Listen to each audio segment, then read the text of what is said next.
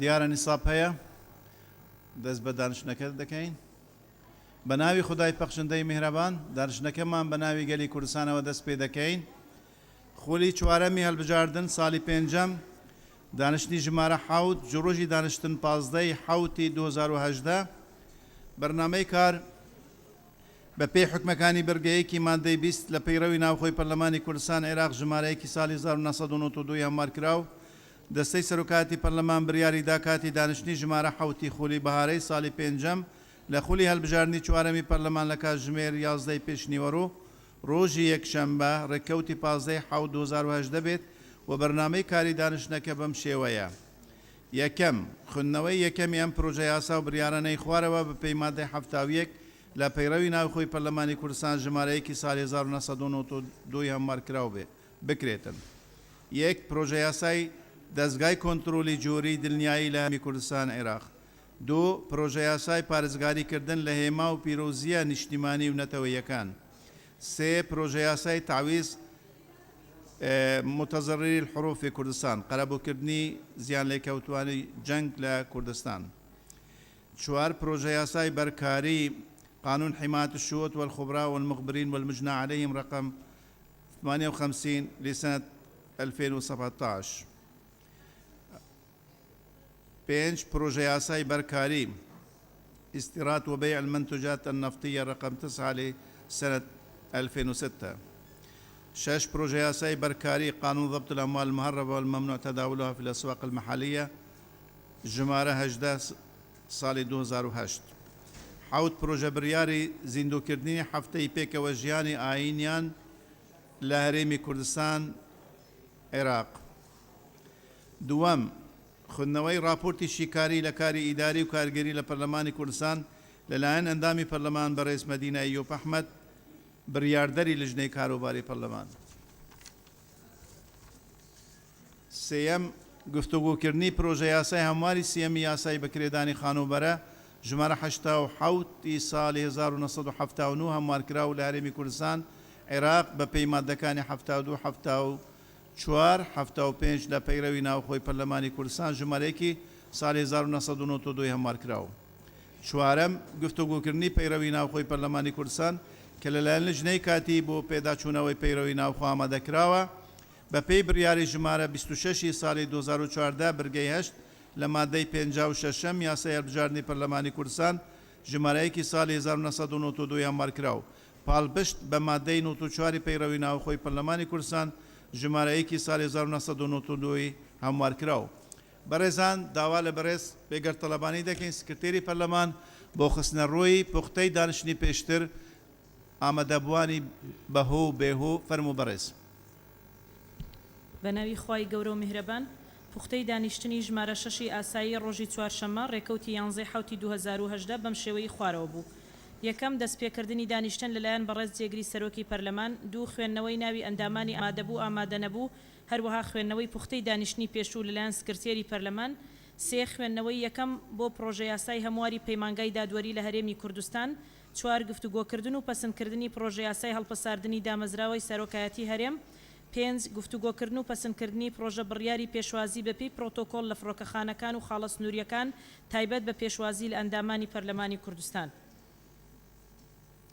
ناوی ئەندامانی پەرلەمان کە لە دانیشتنی ژمارە 6 ئاسایی بەرواری 11 حوتی 2018 مۆڵەت پێدراون یان بەبێ مۆڵەت ئامادە نەبوون لە دانیشتنی بەیانی بەم شێوەی خوارەوە بوو یەکەم تەلار لەتیف محەممەد ئامادە نەبوو خەڵەف ئەحمەد معروف مۆڵەت ڕێواز فائق حسێن ئامادە نەبوو زانە عەبدوڕەحمان عەبدوڵڵا ئامادە نەبوو سالار مەحمود مراد ئامادە نەبوو سەرکەوت سەرحەد خەلیفە مۆڵەت سەعید محەممەد سەعید مۆڵەت ساڵح فەقی محەممەد ئەمین ئامادە نەبوو عیزەت سابر ئیسماعیل مۆڵەت عەباس فەتاح ساڵح ئامادە نەبوو قادر وتمان ڕەسوڵ ئامادە نەبوو گەشە دارا جەلال مۆڵەت گۆران مەحمود ئیسماعیل ئامادە نەبوو مریەم سەمەد عەبدی ئامادە نەبوو ئیبراهیم ئەحمەد سمۆ مۆڵەت ئیدریس عەلی ئیسلام مۆڵەت بەشار مشیر ئیسماعیل مۆڵەت جەمال عوسمان کاڕەسوول ئامادە نەبوو زیاد حسێن عەبدولکەریم مۆڵەت سیراج ئەحمەد محەممەد مۆڵەت ساڵح بەشار ساڵح مۆڵەت عەبدوڵڵا جاسم ڕەجەب مۆڵەت عەلی هالۆ مۆڵەت محەممەد سادق سەعید مۆڵەت محەممەد علی یاسین مۆڵەت هێڤا حاجی میرخان مۆڵەت ئەیوب عەبدوڵڵا ڕەسوول مۆڵەت ئومێد حەمە عەلی ئامادە نەبوو ئێڤار ئیبراهیم حسێن مۆڵەت جوان ئیسماعیل عەزیز مۆڵەت ڕابوون دووبارەیە ڕۆزا مححمود عوسمان مۆڵەت سەهراب میکائیل محەممەد ئەمین مۆڵەت شێرکۆ جەودەت مستەفا مۆڵەت عمەر ساڵح عمەر مۆڵەت فائق مستەفا ڕەسوول مۆڵەت ئاری محەممەد عەبدوڕەحیم ئامادەنەبوو عەبدوڵڵا مححمود محەممەد مۆڵەت محەممەد سەعدەدین ئەنوەر مۆڵەت ناوی ئەندامانی پەرلەمان کە لە دانیشتنی ژمارە 6 ئاسایی بەرواری 11 حوتی 2010 مۆڵەت پێدراون یان بەبێ مۆڵەت ئامادە نەبوون بۆ دانیشتنی دوانیوەڕۆ ئەمانن دلێر مستەفا حسێن مۆڵەت ئامینە زکری سعید مۆڵەت پەری ساڵح حەمید مۆڵەت سۆران عومەر سعید مۆڵەت مونیرە عوسمان عەلی مۆڵەت باپیر کامەلە سلێمان مۆڵەت ئەو بەڕێزانەی کە بۆ دانیشتنی ئەمڕۆ داوای مۆڵەتیان کردووە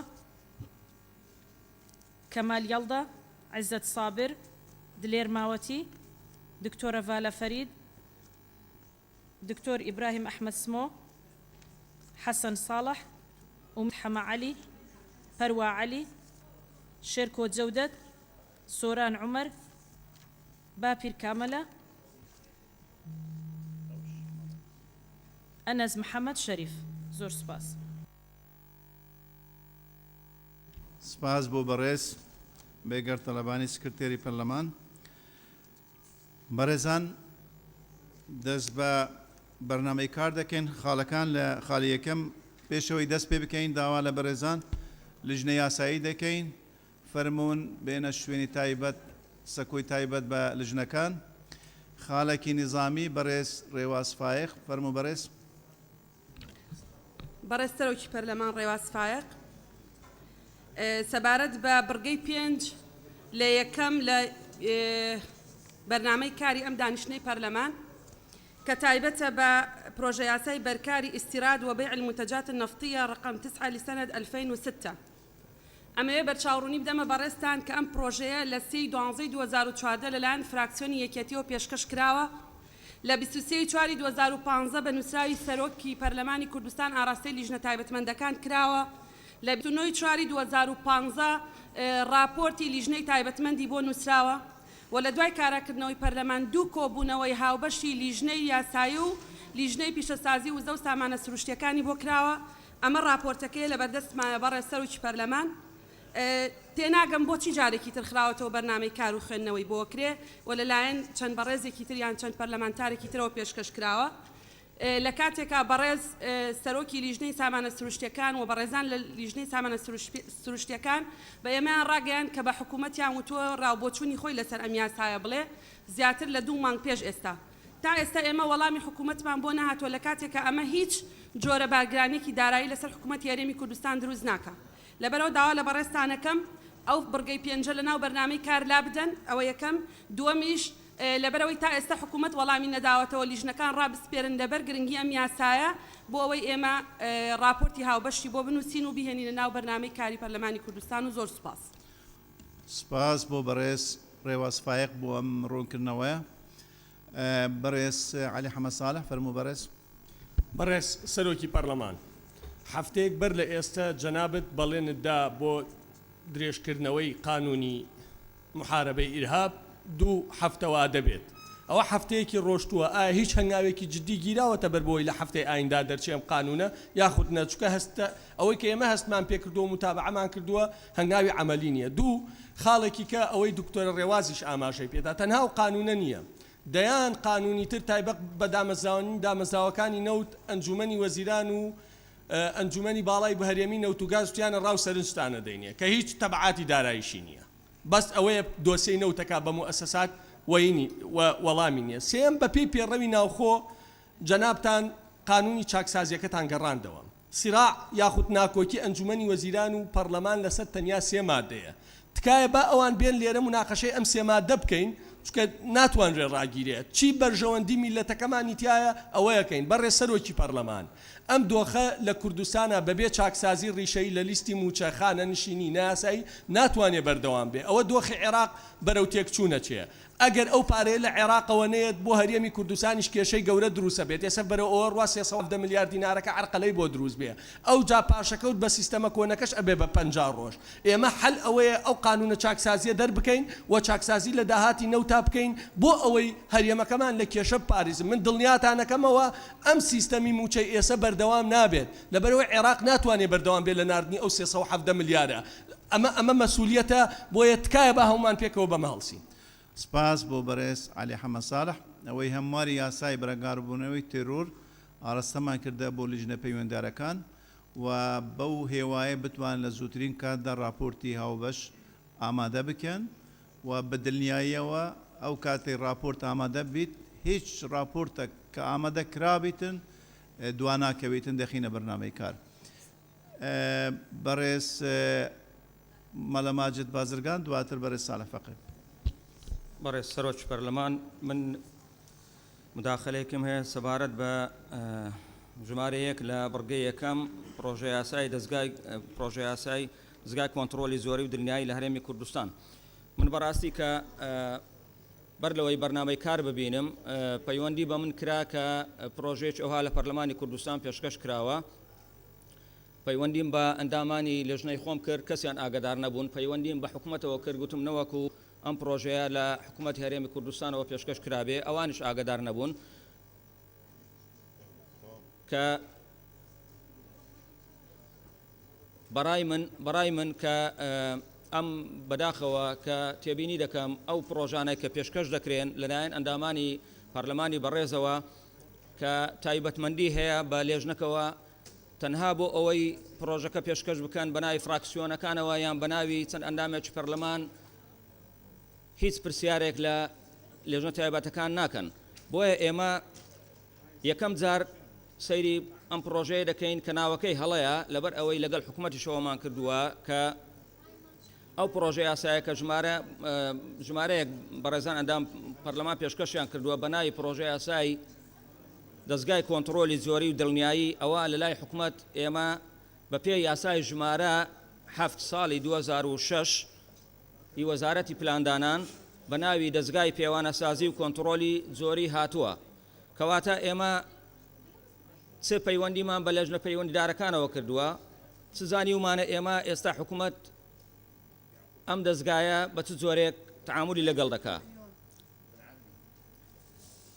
ئێمە لە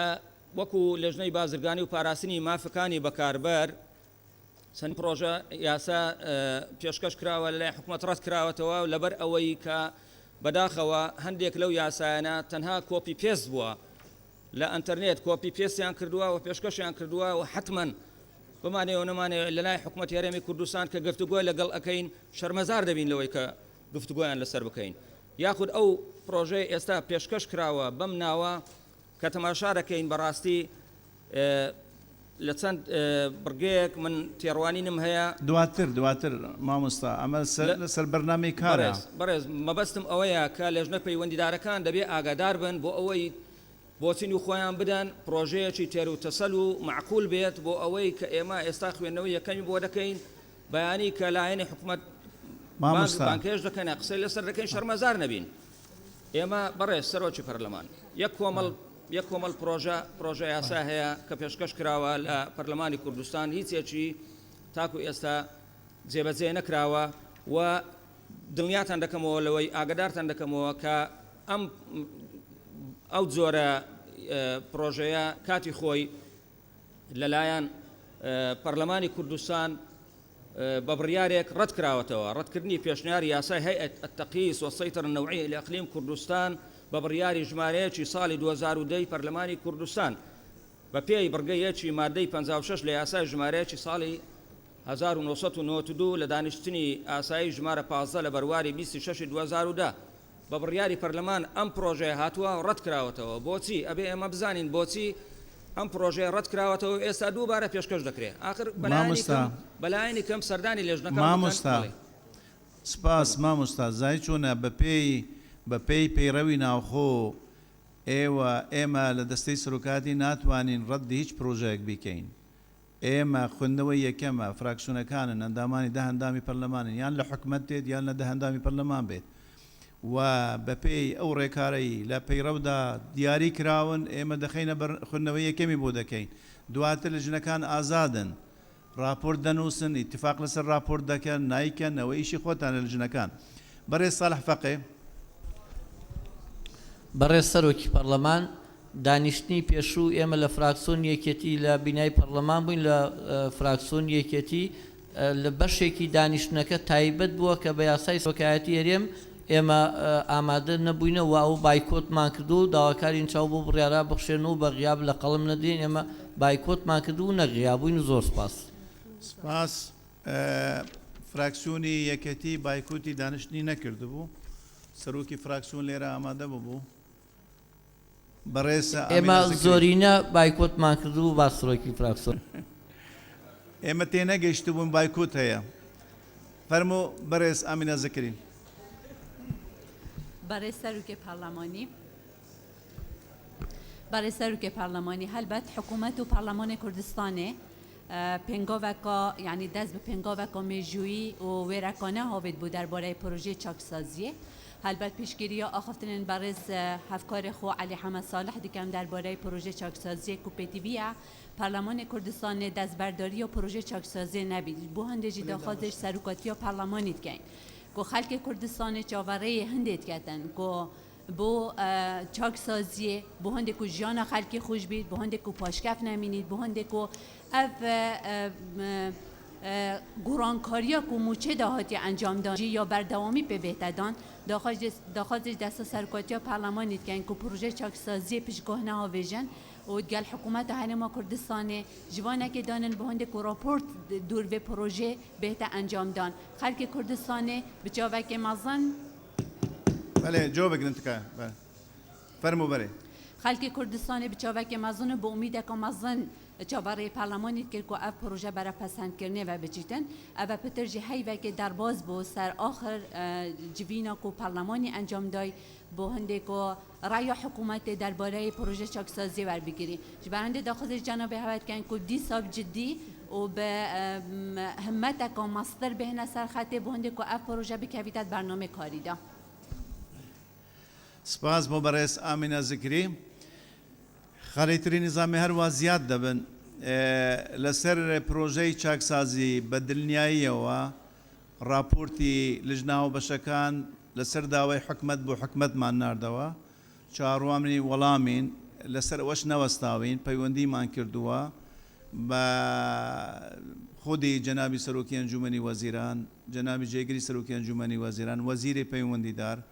برای سکرتێری ئەنجومەنی وەزیران ئێمە لەسەر خەتین لەگەلیاندا چونکە ئەو پرۆژەیە گرنگێکی نیشتیمانی زۆر گەورەی هەیە بۆ هەرێمی کوردستان و پەرۆشی ئێوەش دڵنیاینە لە پەرۆشی و خەمخۆری پەرلەمانی کوردستان و ئەندامانی پەرلەمانی کوردستان و گشت فراکسیۆنەکان دوو خاڵی تری نیزامی وەردەگرین و دەست بە بەرنامەی کار دەکەین ئەمڕۆ ڕۆژێکی درێژ لەبەر دەممان دەبێت دڵنیا بن تەواوی دەکەین فەرموو بەڕێز مامۆستا مەلە مەروان بەڕێز سەرۆکی پەرلەمان دەربارەی خاڵی یەکەم لە یاسای تیرۆر پێم خۆشە بەجددی ئەو بابەتە وەربگرین بەڕێز سەرۆکی پەرلەمان معلومی جەنابتانە هەر یاسایە کە سیفەی استیعجالی پێدرا دەبێت لە خلالی 5 ڕۆژ لیژنەی یاسایی لەگەڵ ئەو لیژنانەی کە پەیوەندیدارن راپۆرت پێشکەش بکەن بەڵام بەداخەوە ئەو بابەتە پشتگوێ خرا کە ئیتیفاقی هەموو فراکسیۆنەکانیشە یعنی هی فراکسیۆنێک نییە بەتەنها ئەو فراکسیۆنانەی کە دەنجیشیان بە درێژکردنەوەی یاسای تیرۆردایە تێبینی جدیان هەیە و متفقین لەسەر هەموارەکەی خاڵی دووەم پشتگیری قسەکانی بەڕێز خوشتی بەڕێزمان ئامینە زکری و کاگعالی دەکەم لەسەر مەسەلەی یاسای چاکسازی ئەوەندەی کە ئێمە بەڕێز سەرۆکی پەرلەمان معلوماتمان هەبێ حکومەتی هەرێمی کوردستان ملنادا بۆ ئەو چاکسازیە خوازیارم پەرلەمان ڕۆڵی خۆی ببینێتن و ئەو چاکسازیەی کە تێبینی لەسەر چەند فەقەڕەیەکی بووە بهێندرێتەوە پەرلەمان بۆی کە وەزع داراییەی کە هێتەی پەڕێنین دەستان خۆش سپاس بۆ بەڕێز مامۆستا مەلە مەروان دەنگی ئێمەش لە پاڵ دەنگی توی دەستەی سەرۆکاتی کە لیژنە پەیوەندیارەکان ئەم بابەتە پەلەلەی بکەن و ئەو زمینە سازیەی پێویستە بۆ ئەنجام بدەن بۆ ئەوەی ئەو یاسایە ئەو هەمارەش راپۆرتی هاوبەش لەسەر ئامادە بکەن بەڕێز دکتۆر شێرکۆ حەمامین بەڕێز سەرۆکی پەرلەمان لە ڕاستیە قسەکانی منیژە لە چوارچەوەی بەرنامەی کار و یاخود ئەمەوێت لەوە تێبگەم ینی بەپێی چ ئەولەویەتێک بەرنامەی کاردانرێ بە بڕای من هیچ شتێک لەوە گرنگتر نییە کە ئێستا دۆخی کوردستان و ژیانی خەڵک بە بارودۆخی خەڵک وە موچە ئێمە لە 12 2007ەوە بە ژمارەی یاسایی دوای چەندین جاریش داوامان کردووە ئەنجومەنی هەرێمی بێتە ئێرە بۆی هەر بۆمان ڕوون کاتەوە ئەم هەرێمە چەند پارەی هەیە و ئەم پارەیە چۆن سەرفەکرێ بەڕێزیشتان چەند جارێ بەڵێنتان داوە کە باڵیانکەن بەڵام تا ئێستا دیار نییە یعنی لە ڕاستیدا پەرلەمان هەر ئیشی تەشریع نییە ئیشی چاودێری و بوجەشە زۆر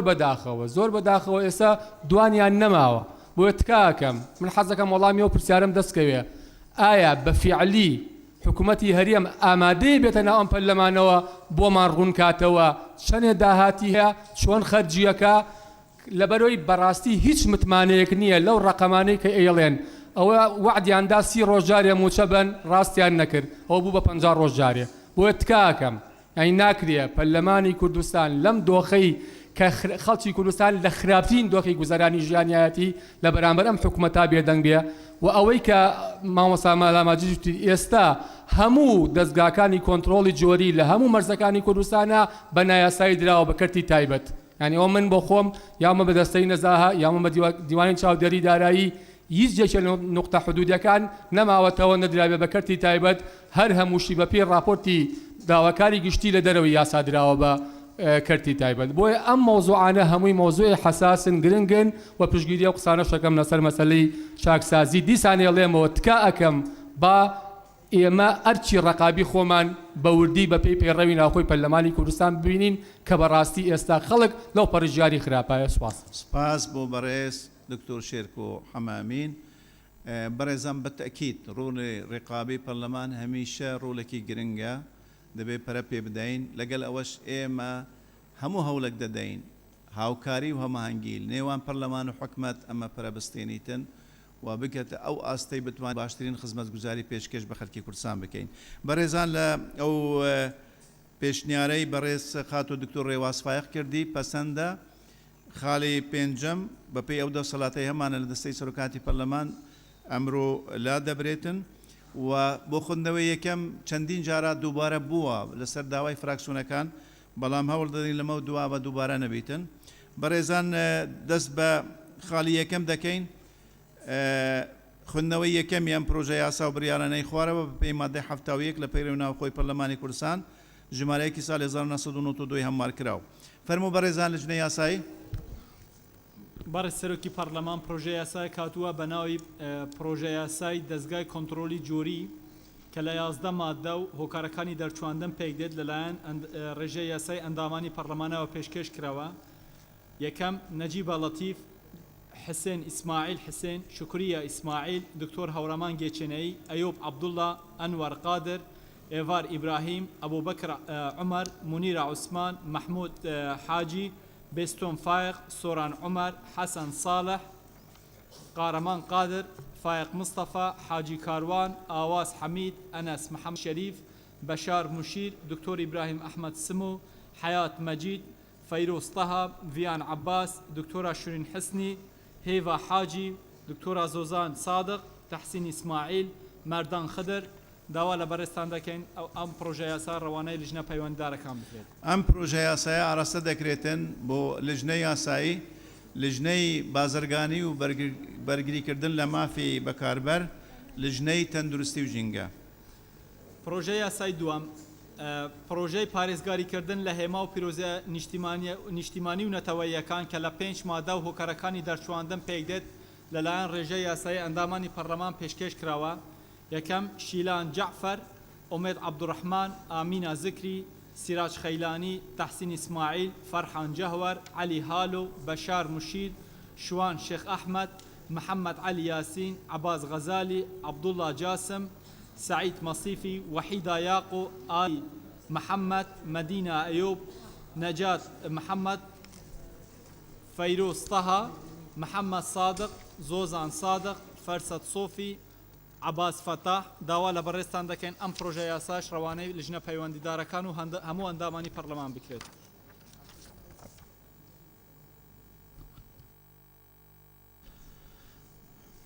ئەو پرۆژە یاسایە ئاراستە دەکرێتن بۆ لیژنەی ڕۆشنبیری لیژنەی یاسایی گشت ئەندامانی پەرلەمان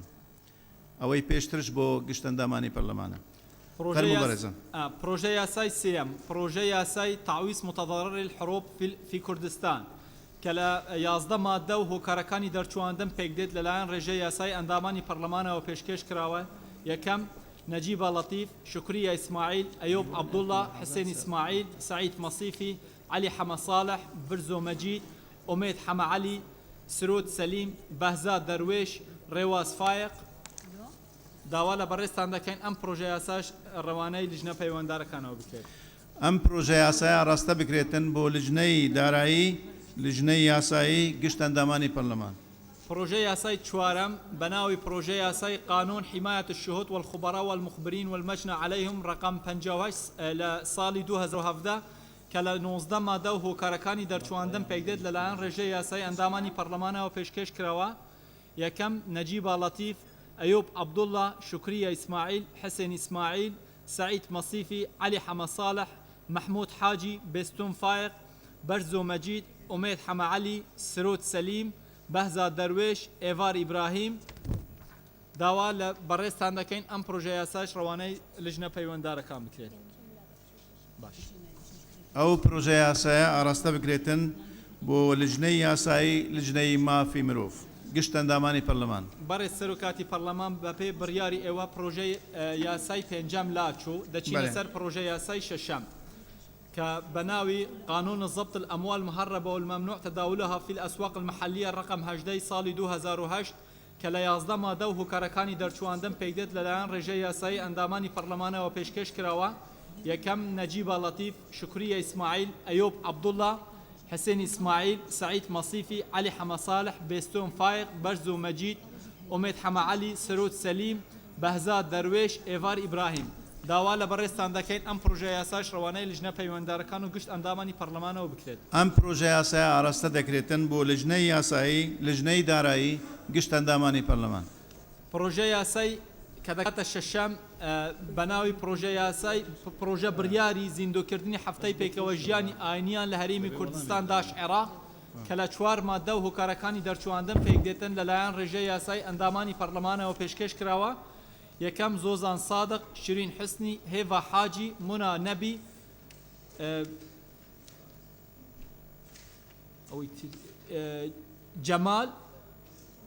جەمال شکری،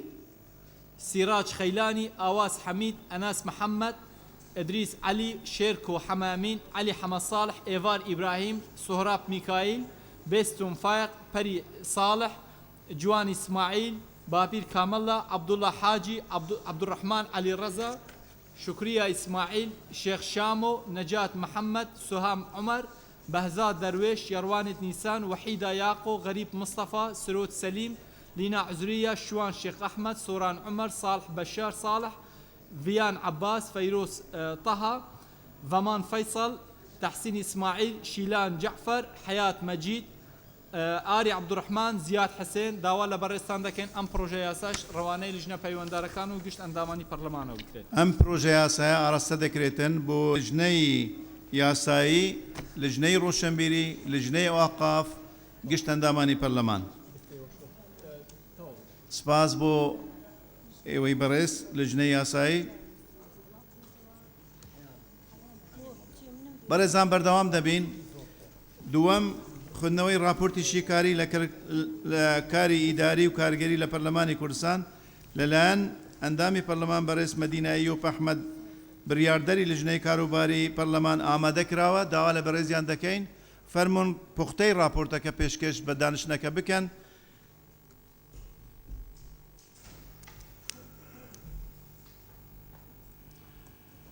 هەر بۆ ئاگاداری ئێوەی بەڕێز هەر لەسەر داوای خۆی ئەم بە دوواداچوونە ئەنجامدا بوو و هەرویستی لەسەر داوای خۆی پێشکەش بە دانیشتنەکە بکات. ئێمەش لەسەر مەبدەئی شەفافیەت و کە پەرلەمانی کوردستان مافی خۆیەتی چاودێری گشت کاروباری دیوانی پەرلەمان بیکات.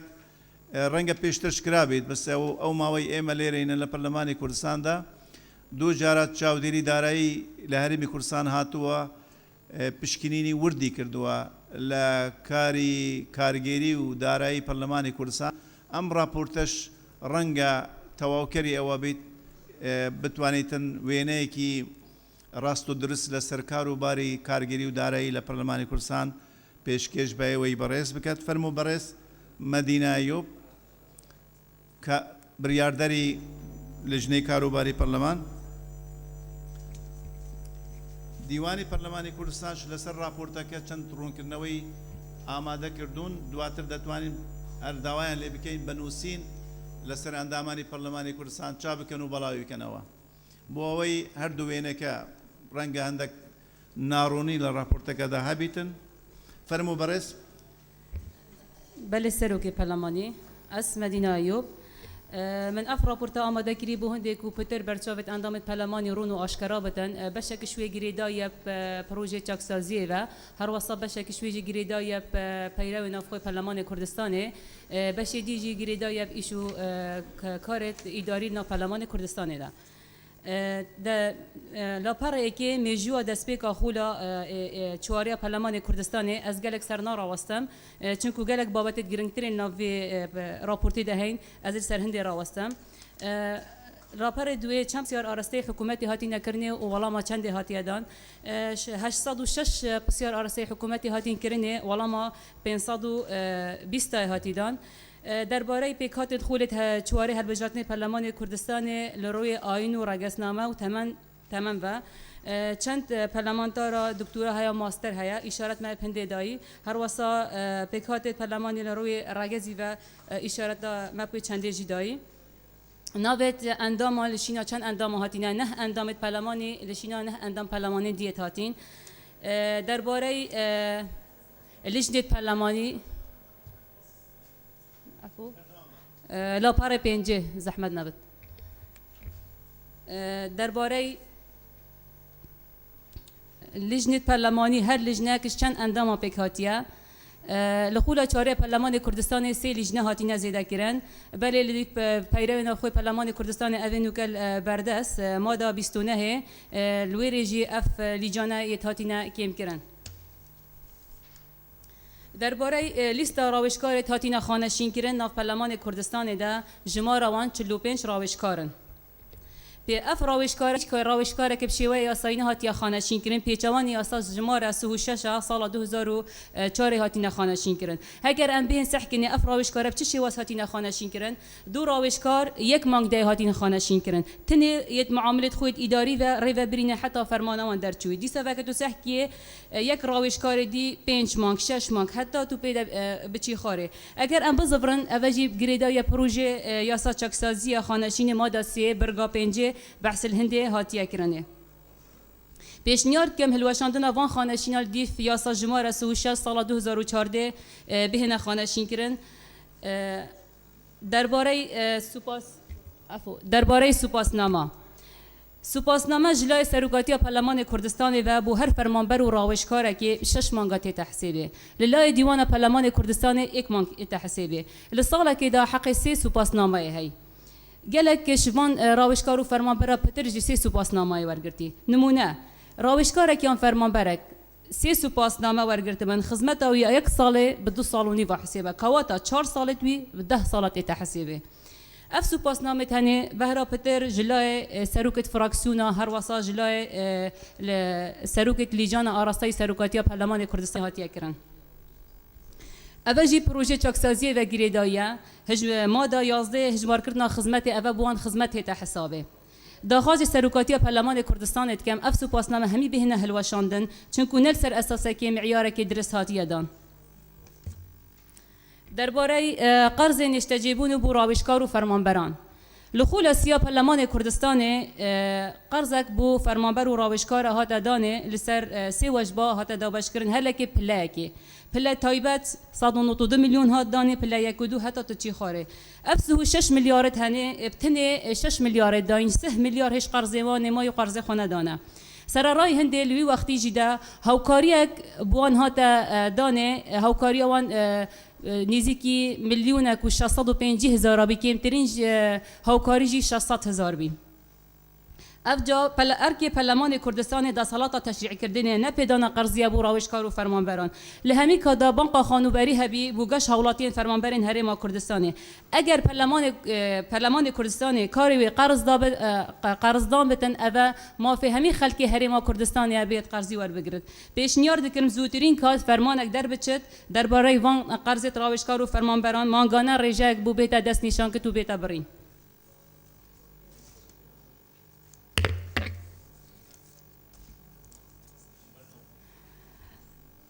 لیستا دامزراندنا فرمانبر و گریبستا جماروان 652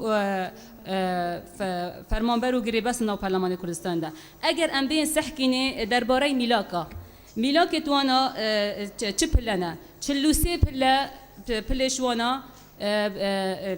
پلت ألفن كواتا 27 شوانا پله بریکارت وزارتنا و 16 جی راوشکارن 4 جوان کسا پله بریکار وزارتنا و باورنامه نینا اگر ام بین سحکن موچه وانش 4 میلیون و 492 هزار دست بید کد حتی 7 میلیون و 492 هزار سرارای هنده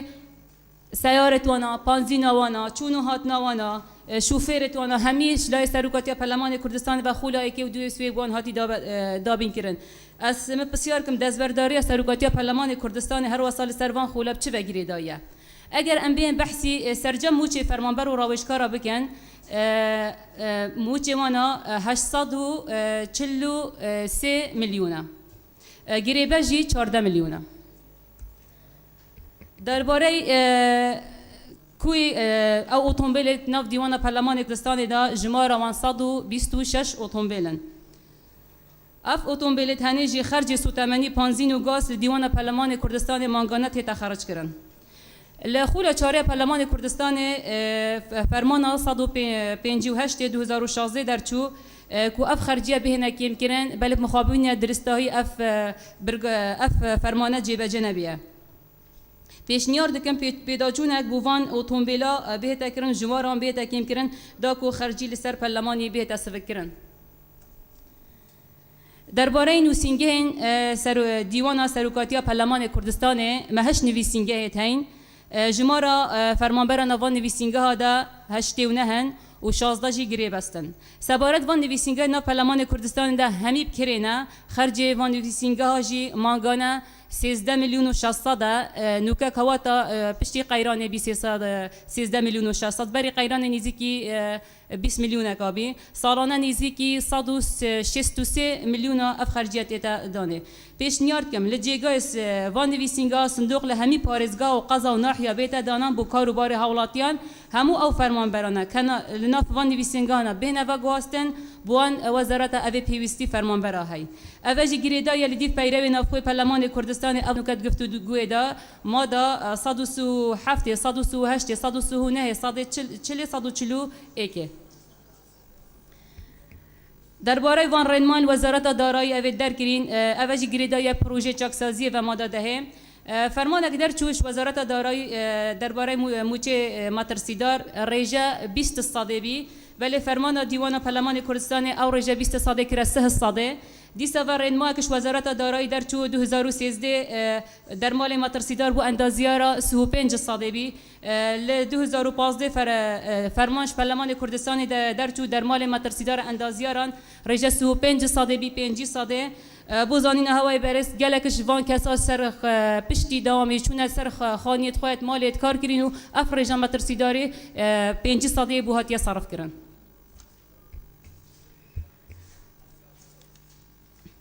درباره گریبستا اتومبیلا بو پارلمان کردستان دما او گریبستا کاد بگیردان گو اتومبیل بو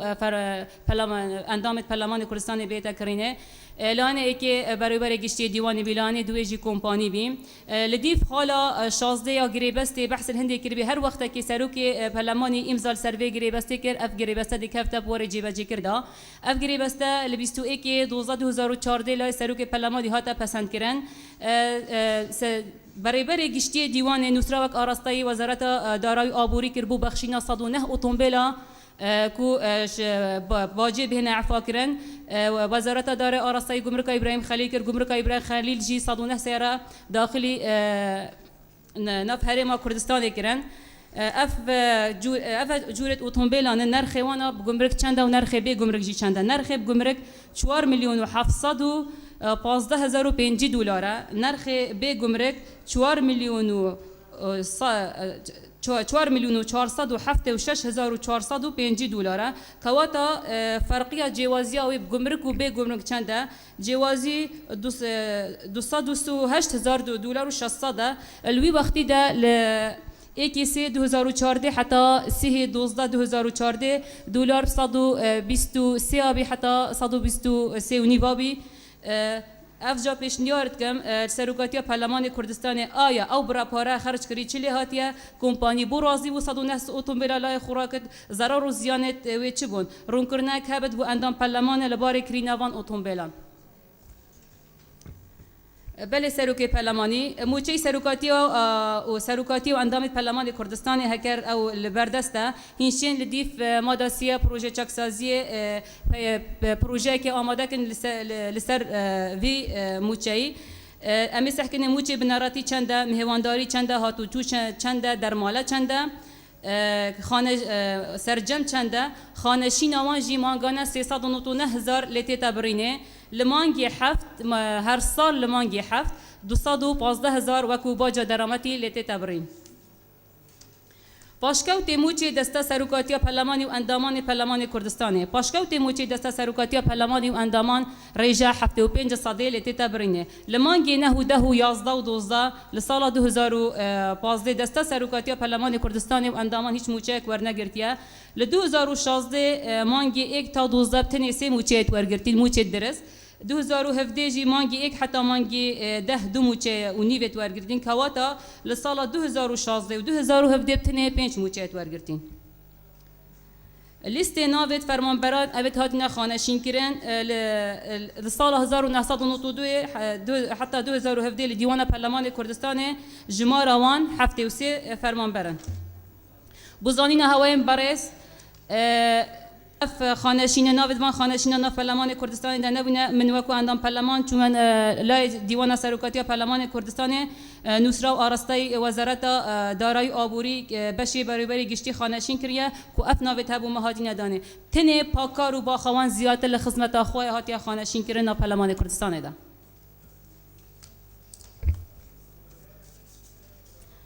درباره پاشکوت اندامان هر وصف فرمانبران جی اشارتی دی پیدم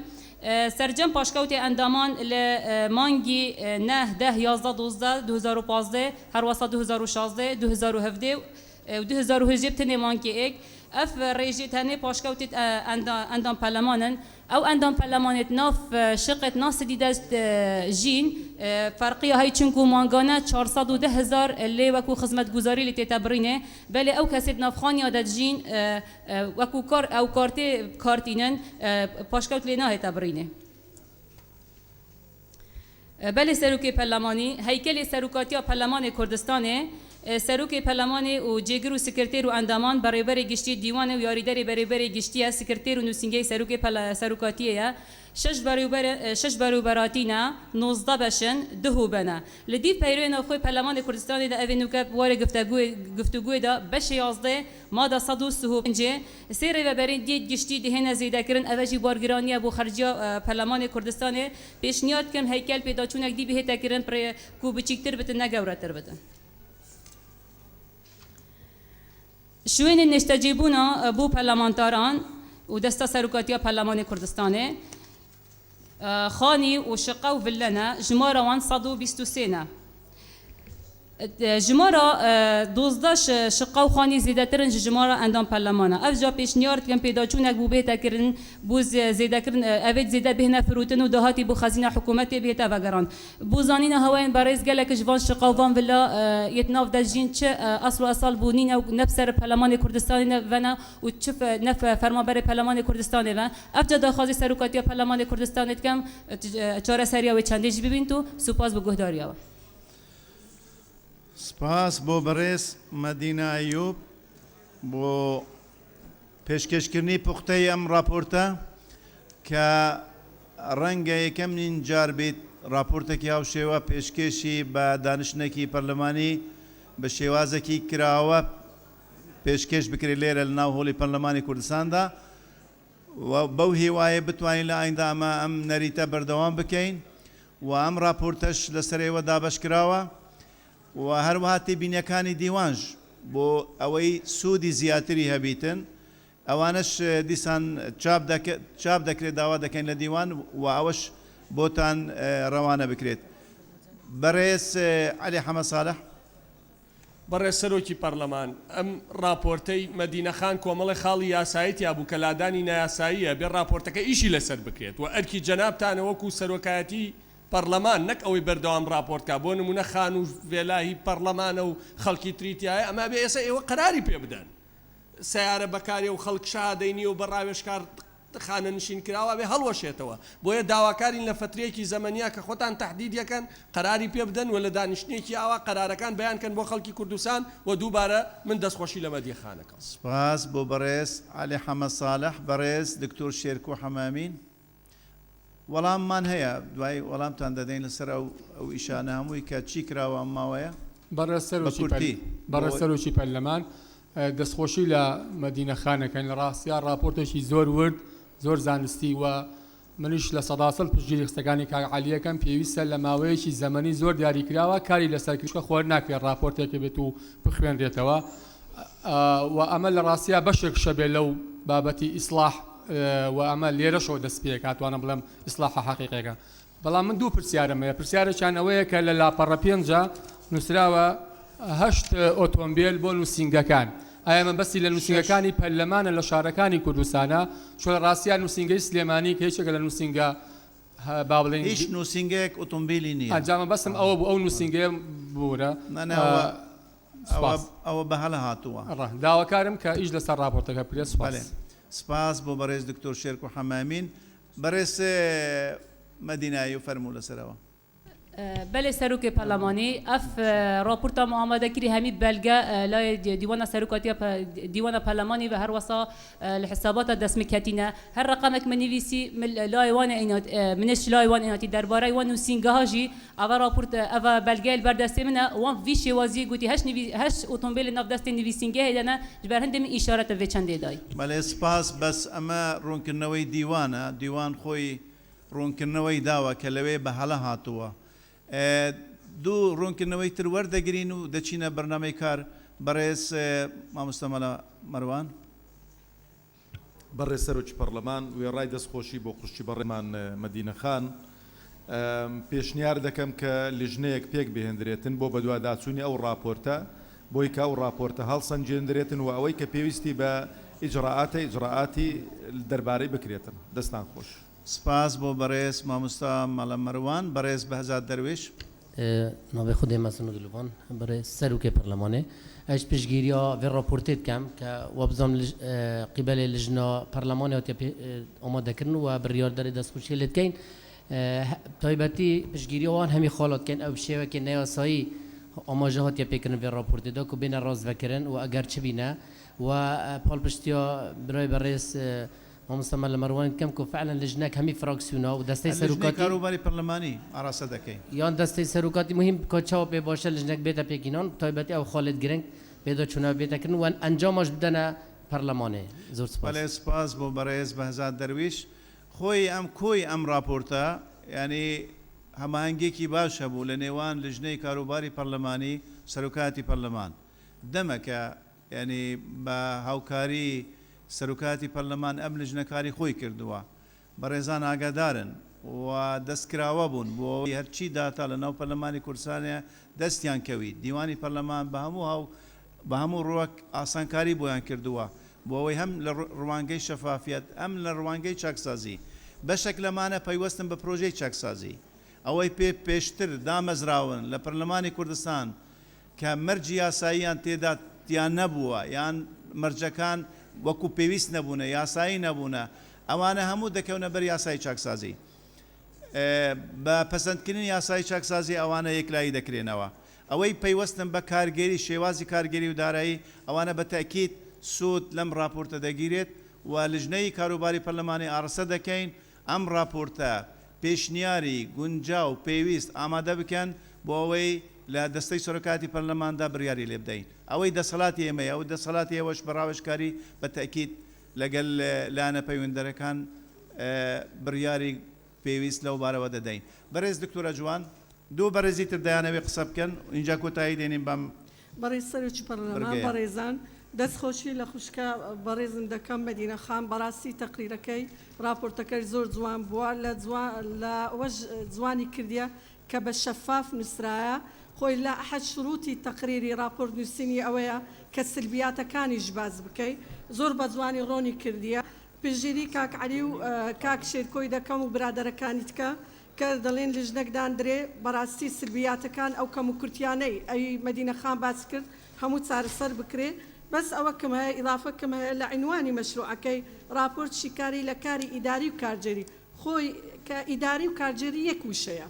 هەر بنووسێ کارجێری و دارایی و پەرلەمانی کوردستان ئەوە باش دەبێت دەستەکانت خۆش سپاس بۆ بەڕێز دکتۆرە جوان بەڕێز دوو بەڕێزمانمە فەیرۆستاها کاک تاسین دواتر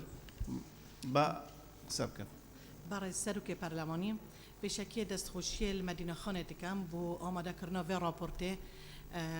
هەروەتو پشگیریە ئاخفنێت کاک علی حەمە ساڵحی دکەم و مامۆستا مەلە مەڕوانی دکەم پێشنیارا منیش ئەو هەندە کۆ لیژنە کاروبارێ پەرلەمانی جەنابێتەش شارەت پێدا کۆ ئەو پێڕابیتن چونکە ئەو زیاتر داتا ئەو پس پێشنیار دکەم کۆ سەقفەکە زەمەنی بێتە دانان ماوەیەکێ کێم کۆ پێڕابیت ئەف لیژنە و زۆر سوپاس سپاس بۆ بەڕێز فەیروز تاها بەڕێز کەژال هادی بەڕێز سەرۆکی پەرلەمان قسەکانم کرا سپاس بۆ بەڕێز کەژال هادی بەڕێز تەحسین ئیسماعیل لە کۆتایی بەڕێز سەرۆکی پەرلەمان منیش هەر پێم خۆش بوو سپاسی بەڕێز مەدینە خان بکەم بۆ ئەو راپۆرتە و هیوادارم پەرلەمانی کوردستان سەرۆکایەتی پەرلەمان هەروەک چۆن هاوکار بووە بۆ ئامادەکردنی ئەم راپۆرتە لیژنێکیش ئامادە بکاتن بۆ ئەنجامەکانی و سپاس بۆ بەڕێز تەحسین ئیسماعیل بە تەکیدەوە ئەو پەڕی هاوکاری بۆ لیژنەی کاروباری پەرلەمانی دەکەین بۆ ئەوی بتوانین یعنی بگەینە و ئاستەی بەڕاستی ئێمە لە بواری چاکسازیدا لە پێشەوە بین یعنی پێشڕەو بین لەو بارەدا بە تایبەتی لەو بارانەی پەیوەستن بە ینی ژیانی ڕۆژانەی پەرلەمانتاران بەڕێزان دەچینە خاڵی سیەم لە بەرنامەی کار داوا لە بەڕێزان لیژنەی یاسایی دەکەین فەرموو بینە شوێنی تایبەت بە لیژنەکان گفتوگۆی پرۆژەی یاسای هەمواری سیەمی یاسای بەکرێدانی خانوبەر مارە 1970 ساڵی 1970 هەموارکرا و لە هەرێمی کوردستان عێراق بە پێی مادەکانی 72 74 75 لە پەیڕەوی ناوخۆی پەرلەمانی کوردستان ژمارەیەکی ساڵی 1992 هەموارکراو فەرموو بەڕێزان کاک بەمان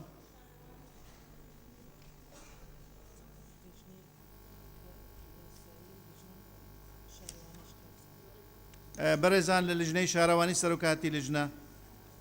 فەرموو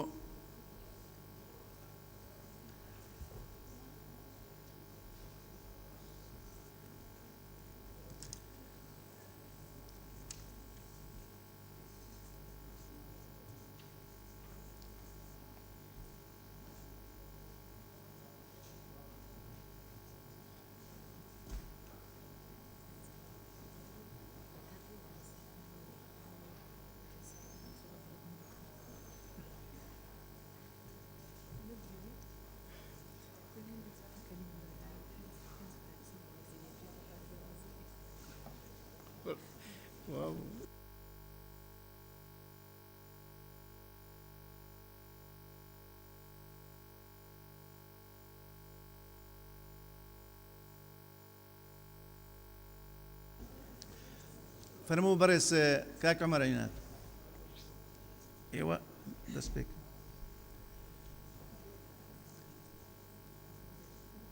فەرموو بەڕێز دکتۆرە بەهار مەحموود جێگەری سەرۆکی لیژنەی یاسایی بەڕێز سەرۆکی پەرلەمان هەمواری ئەم یاسایە لە نەتیجەی داواکاری هاتە پێشەوە کە خاوەن مڵک و کرێچیەکان کێشیان هەبوو لە دیاریکردنی بڕی کرێکە و لە چۆڵکردن و لەو بابەتە یاسایانە ئەوە بوو ئێمە چەند مانگێک لەمە و پێش هەموارێکمان بۆ کردن دواتریژە و هەموارە بە تایبەت لە سلێمانی کێشەی لێکەوتۆتەوە هەموارێکی ترمان ئامادە کرد ئەوەی کە چووە لە دوای ئەوەی لیژنەی یاسایی و لیژنەی شارەوانی کۆبوونەوەمان کرد لە هەفتەی پێشووە راپۆرتێکمان ئامادە کرد بۆ چارەسەری ئەو کێشەیە ئەوە چۆتە سندوقی بەڕێز ئەندامانی پەرلەمانەوە بەڵام دوێنێ و پێرێ لە سلێمانی ئەو خاوەن ئەوانەی کە معنین بەم یاسایە خاوەن مڵک و کرێچیەکان کۆمەڵی گلەی تریان گلەی و داواکاری تریان هەبووە کە گەیاندویانەتە ئەندامانی لیژنەی یاسایی لە سلێمانی و ئێمە بەڕاوێژ لەگەڵ هەردوو لیژنەی شارەوانی و یاسایی ئەندامانی لیژنە ئەم بەیانیە کۆبوونەوەیەکی ترمان ئەنجامدا و هەندێک گۆڕانکاریمان لە راپۆرتەکەیا کرد و بۆ ئەوەی تەزارب دروست نەبێ لە نێوان ئەم راپۆرتە و ئەوەیە وامان بە باشزانی کە ئەو راپۆرتەی ئەم بەیانی ئامادەمان کردووە ئێستا لەبەردەم بەڕێزان ئەندامانی پەرلەماندایە دابەش کراوە ئەو بخرێتە دەنگدانەوە ئەوە بکەینە ئەساسی مناقەشەکانمان بۆ ئەوەی هیچ تەزاربێک دروست نەبێت لە دەنگدانەکاندا. سپاس بۆ بەڕێز دکتۆرە بەهار مەحموود بۆ ئەم ڕوونکردنەوە بەڕێز تەلال لەتیف. بەڕێز سەرۆکی پەرلەمان ڕای پشگیریم لە قسەکانی دکتۆرە بەهار تەکیل لەسەرواکەینەوە ئەم راپۆرتە بکەنە ئەساس لەبەرەوەی بێتە هۆکار بۆ بەدیهێنانی دادپەروەری و هاوسەنگی لە یاساکە لە نێوان خاوەمەڵک و کرێچی چکە جێبەجێکردنی یاسای پێشوو بۆ هۆکار بۆ دروستبوونی کێشەی کۆمەڵایەتی و چەندین گرفتی دروست کردبوو لە شارەکانی هەرێمی کوردستان بەگشتی و لە سلێمانی بە تایبەتی بۆی هیوادارم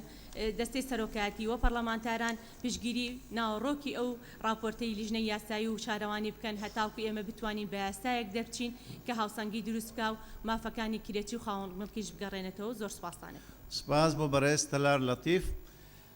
بەڕێزان ئەم پرسە بە دەنگدان یەکلایی دەکەینەوە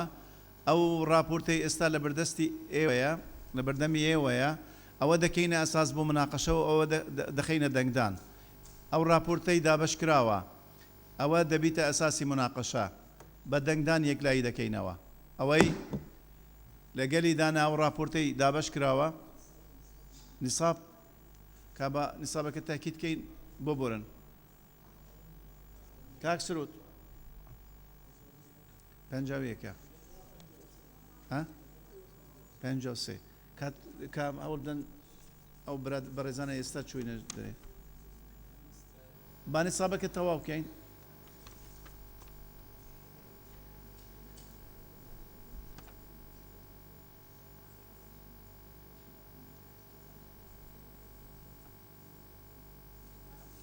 خاڵێکی نیزامی بەڕێز ئامینە زکری فەرموو. برای سروک پارلمانی بو هندێک و پارلمانتار بزانن ناف هر راپورت که داد چه تیتا گوتن و مناقشه سر چه تشکن بیتی بیا و خالق پیروی راپورت لجنت هبش بر دست پارلمانتار بن پیش 48 ساعته مقابلی به خلا پارلمانی دا یا وقت هر راپورت که هات آماده کردن یا نافولا پارلمان دا ما راپورت ورگرتی یا او روزه که هم هاتینا بو انجام دان جوینت پارلمانی راپورتی هات بر دست مجبرند پارلمانتار نشن گفتگوه که تندرستر و پرزانیاریتر و معلوماتر که خدمت و پروژه دا بکتن انجام بدن داخل جناب هوت که این وقت دستا سروکات یا پارلمانی گل لجنت به تایبتی لجنه یاسایی او هماهنگی هبیتن که راپورت وقت حاضر بی به 48 ساعت بر دست پارلمانتار بی بانده که بزانن دسر چی گفتگوی کن و بشین خدمت و پروژه جی بکن. زور سپاس. سپاس بو برای آمینه زکری تبینی کن چه خدا بو. سپاس برای تلال لطیف فرمو.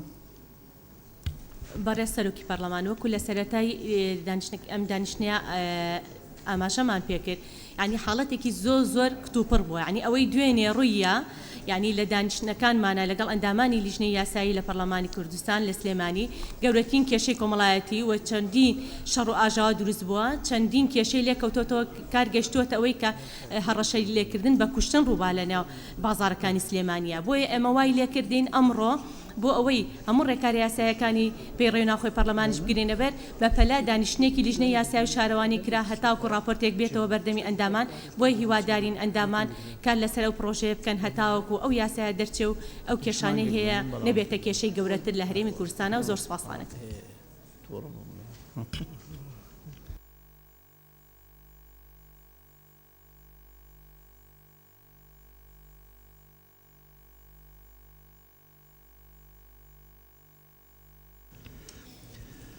سپاس بۆ بەڕێز تەلال لەتیف بۆ ڕوونکردنەوە ئەوەی راپۆرتی هەڵ بەشەکار ئەمە بوو بەڵام دواتر بەهۆی ئەوەی کە گرفتی زیاتر بەرچاو بەڕێزان کەوتن ئەندامانی لیژنەی یاسایی نەچار بوون دووبارە کۆبوونەوەیەکی تر ئەنجام بدەن و ئەو راپۆرتە هەندێک ئیزافاتی لەسەر بکەن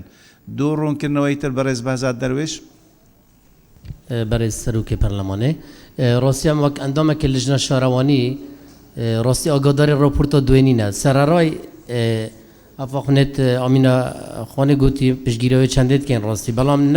ناکرێتن ئەندامی لیژنە معنی ئاگادار نەبیت نوکاس خولێرە پشتگیریە مادەیەک کەم ئەوە راپۆرتە دوێ هاتی بەڵام ڕەنگە پشتگیریە مادە دوێ نەکەم ئیجا نەزان چاوە دەنگی بدەین ڕاستی یعنی بێتوی بە علاقل ئەندامی لیژنە شارەوانیش ئاگادار کرد بە ناختی ئەف راپۆرتە هات بە نوویسین یان علاقل دەستەی سەرۆکاتی لیژنێش سپاس بۆ بەڕێز بەهزاد دەروێش بەڕێز دکتۆرە ڕێواز فایق بەڕێز سەرۆکی پەرلەمان ئەمەی من نقطە نظامی نییە بەڵام هەر ڕوونکردنەوەیتان نیساب تەواو بێ ئەمە سیفەی ئیستعجالی پێدراوە بە دەنگدانی ئەندامانی پەرلەمان لەبەرەوە گەر خازعیش نەبێ بۆ 48 سعاتەکە وەکو هەر پرۆژێکی تر کە لێرە لەم پەرلەمانە ئەڕوا و جاری وایە 14-15 سعاتیشی بەسەراتی پەڕێ لەبەرەوەی کێشەکە بای ئەوە گەورەیە ئێمە ینی ئەوە بە نەزەری ئەتیبار وەرگین ئەمە یەکەم دوو بەڕێزان ئەو بەڕێزانی کە دوێنێ نوێنەرانی هەردوو لایەن بینیوە نوێنەرانی خاوەن مڵکەکان و کرێچیەکانیشیان بینیوە لەسەر ئەساسی ئەو متمانەی ئێمە هەمانە بە ڕەفیقەکانمان کە ئەوانیان بینیوە ئێمە لەگەڵەوە بین کە ئێستا ئەمە بەم شێو یان بەش بە حاڵی خۆم لەگەڵەوە بم لەسەر بنەمای ئەو متمانەی کە هەمانە بە بەڕێزان ڕەفیقەکانمان لە لیژنەکانی یاسایی و شارەوانی کە توانیویانە هەردوو لای گرێبەستەکان ببینن و زۆر سپاس سپاس بۆ بەڕێز دکتۆر ڕێواز فایق دەستخۆش دکتۆرە بەهار دواتر بە ئەندێک ئەو بەڕێزی تر وەربگرین تو لە کۆتایی ڕوونکردنەوەی پێویست لەم بارەوە پێشکەش بکە بەڕێز دکتۆر سیراج بەڕێز سەرۆکی پەرلەمان ئێمە شوەکو لیژنەی شارەوانی حەقت ئاگەمە لە گۆڕانکاری دووەم نییە ئەگەر بکرێتن لیژنەی یاسایی ئەو گۆڕانکاری کە بەسەر راپۆرتەکە داهاتیە حەزمانەی سەر نوسخەمان بدەنێ هەتاوەکو ئێستا ڕوونکردنەوەی پێویست پێشکەش بەڕێز دەکرێت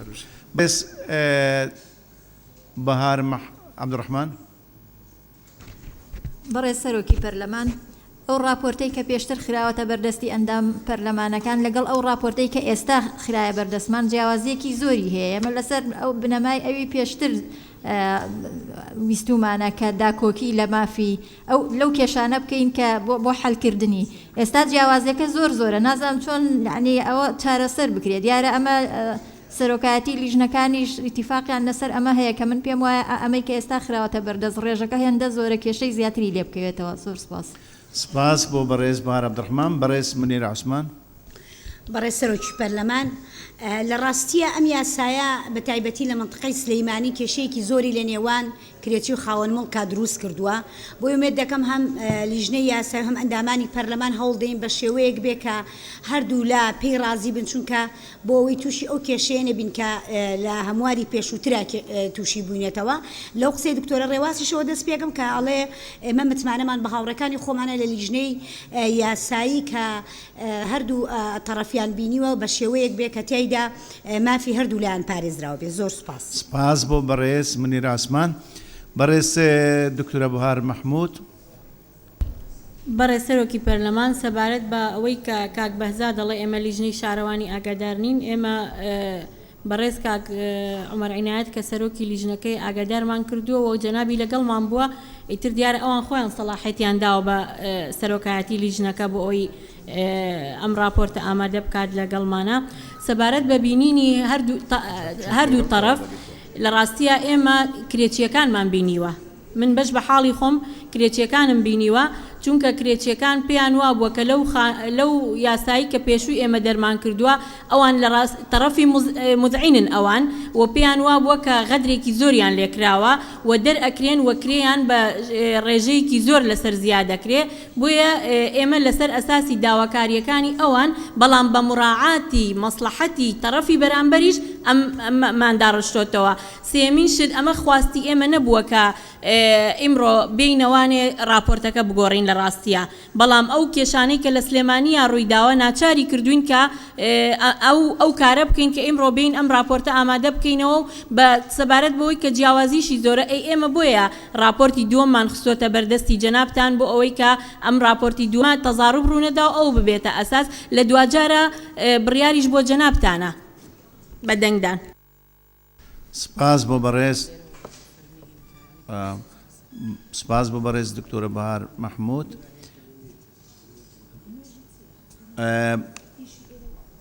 بەڕێز عومەر عینات بەڕێز سەرۆکی پەرلەمان تاکید لەو بەڕێزانە دەکەینەوەی لە دەوری هۆڵنەوانش بێنە ژوورێ بۆەوەی ئەو مەسلە یەکلای بکەینەوە بەڵێ فەرموو. بەڕێز سەرۆکی پەرلەمان سەبارەت بە ئامادەبوونی من ئەمڕۆ بەڕێز دکتۆرە بەهار کە جێگری سەرۆکی لیژنەی یاسایی و بەڕێز خوشی بەڕێزم تەرارخانم تەنها داوایان لە خۆم کرد ئامادە بم خۆم ئامادەی ئەم جلسەیە بووم بە حتا بەهارخانم وتم ئەگەر من لێوێنە بووم جەناب و وەشیلی من بە بەڵام بە منیان نەوت کە ئەندامانی لیژنەکەم داوت کەم بۆ ئامادەبوونەکە و من بە هیچ کەسێک لەوان نەمەوە بەڵام بۆ جلسەی یەکەم کە راپۆرت یەکەم ئامادە کراوە هەر هەمویان نامم بۆ یەک بەیەکیان نووسیوە پێم وتون سعات و شوێن و کاتەکەم پێوتون کە لەو شوێنە ئامادە بن بەڵام بۆ ئەمڕۆ تەنها بە خۆمیان وت و خۆشم ئامادە بوو. زۆر سپاس. بەڵێ سپاس بۆ ئەو ڕوونکردنەوە بەڕێز عومەر عینات ئەوە لە هەنە شکلیەکە بوو لە هەنە گشتیەکە و لە هەنە ناوەڕووکەکە ئێستا مناقشەی جددی لەسەر دەکرێت ئەندامانی پەرلەمان ئاگادارن ئەزممویان هەیە دەتوانن بەو شێوازێکی وا گفتوگۆ بە ئاراستێکی وا یعنی گفتوگوەکان ئەنجام بدەن کە بەڵانسی تیابێت یعنی ئەمە مەسەلەی مافە ئەمەی خاوەنی مولکە و ئەوەی تر کرێت چییە دەبێت بە شێوازێکی وابیت بەڕاستی بە زەرری زوری لایەک نشکێت و بە قازانجی زوری لایەکی تر نشکێت و ئەم کێشەش کێشەیەکی تازە نییە ئەم ناکوکێکی تازە نییە. نسابەکە تەواوە تێبینیەکی تر ڕوونکردنەوەک لەلایەن بەڕێز تەلار لەتیف دواتر ئەو پرسەیەک لای دەکەین راپۆرتەوە بەشەکە. بەڕێز سەرۆکی پەرلەمان هەر بۆ ڕوونکردنەوەی زیاتر بەرچاوڕوونی ئەندامانی پەرلەمان زۆربەی زۆری ئەو داواکاریانەی کە کرێچەکان هەیەن بۆەوە دانیشتوین ئێمە لەگەڵیا بە نووسرا و ئاراستەی هەموو ئەندام پەرلەمانەکانیان کردووە و زۆربەی فراکسیۆنەکانیش ڕەزامەندی خۆیان نیشانداوە بۆیە ئەوان لە خەمخۆریان بۆی کە کێشە و گرفتی زیاتر دروست نەبێەوە کێشەی زیاتر نەکەوێتە ناو کاسبکاران خۆیان هەندێک لەو داواکاریانیان بوون نردوین بۆی لام سێرە هەندێک لە پەرلەمانتارەکان لێ ئاگامان لێنێ بە نووسرا و بۆ هەر هەمویان ڕۆشتووە ئەگەر نەگەشت بێتە دەستی زۆربەی زۆری ئەندامان زۆربەی زۆری سەرۆک فراکسیۆنەکان و هەروە ئەندامانی لیژنەی هەردوو لیژنەی شارەوانی و لیژنەی یاسایی لەلایەنە لەگەڵ زۆربەی ئەو ئەندام پەرلەمانانەی کە پەیوەندیان هەبوو لەگەڵیانە و زۆر سپاس. سپاس بۆ بەڕێز تەلار لەتیف. بەڕێز بیستم فایق. بەڕێز سەرۆکی پەرلەمان بە هیوام ئەو قسانەی لیژنە معنیەکان و لیژنەی قانونی کردیان بە هەند وەربگیرێ ئەم بابەتە بۆ بەرچاوڕوونی جەنابتان و ئەندامانی پەرلەمان بابەتێکی سیاسی قوڵ نییە کە خلافمان لەسەری هەبێ و بابەتێک نییە کە پەیوەندی بە ئەمنی قەومی میلەتەکەەوە هەبێ پەیوەندی بە کۆمەڵێک خاوەن کار و کرێچیەوە هەیە بە تایبەت لە ناوچەیەکە یعنی بۆیە بە هیوام بە زووترین کات تێپەڕێنرێ و ینی کێشەی بۆ دروست نەکەین. زۆر سپاس. سپاس بۆ بەڕێز بیستم فایق. بەڕێز تەلار لەتیف. بوورە سەرۆکی پەرلەمانیەک ڕوونکردنەوەی کە ئەم یاسایە کێشەی دروست کردووە لە هەرێمی کوردستانە یعنی لە هەر چوار محافەزەی هەرێمی کوردستانە بەبێ جیازی بەڵام ئەوەیە لە شارێک زیاتر لە شارێک کەمتر لەو شارانەی کە کێشەی کرێچەکان و شێوازی بەکرێدانەکەی جیاوازە کێشەکان زیاترە تا شارێکە ئەگینا کێشەی بۆ هەموو شارەکان هەرێمی کوردستان دروست کردو بەبێ جیاواز. بەڵێ سپاس بۆ ئەو ڕوونکردنەوە ئاگادارە نێوەی بەڕێز کە ئەمە دوا بکەوێت گرفتی زیاتر دروست دەکات لەبەرەوە یەکلایی بکرێتەوە بەرژەوەندی زۆری تێدایە بەرژەوەندی گشتی تێدایە لەبەرەوە و راپۆرتە هاوبەشە دەکەینە بنەما بۆ گفتۆگۆ دەخینە دەنگدان ئەو راپۆرتەی کە لە بەردەمی ئێوەیە ئێستا دابەش کراوە ئەوە دەکەینە بنەما بۆ گفتۆگۆ.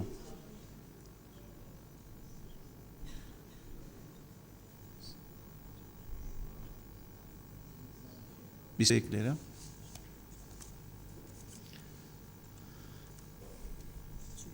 چلونو کەس بە پەسەند دەزانێت ئەوەی دژە کەس نییە بە کۆی دەنگ پەسەند کرا. فەرموو بەڕێزان لە لیژنەی یاسایی.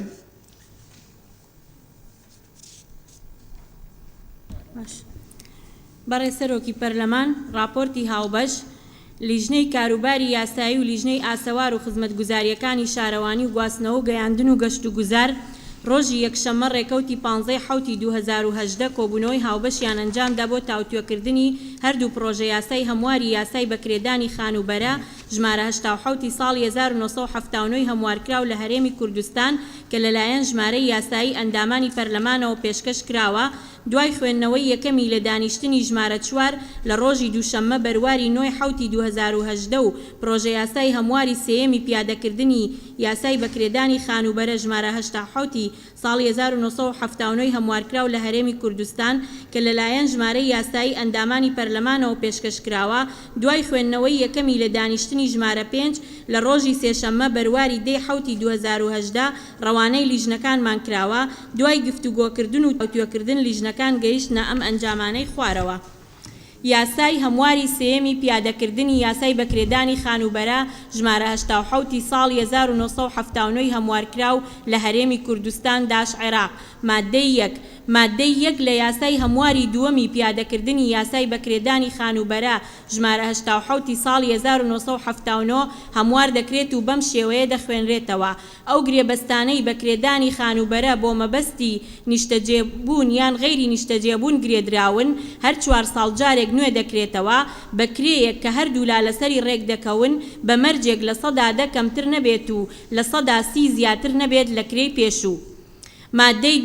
مادەی دوو لە یاسای هەمواری دووەمی پیادەکردنی یاسای بەکرێدانی خانوبەرە ژمارە 87 ساڵی 1970 هەموار دەکرێت و بەم شێوەیە دەخوێنرێتەوە. یەکەم ئەگەر هەردوو لای گرێبەست ڕێک نەکەوتن لەسەر بڕی کرێ کە بەپێی مادەی یەک لەم یاسایەدا هاتووە ئەوە هەردوو لا یان لایەکیان بۆیان هەیە داوا بکەن لە بەڕێوەبەراتی باجی خانوبەرە کە لە ڕێگەی لیژنەی تایبەتەوە خەمڵاندن بۆ کرێکە بکات بە ڕەچاوکردنی دۆخی ئابووری. دووەم بڕیارەکانی لیژنەی هاتوو لە بڕگەی یەکەمی ئەم مادەیە شایەنی تانە لێدانە لەبەر دەم دادگای بەرایی بڕیاری دادگا یەکلاکەرەوە دەبێت. مادەی 4 لە یاسای هەمواری دووەمی پیادەکردنی یاسای بەکرێدانی خانوبەرە ژمارە 87 ساڵی 1970 هەڵدەوەشێتەوە. مادەی 4 مادەیەک بۆ یاساکە زیاد دەکرێت و ڕیزبەندی مادەکان ڕێک دەخرێتەوە و بەم شێوەیە دەخوێنرێتەوە. چۆڵکردن لە گرێبەستەکانی مادەی یەکی ئەم یاسایە ملکەش دەبێت بۆ حکومەکانی یاسای بەکرێدانی خانوبەرە ژمارە 87 ساڵی 1970. مادەی 5 کار بە هیچ دەقێکی یاسایی یان بڕیارێکی ناکۆک لەگەڵ حکومەکانی ئەم یاسایەدا ناکرێت. مادەی 6 پێویستە لەسەر لایەنە پەیوەندیدارەکان حکومەکانی ئەم یاسایە جێبەجێ بکەن. مادەی 7 ئەم یاسایە لە ڕۆژی بڵاوبوونەوەی لە ڕۆژنامەی فەرمی وەقایعی کوردستان جێبەجێ دەکرێت. هۆیەکانی دەرچواندن بە لە بەرچاوگرتنی گرفتی ئابووری و کۆمەڵایەتی و لە پێناو هێنانەدی دادپەروەری و هاوسەنگی مافی خاوەن مڵک و کرێچی ئەم یاسایە دەرچوێنرا. سپاس بۆ بەڕێز دکتۆرە بەهار محمود جێگیری سەرۆکی لیژنە یاسایی. بەڕێزان دەست بە گفتوگۆ دەکەین وەکو ئەمیشە مادە بە مادەی لە ناو نیشانەکە یان مادەی یەکەم فەرموون. مادەی یەک لە یاسای هەمواری دووەمی پیادەکردنی یاسای بەکرێدانی خانوبەرە ژمارە 87 ساڵی 1970 هەموار دەکرێت و بەم شێوەیە دەخوێنرێتەوە. ئەو گرێبەستانەی بەکرێدانی خانوبەرە بۆ مەبەستی نیشتەجێبوون یاغری نیشتەجێبوون گرێدراون هەر 4 ساڵ جارێک نوێ دەکرێتەوە و بەکرەیەک کە هەردوو لا لەسەری ڕێک دەکەون بە مەرجێک لە 100 کەمتر نەبێت و لە 130 زیاتر نەبێت لە کرێی پێشوو. سپاس بۆ بەڕێستان دەرگای گفتوگۆ لەسەر ئەم مادە دەکەینەوە بە ناونووسین.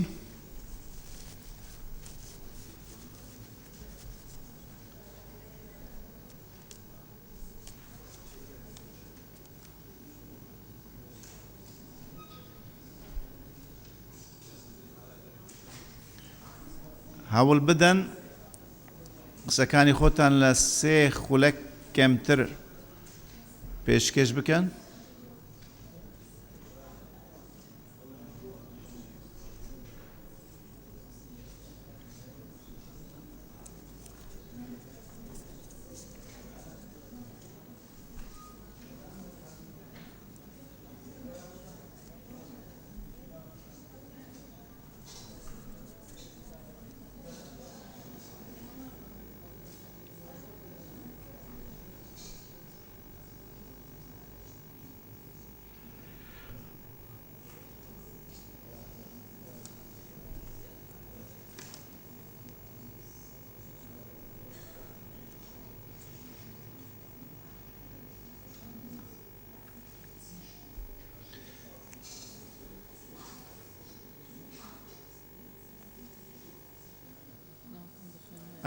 ناوڵە بخێن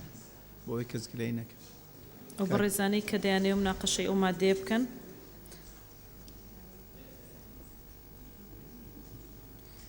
ئاری عەبدولەتیف دکتۆرە ڕێواز فایق بەهزاد دەروێش بەهار عەبدوڕەحمان خەڵەف ئەحمەد دکتۆر فرسەت سۆفی قادر وەتمان نەجات محەممەد سعید مەسیفی صالح فەقێ مستەفا سەکری منیرە عوسمان شکریە شێخانی دکتۆر سیراج حەیات مەجید دکتۆر شێرکۆ حەم ئەمین کەسێکی تر ماوە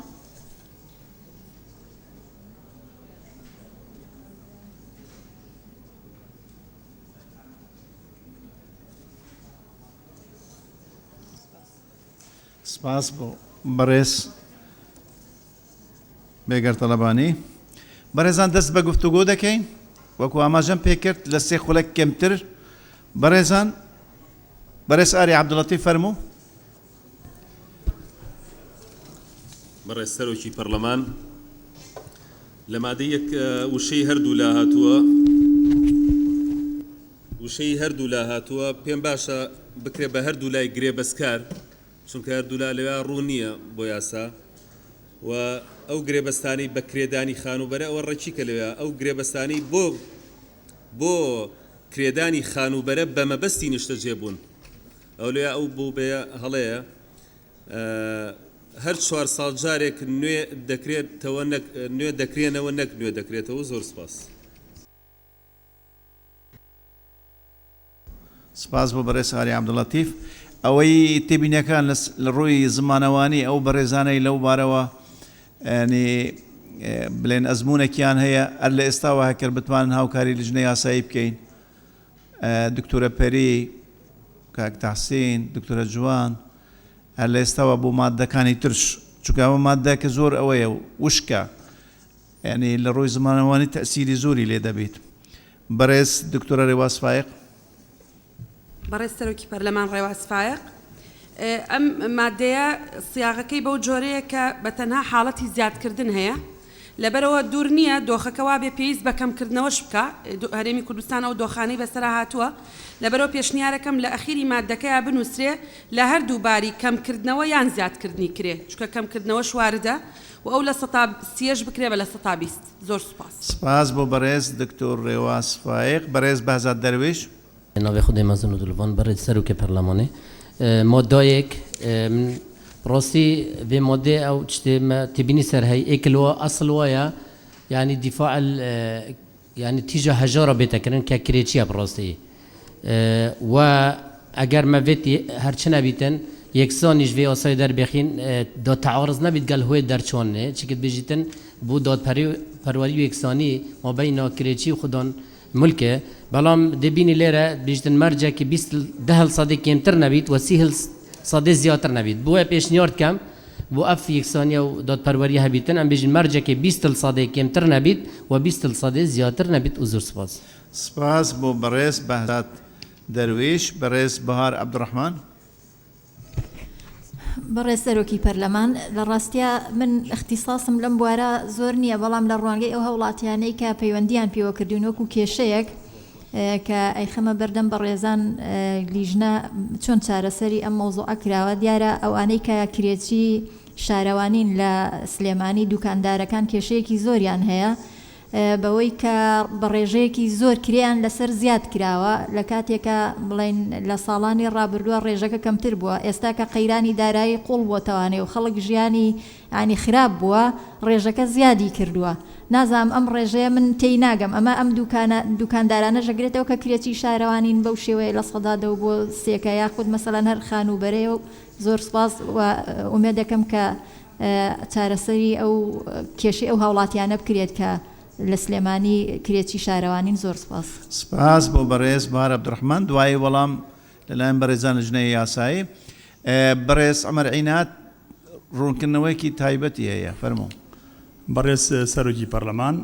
سەبارەت بەوەی ئایا ئەمە مەشمولە بە ئەو مڵکەکانی حکوومەت مڵکی حکوومەت بە دوو جۆر بەکرێدرێ بەپێی یاسەی 86 ژمارە 32 ساڵی 86 یا بە مساتەحەیە یان بە کرێی ساڵانەیە کرێی ساڵانەکەی هەموو ساڵێک نوێ ئەکرێتەوە هەموو ساڵێک لیژنە ئەچێ لیژنەی دایرەی مختص خەمڵاندن بۆ دوکانەکە ئەکات لەسەر بنەمای ئەو خەمڵاندنە کرێکانە ئەمە پەیوەندی بەم یاسایەوە نیە بۆی پەرچاوڕوونیەک بۆ ئەندامانی بەڕێز هەبێت واضح بێ ڕێژەکان چۆن هاتووە ئەگەر کرێی خانوویەک 100,000 دینار بێ لە مایەکە دوای 4 ساڵ ئەگەر لە 10 بۆی زیاو بکرێ ئەبێ بە 110,000 دینار ئەگەر لە 130 بۆ زیاو بکرێ ئەبێ بە 130,000 دینار یعنی لە دوای 4 ساڵ کرێکە ئەگەر ڕێکەوتن لەسەر سادە ئەبێ بە 110,000 دینار لە دوای 4 ساڵ ئەگەر ڕێنەکەوتن لەسەر سادە ئەبێ لەسەر بۆی بزانن ڕێژەکان چۆنە ئەبێ بە لە 130,000 دینار کەواتە سەبەرچاوتان ڕوونە دوای 4 ساڵ کرێیەکی 100,000 دیناری یان ئەبێتە 110,000 دینار ئەگەر زۆر زیاد کە ئەبێتە 130,000 دینار زۆر سپاس بۆ ڕوونکردنەوەکی پێویست بوو بەڕێز خەلەف ئەحمەد بەڕێز سەرۆکی پەرلەمان ئەم یاسایەکی گرنگە من دانیشتنی پێشوو کە هەموارەکەمان کرد بۆ بیر جەنابتانی هێنمەوە کە مناقەشەمان زۆر کرد بۆ ئەوەی وتر لەسەر ئەم بابەتە بڕۆین بەڵام بەداخەوە ئەو کات ئەومان بۆ نەچوە سەر ئێستا ئەمە فرسەتێکی باشە بۆی بتوانین عەدالەت بەڕاستی پەیڕەو بکەین ئەوەی کە لێرە باسی 4 ساڵەکە 4 ساڵ کەمە لەبەرەوەی زۆربەی کات ئەو کەیسانەیەک لا نابێتەوە لە بینی هەردوو لایەن ئەچێتە محکەمەکان ئەمە کەیسەکانی محکەمە ئەوەنێتر جەنجاڵ و قەرەباڵغ ئەکا پێشنیارەکەم ئەو 4 ساڵە بۆ زیادکردن یا کەمکردن ببێتە 6 ساڵ ئەوەی کاڵێ لە 110 کەمتر نەبێ لە 130 زۆرتر نەبێ ئەمەش دیسان زۆرە لە 110 بکرێتە لە 105 و لە 130 بکرێتە لە 120 بۆ هەردوو حاڵەتی زیادکردن و کەمکردنیش بگرێتەوە چونکە لە حاڵەتی ئێستای هەرێمی کوردستان ڕسومات زیاد بووە باج زیاد بووە لە کاتی نوێکردنەوەی مۆڵەتی هەر دوکانێکی بازرگانی پارێکی زۆریان لێوەرەگرن بەبێ پێدانی پارێکی زۆر بۆیان تازە ناکەنەوە پارەی ئاو زۆر بووە پارەی کارەبا زۆر بووە و خۆشتانزان قەیرانی دارایی هەیە قەیرانی دارایی وایکرۆ بێبازاری لە هەرێمی کوردستان هەیە بۆیە گرنگە ئێمە لەگەڵ ئەوەی خواپێداوەکانمان کە خاوەنی مڵک بن و مەسلحەتیان هەبێ و بەرژەوەندیان بڕوە ئەوانەی لە قەوسێکا کە بە شێوازی مەشروع پارەیان پێکەوە ناو ئێستا سەرمایە گوزاری ئەکەن بەڵام لەگەڵ ئەوەشین تەوازن لە نێوان خاوەن کار وەکرێکیش هەبێ بۆی بتوانین ئەم پرۆسەیە بەردەوام بێ و زۆر سپاس بۆ بەڕێز خەلەف ئەحمەد بەڕێز فەرسە سۆفی فەرموو دکتۆر ئارێ وڵاوەرە شوێنەکەت بگۆڕە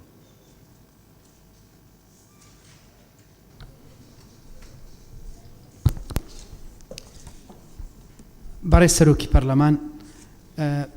طبعا ئەمە هەر لەو چەند مانگ بەر لێ ئێستا جارێکی تر ئەو قانونەمان هەموار کردەوە پێم وایە بەداخەوە کە جارێکی تر تووشی کێشە بووینەوە ئەوەش نەتیجەی ئەو بووە وەکو پێویست دیراسە نەکرابووە بۆیە ئەوە ئەگەر وەکو نەقسێکی تەشریعی لەسەر ئێمە حیسابە وەکو پەرلەمان کە ئەو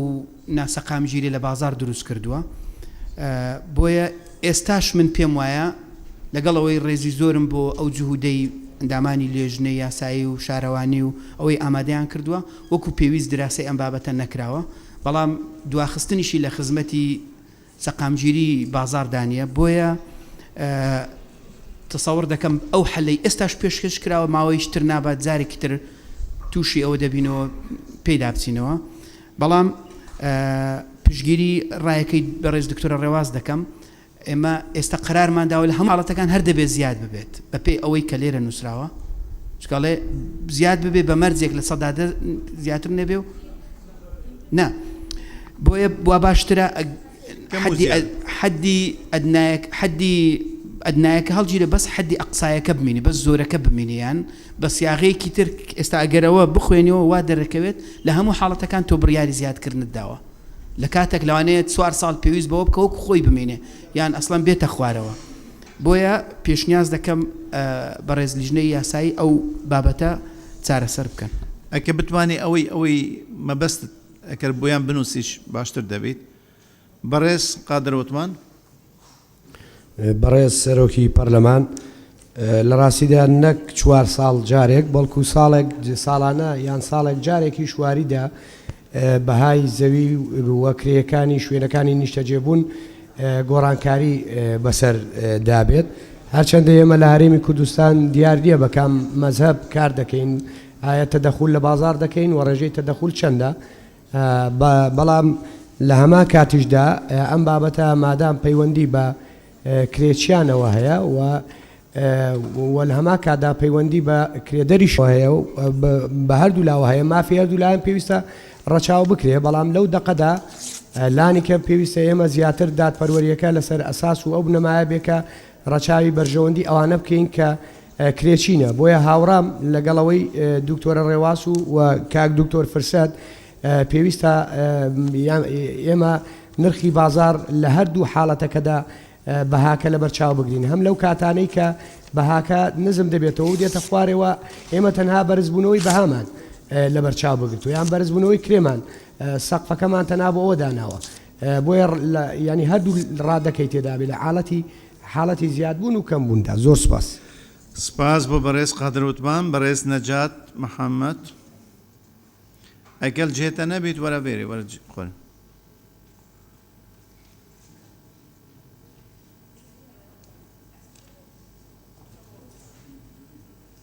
بەڵێ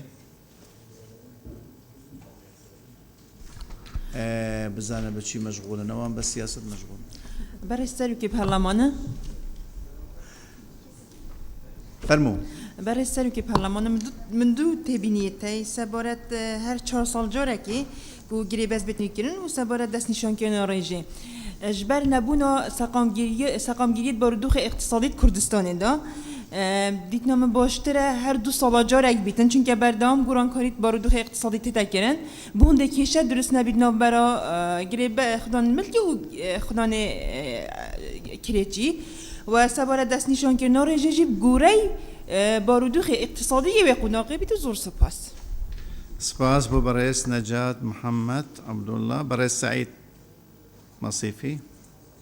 فەرموو بەڕێز کاک سعید. بەڕێز سەرۆکی پەرلەمان بەڕێز ئەندامانی پەرلەمان پشتیوانی قسەکانی کاک خەلەفەکەم قسەکان لای کاک خەلەف ئەحمەد کرا سوپاس. دەستخۆش بەڕێز سعید مەسیفی بەڕێز ساڵح فەقێ. بەڕێز سەرۆکی پەرلەمان منیش هەمان ئەو ڕایەمەیە کە دکتۆر ڕێواس ئاماژەی پێداوە دواتر کاک دکتۆر فرسەد قسەی لەسەر کرد پێم وایە ئەو سەتادەیە هەراڵ بگیریان بکرێتە 105 و ئەگەر بەڕێزانی لیژنەی یاساییان و بەڕێزانی کە هەردوو لایەن بینیۆ ڕووکردنەوەی زیاترمان بەنێ ئەگەر ئەو 130 بکرێتە 125 جای هاوسەنگی ڕاگریانە و زۆر سپاس. سپاس بۆ بەڕێز ساڵح فەقێ بەڕێز مستەفا سەکری. بەڕێز سەرۆکی پەرلەمان قسەکان زۆر کران منیش شەر پشتیوانی ئەو ڕایەن بەڕاستی چکە وڵاتەکە لە ڕووی ئابووریەوە ناسەقامگیرێ ئەحتیمادی ئەساسین لەسەر نەوتە نەوت بەرزەبی و دائەبەزی معاشەکانیش لەگەڵ نەوت هەڵەستن و دائەبەزن ینی بەنسبەت کرێچی و بەکرێدەر نیسبەتەکە وەکویەکە پێم سێرە لێرە نیسبەتەکە زۆر فەرقی هەیەک بەسێ پێم وایە هەردووچیان وەکویەک بن یان جادەبی 20 15 هەرچەندی هەبی بەنسبەت بەکرێدەر و ئەوەی کە بەکرێگرتێ نیسبەتەکان لەگەڵەوە مەوەکویەک بن فەرقی نەبیت. سپاس. سپاس بۆ بەڕێز مستەفا سەکری بەڕێز منیرە عوسمان. بەڕێز سەرۆکی پەرلەمان لە ڕاستیە ئەم یاسایە زۆر پێویستە زۆر ورد مامەڵەی لەگەڵا بکەین بۆ جارێکی تر دووبارە تووشی هەمواری ئەم یاسایە نەبینەوە چکە ئەمە ڕاستەوخۆ پەیوەندی بە ژیانی ئەو هاوڵاتیانەوە هەیە کە خاوەنی سەرمایەکی باش نین بە پێچەوانەوە ئەوان کرێچین بۆیە پێویستە زۆر مامەڵە لەگەڵ ئەم یاسایە بکەین. پشگیری قسەکانی دکتۆرە ڕێواسەکان بەو گۆڕانکاریانەی کە بەڕێز دکتۆر فرسەد پێشنیاری کرد. زۆر سوپاس. سپاس بۆ بەڕێز منیرە عوسمان بەڕێز شکریە شێخانی. بەڕێز سەرۆکی پەرلەمان وێرای پاڵپشتیم بۆ دکتۆرە ڕێواس و دکتۆر فرسەد بەڵام من پێشنیار دەکەم ئەم 4 ساڵە بکرێ بە 2 ساڵ چونکە پێم وایە 4 ساڵ لە مەسلحەتی هەم خاوەن مولک نییە هەم لە مەسلحەتی کرێچیش نییە لە حالەتێکدا ئەگەر کرێ بەرز بیتەوە ئەوە کرێچی زەرەر دەکات چونکە بۆ 4 ساڵ عەقدی کردووە و ڕەنگە ساڵ بە ساڵ دابەزێ ئەم زەرەر دەکات لە هەمان کاتیشدا ئەگە کرێ نزم بیتەوە زۆر نزم بیتەوە دیسان صاحب ملک زەرەر دەکا و ڕەنگە صاحب ملک خۆی بمرێ ئەم ملکە بێ بە میراتگرەکان کێشە و گرفتی زۆریان بۆ دروست بێ بۆیە من زۆر بە پێویست دەزانم ئەم 4 ساڵە بکرێ بە 2 ساڵ چونکە 4 ساڵ گۆڕانکاری زۆر ڕوودەدا لە بەرزبوونە و نزمبوونە و سپاس. سپاس بۆ بەڕێز شکریە شێخانی بەڕێز دکتۆر سیراج. بەڕێز سەرۆکی پەرلەمان پاڵپشتی تەواوی قسەکانی دکتۆرە ڕێواس و کاک دکتۆر فرسەت دەکەم لەبەرەوەی بەپێی ئەو مادەیە ساڵانە یان 4 ساڵ جارێک دەبە سعرەکە هەر لە زیادبوون و لە بەرزبوونەوەیە جابێ من پێشنیار دەکەم ئەوەی ئەوان پێشنیارن کرد ئەوە شتێکی زۆر چاکە بەڵام لە هەمووی مهمتر 4 ساڵ جارێک بەڕای من زۆر کەمە چونکە جاری وا هەیە ئەگەر ئەندامانی معنی گیان لە ڕابگرن کاک عومەر و جەماعەت 4 ساڵ جارێک بەڕای من کەمە لەبەر ئەوی کەسانێکەنە پێشانگایان هەیە لە کرێتی لە خاوەن مڵک کە وەرەگرن مەسرفی زۆری لێ ئەکاتن تعمیری ئەکا پارێ زۆری لەسەر فەکاتن هەر 4 ساڵ جارێک لەوانەیە نرخەکەی بگۆڕێن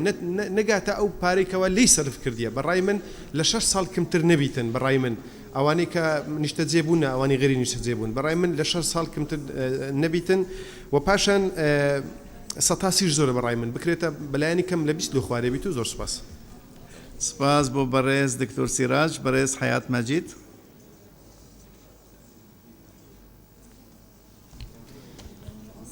بەڕێز سەرۆکی پەرلەمان پشتیوانی لە قسەکانی دکتۆرە ڕێواس و کاک دکتۆر فرسە دەکەم سپاس سپاس بۆ بەڕێز حیات مەجید بەڕێز دکتۆر شێرکۆ حەمامین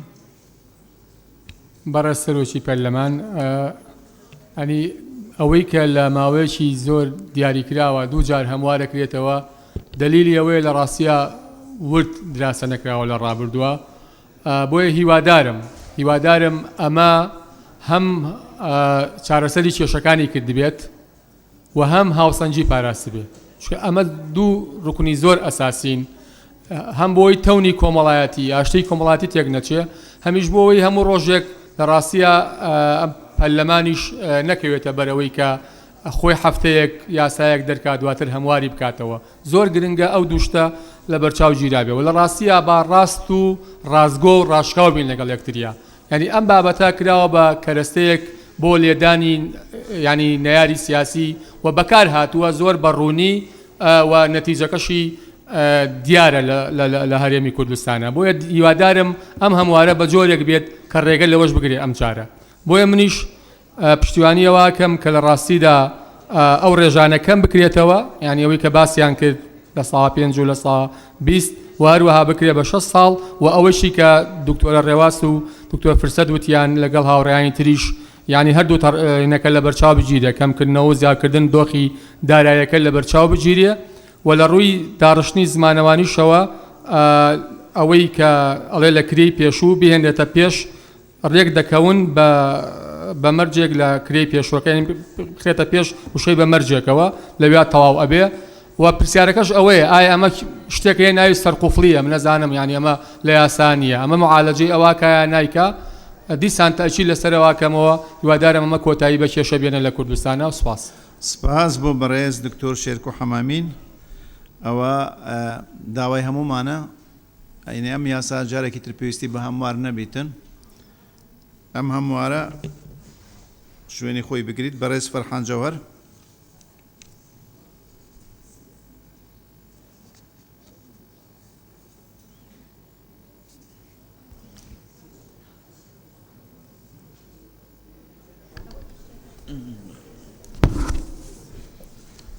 بەڕێز سەرۆکی پەرلەمان سەرەتا دەمەوێت ڕوونکردنەوە لیژنە لەبارەی 4 ساڵ بمانداتێ لەبەرەوەی ئەوان زیاتر ڕەنگە کاریان لەگەڵ ئەو چین و توێژە معنەیانە کردبیتن کە معاناتیان هەیە بەدەست ئەم یاسایەوە و دوای هەموار کراوە و ئێستا جارێکی تر هەموار کراوە وەکو دیارە بەڕێزانیش فەرمویان سوغراتی قانونی تێیدا هەبوو کێشەی بۆ خاوەنکرێیەکان دروست کردووە و هەروەها پشگیری قسەکانی دکتۆر فەرسەت و دکتۆرە ڕێواس و قادروەتمانە کەم لەوەی کە ئەم ڕێژەی سەتادا هەلگیرێتن ئەوەی تر ڕێژەکە بکرێتەوە 120 زیاتر نەبێتن و ئەم پێداچوونەوەی گرێبەستەکانیش بۆ ماوەی 4 ساڵ دوای ڕوونکردنەوە بزانین ئایا کەم بکرێتەوە یان زیاد بکرێتن لەبەرەوەی هەندێک لە برادران داوای کەمتریان کرد و هەنگیش دوای زیاتریان کرد زۆر سپاس سپاس بۆ بەڕێز فەرحان جەوهەر بەڕێز سەهام عومەر برای سروکی پارلمانی سیام عمر سبارت ماده ای که پشگیریا دکتر ڕێواس کەموکک خەلەف و بۆ هەندێک و بەرزکردن و نزمکردن هەر دوو تێدابن ئاماژە پێ بەهێتەکردن دیسان یەکسانی هەبیتن ناوبەرە کرێچی و کرێدەریت بوكو رجا بهتادان من بسيارة كهيش لجنا معني بتايبات حكمات آن علت چیه دست نشان کردن سالا بونمونه اگر کریچی و کری در خو اتفاقت نوبرا خوب کن چی هر اتفاق راضی بونا هر دو طرفایه دی چا بیتن اگر او اتفاقی کانی چند سالا بهتا کرن و شنیکا نوبراوان دا بتانی کرن چونکی هر یکیش و مصلحت خود زاینتن بونمونه دکتر سیراجی بحث کرد ایکی های پروژه که مازنه های و پاره که زور صرف کردی او خدان ملک دی اتفاقی کن بلکو او بو 10 سالا ریک بکهون بس ایکی دی های خدان خانیه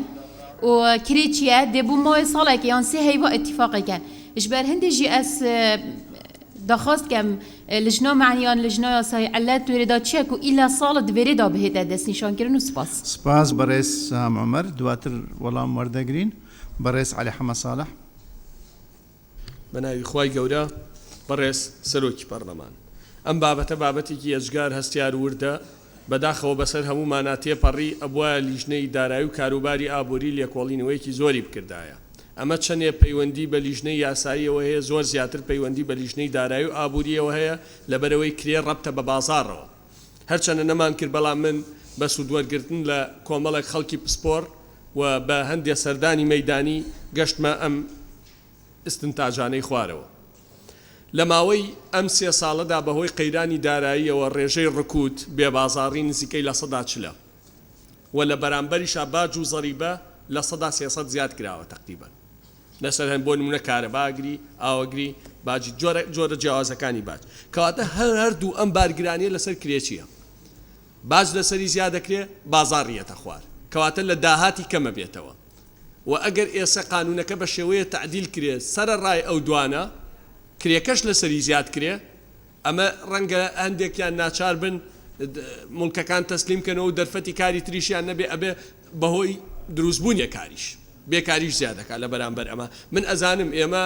چۆن نوێنەری کرێکی و خەڵکی فەقیرین نوێنەری سەرمایه‌دار و خاوەن مڵکیشین بەڵام ئەبێ واقعەکە بخوێنیتەوە کە ئێستا دۆخێکی خراپات و یعنی ئێستا بازار زیادی نەکردووە هەمومان نەزانی وانە بازار زیادی نەکردووە باج و زەری بەش کەمی نەکردووە هەردووکیان زیادی کردووە کەواتە ئیزافەکە لەسەر کێ لەسەر کرێچیە تۆ ئێستا ئەمە ئەی خوێنیتەوە ئیجباری یە نەبێ کرێ زیاد کا 4 ساڵ جارێ ئیجباریە نەگەر 300,000 بێ ئەبێ بێ بە 330,000 یا ئەبێ بێ بە 390,000 ئێ باشە بێ بازاڕی دروست بووە یعنی چکە لە 100 کەمتر نەبێت و لە 130 زیاتر نەبێت واتە لە هەردوو حاڵەکاتەکە زیادکردنە ئێ باشە ئەم باج زیادکە بێ بازاڕیە بازار نییە کرێکەش زیادکە یعنی ئەمە ئەبێ ڕەچاو کرێ بۆیە من پێم باشە ئەو لە 100 ئەگەر بە ناقص نییە هەر لابرێ ئەکرێ بە ناقص بێ زۆر باش کە لە 100 شەر زائیدە لە 100 شەر زائیدە هەردووکیان زائیدن یان لە 100 بکرێ بە ناقص یان هەر ناکرێت لابرێت یعنی بۆ ئەوەی لە حاڵەکەی خۆیان بمێنێتەوە چکەمە بارگرانی گەورە دروستەکان ئەوە کەی تریش لە ساسی زۆرە دەسی کراوە بێتا لە 100 چکە لەوانەیە ئەم لە ساسیە بیش زانێ ڕکوودە بیش زانێ بێ بازاڕیە بیش زانێ بازیایی کرد بۆ ئەوە وای لێ بکە ناچاریکە مڵکەکە چۆڵ بکە بۆیە لە 120 کەم بکرێتەوە بۆ 15 بۆ 20 معقولترەوە لە 100 داگرێ و تەییدی ئەوە یەکەم کە بکرێ بە 6 ساڵ جارێ چکە برادران باسییان کرد جاری وایە تا این وایە فکرەی بازار و دوکان وایە تا ئەناسرێت تا مارکێتینی بۆکە تا ئەوەی بۆکە هەر فترێکی زەمەنیەوێت تا استقرار دروستەکە تا دەسمایەکانی دەسەبێ تۆ یەک دنیا خەرجی کردووە یەک دنیا بازاڕی دروست کردووە بۆ خۆی مارکێتینی کردووە دوای 4 ساڵ عەقدەکە هەڵوەشێتەوە بابەتێکی باش نییە بۆیە دیسان تەئکید دەکەمەوە ئەمە پەیوەندی بە ڕکوودەوە هەیە بێ بازاڕی و پەیوەندی بە زیادبوونی باج و زەری بەشەوە هەیە کرێ بۆیە تکاکەم یعنی ئەم بابەتە بە هەند وەرگێت چکە ئابووری کوردستان و عێراق ئابووریەکی ناجێگیرە ڕۆژانە هەڵکشان و داکشانە سبەی موچە دوا بکەوێ بازار ڕکود یە بۆ لە 180 موچە باش ببێتەوە دۆخێکی تری بەسەریەت شەڕێکمان دروست بێ بازاڕی دروست یعنی ئابووریەکی ناجێگیرە بۆیە تکایە چۆن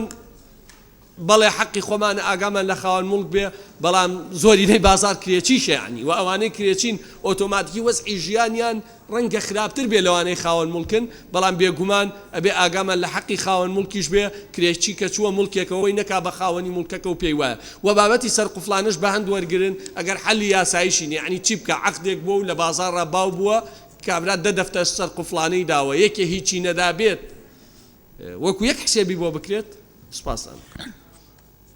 سپاس بۆ بەڕێز علی حەمەد ساڵح. بەڕێز زانا عەبدوڕەحمان. بەڕێز سەرۆکی پەرلەمان، من پێم وایە ئەم مادەیە بەڕاستی بەس لە بەرژەوەندی خاوەن مڵک نووسراوە، یعنی هیچ جۆرە مڕاعاتێکی کرێچیتیان نییە. لە سەتاسی لە سەتادەکە ئەبێ هەرزیا کرێ، لە سەتاسیەکەش زۆرە، یعنی ئێوە بارودۆخی کرێ لە کوردستان زۆرە. من هاوڕێم هەیە مانگی 2 ملیۆن دینار کرێدا، بە پێم یاسایە 600,000 زیاکە، یعنی 600,000 دینار ئەڵێ من قەمیسێک ئەیدەم بە 5,000 دینار، 5,000 خێرەکەم، بەس لەبەرەوەی کرێکەمەوەندە زۆرە مەجبورم بیدەم بە 30,000 دینار، 15,000 دینار لە خەڵک زیاتر بستێنم بۆی کرێکەی پێ بدەم. یعنی بەڕاستیمە بارودۆخی کرێ لە کوردستان ئێجگار بەرزە، بۆیە بە بڕوای منەوە لە سەتاسیە زۆرە، ینی کەم بکرێتەوە لە 150 یا لە 120 زیاتر نەبێەوە لە 100 لا ببرێ و حاڵەتی کەمکردنیشی تیابێ، ینی خۆ تۆ دوو لایەن کە دانیشن بێکەوە ئەگەر بازار نەبێ، ئەگەر بارودۆخی دارایی خراپ بێ، خۆبێ حەقیقیش بدەی بۆی کە کرێکەی گرتو، ینی فرسەتێکی هەبێ لانی کەم لە 100 کەمی کاتەوە یا لە 120 کەمی کاتەوە. بۆیە بەڕاستی ئەبێ ڕەچاویەوە بکەن، ینی مەسەلەکە هەر خاوەن مڵک نییە، حتا کرێ زۆر بێ گرانی لە بازار دروستە بێ، ینی خەڵک شمەکەکانی مەجبورە هەردووکاندانێ، مەجبورە پارەی کرێکەش لە خەڵک وەرگێ، یعنی حتا تاقیگە، یعنی تاقیگە من زۆر جار هەندێ هاوڕێم هەیە تاقیگەیان هەیە، هەڵێ ئەگەر فەحسێک ئەگەر کرێکەمەوەندە زۆر نەبێ فەحسێک بە 3,000 دینارەکەم، بەس کرێکەمەوەندە زۆرە مەجبورم 6,000 10,000 لە خەڵک بسێنم، ینی کرێکە دوکانارەکە لە خەڵکی وەرەگرێتەوە. بۆیە بەڕاستیەوە بێ لێرە چارەسەر بکرێ و زۆر سپاس. سپاس بۆ بەڕێز زانا عەبدوڕەحمان. بەڕێز حاجی کاروان کۆتایی. بەڕێز سەرۆکی پەرلەمان ببوورە من ناونووسی بەس هەستەکەم پرسیارێکی یاساییم هەیە ئەفۆن، یعنی باسی هەمواری یاسایی بە کرێدانی خانوبەرێ، ئەوەشی کە من گوێم لێ ئەبێەوە هەمووی لە ناو پرۆژیات بەس باسی خانوونیە، هەمی باسی دوکانە زیاتر، ینی گرفتەکانە بێت جیا کرێتەوە تەنها باسی خانوو بکەین، چکە بە کرێدانی خانوو فەرقی زۆر لەگە بە کرێدانی دوکانداری. ئەگەر باسی دوکان و باسی شوقە و شوێنی تیجاریە بەڕێی من جیا بکرێتەوە بۆی چارەسەر بکرێت، مەسەڵەن ئەو نسبەی کەدان دراوە لە 100 بۆ 180 ئەگەر بۆ دوکان بێ لەوانەیە بتوانن چارەسەر، بەڵام بۆ خانوو بێ شتێکی ترە. ئەلێرە بە تەنیاسی بە خانوبەرە هاتووە کەچی باسەکانەوەی کە من گوێم لێ تا ئاخیر تەنها باسی خانوونیە، هەموو باسی دوکانە. سپاس بۆ بەڕێز حاجی کاروان. ئێستا بەڕێزان داوا لە بەڕێزان لیژنەی یاسایی دەکەین. بەڕێز دکتۆرە بەهار مەحموود جێگەری سەرۆکی لیژنەی یاسایی وەڵام و ڕوونکردنەوە و داڕشتنەوەی ئەم مادەیە. بەڕێز سەرۆکی پەرلەمان لە پرسیارەکەی بەڕێز کاک حاجی کاروانەوە دەست پێ یەکەم. ئێمە خانوبەرە بە معنای عقار، ئیجاری عقاریش دوکانیش و خانوو ژەگرێتەوە، ئەگەر جەنابیش دیقەت بدەی وتومانە ئەو گرێبەستانەی بۆ مەبەستی بەکرێدانی خانوبەرە بەمەستی نیشتەجێبوون یا غەیری نیشتەجێبوون. غەیری نیشتەجێبوون ئەوە دوکان و بازار و ئەوانە دەگرێتەوە، بۆیە خانوبەرەکە یعنی عقار هەرواش تەرجومە کراوە لە هەموو شوێنێک. سەبارەت بەو اقتراحانەی کە کران ئەوەی لوغەوی بێ و لە ڕووی سیاغەوە بەشێکی پێوەردەگرین و لای خۆمان سیاغەیەکەینەوانێ. سەبارەت بەوەی کە وترا باس لە کەمترەکەش بکرێ، ئێمە لەگەڵ ئەوانەی کەوتیان لە سادەکە لا ببرێ لایەبین هەر حەدی ئەعلاکە دانین لە 130 ئەهێڵینەوە کە لەوە زیاتر نەبێ. سەبارەت بەوەی کە بەشی کەمکردنەوە یعنی لایەنی کەمکردنەوە بنووسین، یعنی بۆی ڕێگە بدەین بەوەی کە کەمیش بکرێتەوانێ. من پێم وایە ئەگەر بینە سەر مادەی دوو ئێماڵین ئەگەڕێنەکەوتن پەنابن بۆ لیژنەی خەمڵاندن و نووسیمانە بە ڕەچاوکردنی دۆخی ئابووری، پێم وایە ئەو بابەتە چارەسەریەکە و لە مادەی یەکەمان وتومانە بەکرێ کە هەردوو لا لەسەری ڕێک دەکەون، خۆ لەوانەیە ڕێککەون لەسەر ئەوەی کە کەمی بکەنەوانێ، بەڵام ئێمە کە ئەم حەدی ئەعلایەمان داناوە وتومانە زیاتر نەبێ بۆ مەسلحەتی کرێچی دامانناوە بۆ ئەوەی کە زیادکردنەکە لەوە تێنەپەڕێ، ئەگەر ڕێک نەکەوتن دێنە سەر مادەی دوو کە مادەی دوو لە ڕێگەی لیژنەیەکەوەیە و دوای ئەوە ئەگەر لیژنەکەش قەرارەکەی نەبوو ئەچێتە محکەمە. بۆیە من پێم وایە پێویست نییە، بەڵام لە دوجارەوە بە دەنگدانێک لایەکەینەوە. سێ کەس زیاتر داوایان کردبوو کە 4 ساڵەکە هەر 4 ساڵ جارێک ببێ بە 6 ساڵ جارێک، بەڵام ئێمە پێمان وایە وەکو لیژنە پێمانوە بۆ کە 4 ساڵ جارێک ماوەیەکی معقولە چونکە بەلای ئێمەوە 6 ساڵ جارێک زۆرە بۆ ئەوەی کە ئیعادەی تیا بکەیتەوانێ بەڵام پێویستە ئەوە بە دەنگدانێک لای بکرێتەوە ئایا 4 ساڵ بێ یا 6 ساڵ جارێک بێ سەبارەت بۆی کە ئایا ئەم یاسایە کرێتی شارەوانی یەگرێتەوە نەخێر کرێتی شارەوانی ناگرێتەوانێ پێم وایە باقی ئەوانی تر هەمووی وەکو یەک بوون قسەکان. سپاس بۆ بەڕێز دکتۆرە بەهار مەحموود بەڕێز عومەر عینات دواتر بەڕێز تەلال لەطیف. بەڕێز سەرۆکی پەرلەمان هەندێک لە بەڕێزان لە ئەندامانی پەرلەمان باسی زیادکردنی باجیان کرد پێم وایە بەڕێز کە عەلی حەمە ساڵح بوو باج زیادی نەکردووە ڕاستە کارەبا گران بووە بەڵام باج زیادی نەکردووە باز مەسەن زەریبەی عەقا هەر لە ساڵ نوێ سەبارەت بە ئەوەی کە ئایا هەندێک لە کرێکی ئێوێ بۆ نمونە کرێکەی کەم بکاتەوە بەڕێی من لەو شوێنەی کە ئەڵێ هەردوو لا ڕێگەکەون کەواتە لەو حاڵەتە احتیمالە خاوەن مڵک کرێکە دابەزێنەوەی کەواتە تەحسیل حاصلە ئەلەوێ ئەو بابەتە چارەسەر کراوە بۆی دکتۆرە بەهار باسی کرد سەبارەت بە زیادکردنەکەش منیش پێم وایە لە سەدادەکە زیاد لە سەدادە بوونی پێویست نییە هەبێ چکە لەوانەیە لە سەدا یەک ڕێکەون سەدا دوو ڕێکەون لەبەرەوە ئەمە لە بەرژەوەندی کرێکی لە سەدادەکە نەمێنێ لەو حاڵەتە تۆ حەصری کردو بە لە سەدە بەڵکو ڕێکەوتن لە سەدا دوو زیادکەن من پێشنیارەکەم دەقەکەی بەم شێوەیە بنووسێتەوە گرێبەستی بە کرێدانی خانوبەرە بەمەستی نیشەجێ یا غێریشەجێ 4 ساڵ جارێک نوێ دەکرێتەوە لە حاڵەتی زیادکردنی کرێکەدا نابێت لە سەداتی کری ساڵانە زیاد بکرێت یعنی لەوە زیاتر نەکرێت. زۆر سپاس. سپاس بۆ بەڕێز عومەر عینات بەڕێز تەلال لەطیف دوو خاڵی نیزامیمان هەنە وەردەگرم بە تەواو بکەن ئەم ڕوونکردنەوانە. بەڕێز سەرۆکی پەرلەمان من لەسەر ئەو پرسیارانی کە کرا تایبەت بە سەرقفڵی بە نایاساییە و تاوکە ئێستا بە شێوەیەکی یاسایی لە ناو یاساکانە جێگا نەکراوەتەوە بۆیە ئێمە ئەوەی کە بە دوواداچوونمان بۆ کرد و بۆی دراسەیەکی ورترکەین و ئەوەی ئەو کێشەیەشی دروست کردووە ئێستا لە هەرێمی کوردستان و ئەو کێشە کۆمەڵاتی و یاسانەی دروست کردووە پرسی سەرقفڵەکەیە بۆ درێژکردنەوەی ئەو گرێبەستانە هەر 4 ساڵ جارێ بە بیانووی زیادکردن یان کەمکردنی کرێ ئەمە چارەسەری ئەو سەرقفڵاناکە و ئەو داواکاریە و ئەو شێوازی نووسینەی زیاتر لە کرێچەکان خوانوەرمان گرتووە بە تایبەتیوانی سەرقفڵین و سەبارەت بۆی کە زۆر قسە لەسەرەوە کرا ئەم یاسایە دیراسە نەکراوە ئەم یاسایە دووەم جارە هەموارەکرێتەوە بەڕاستی دەرچوونی یاسا ئەرکی سەرشانی هەموو پەرلەمانتارێکە لە باشی لە خراپی بۆیە پێویستە ئێمە لە هەموو کاتێک کە یاسایەک یان پرۆژە یاسایە گێتە بەردەمی لیژنە پەیوەندیدارەکان زیاتر دراسەیکەن و بە دوواداچوونی بۆکەن ئێمە ئەنکە ئەم یاسایە و ئەم پرۆژە یاسایە هاتە لیژنەی قانونی ڕای کرێچی خاوەن مڵک دادگاکان وەرگیراوە ئەوەی کێشەی دروست کردووە لە جێبەجێکردنە شێوازی بەکرێدان لە شارێکەوە بۆ شارێکە جیاوازە بۆیە پێویستەکە ئێمە لە کاتی دەنگدان و ئەوەی یەکلای شێکاتەوە دەنگی پەرلەمانتارەکانە لە کۆتاییە کەواتە باشی خراپی یاساکان ئەکرێتەوە سەر ئەستۆی پەرلەمانتاران بۆیە لە کاتی دەنگدان زۆ گرنگە ورتر لەسەر ئەو خاڵە مامەڵەکەین سەبارەت بە 4 ساڵەکەیش بەڕاستی من وەک خۆم لەگەڵ 6 ساڵام وەکو بەڕێزان ئاماژەیان پێکرد بەڵام بۆ ئەوەی هاوسەنگیەک لە نێوان مافی کرێکی و خاوەن مڵک و لەسەر داوای کرێچەکان خۆشیان ئەو 4 ساڵەمان داناوە و زۆر سپاس. سپاس بۆ بەڕێز تەلال لەطیف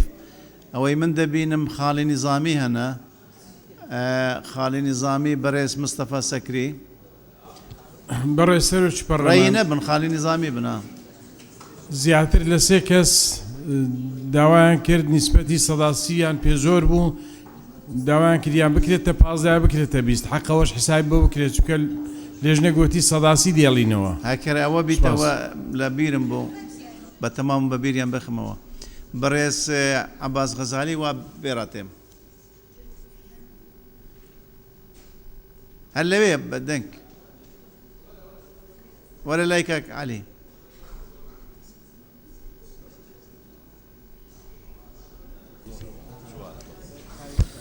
بەڕێز سەرۆکی پارلەمان ئەم یاسایەکی گرنگ و حەساسە ڕەهەندێکی مالی هەیە پێویستە تەخەسوسی دارایی ڕێی خۆی بدا لەبەر هەڵەسان و ئاوەسان بۆ ئەوەی بەرژەوەندی کرێکی و خاوەندار بێ بە پێویستی دەزانم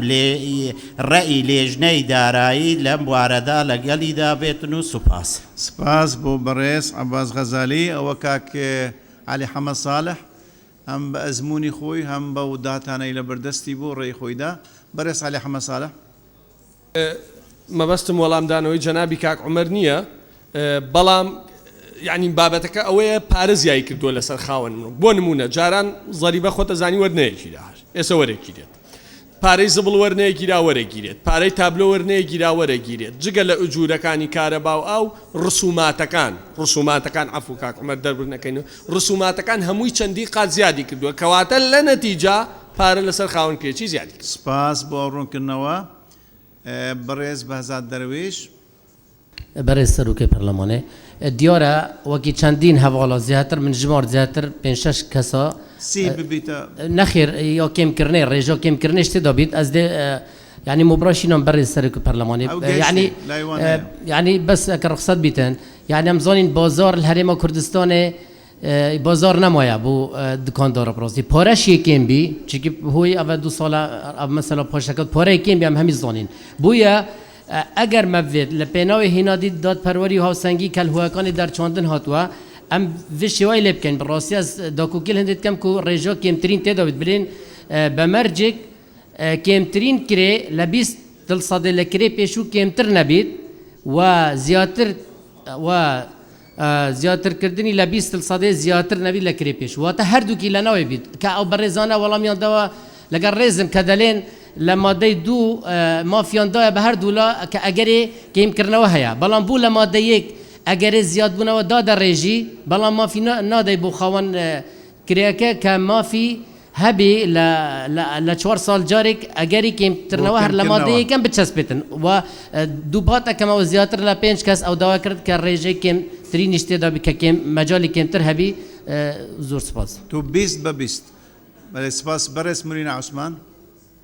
برس سروچی پرلمان لسیک زیاتر داوای کردو رجیل سیاسیه که کم بکرێتەوە تکایش بخنە دەنگدانەوە بله سپاس بۆ برس مرینا عثمان ئێستا دەست بەوە دەکەین ئەو برگانەی خلافی تایە پێشنیارەکان بخەینە دەنگدان فەرموو بەڕێزان بەڕێز سەرۆکی پەرلەمان پێشنیاری یەکەم 4 ساڵ بکرێ بە 6 ساڵ جارێک نوێ بکرێتەوە ئەوە دەخەینە دەنگدان 4 ساڵ بکرێتە 6 ساڵ 4 ساڵ بکرێتە 6 ساڵ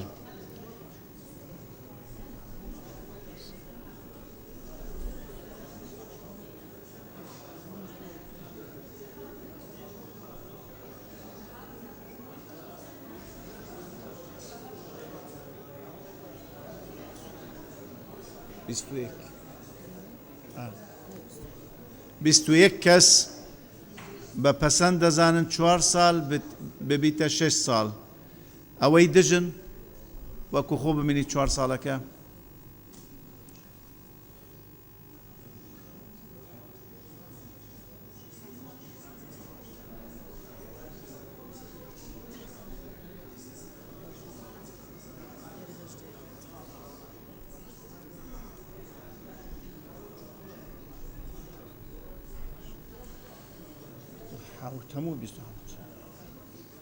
بیست و حەوت کەس دژن واتە بە زۆرینەی دەنگ وەکو خۆی مایەوە 4 ساڵەکە مایەوە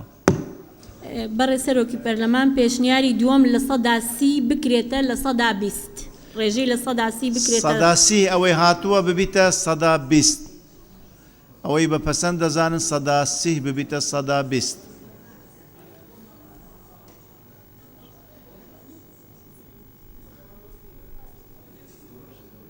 16 لەمبەرە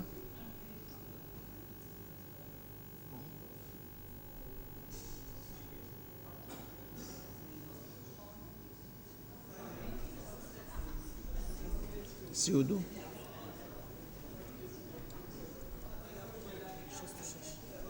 شست و شش کەس بە پەسەند دەزانن 130 ببیتە 120 ئەوەی دژن آخر پێویست ناکات تەواو بوو ئەو پێشنیارە تەواو 120ەکە 130ەکە بۆ 120 بەڕێز سەرۆکی پەرلەمان دژەکە ئەوەی جن ئەوەی دەیەوێت وەکو خۆ ببینیت کەس نییە بە کۆی دەنگ ئەو پێشنیارە پەسەند کرا بەڵێ فەرموو بەڕێز سەرۆکی پەرلەمان سێ کە زیاتر پێشنیاری کرد کە ئەم لە 120 بۆ کەمکردنەوەکەش دابنرێ یعنی بۆ ئەوەی کە کرێکە لە نێوانی کەم و زیادە بکەین ناقص 20 زاید 20 ئەوەی لەگەل ئەو پێشنیارەدان بەڵێ وەڵە بووە دەنگدان تازە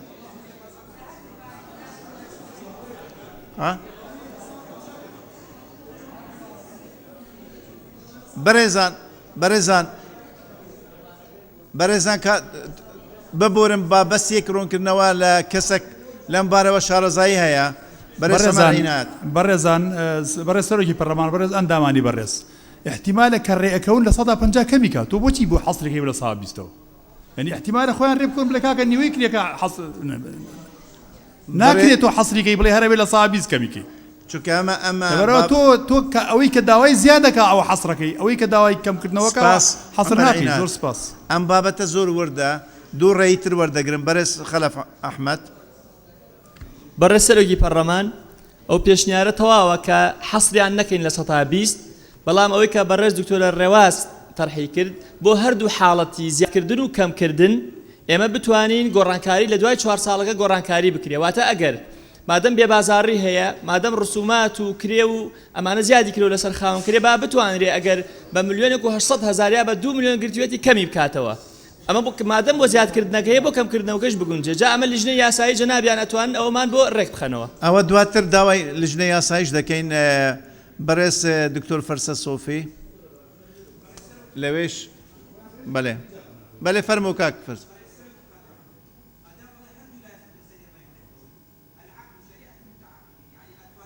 وأساسي قانوني مدني وای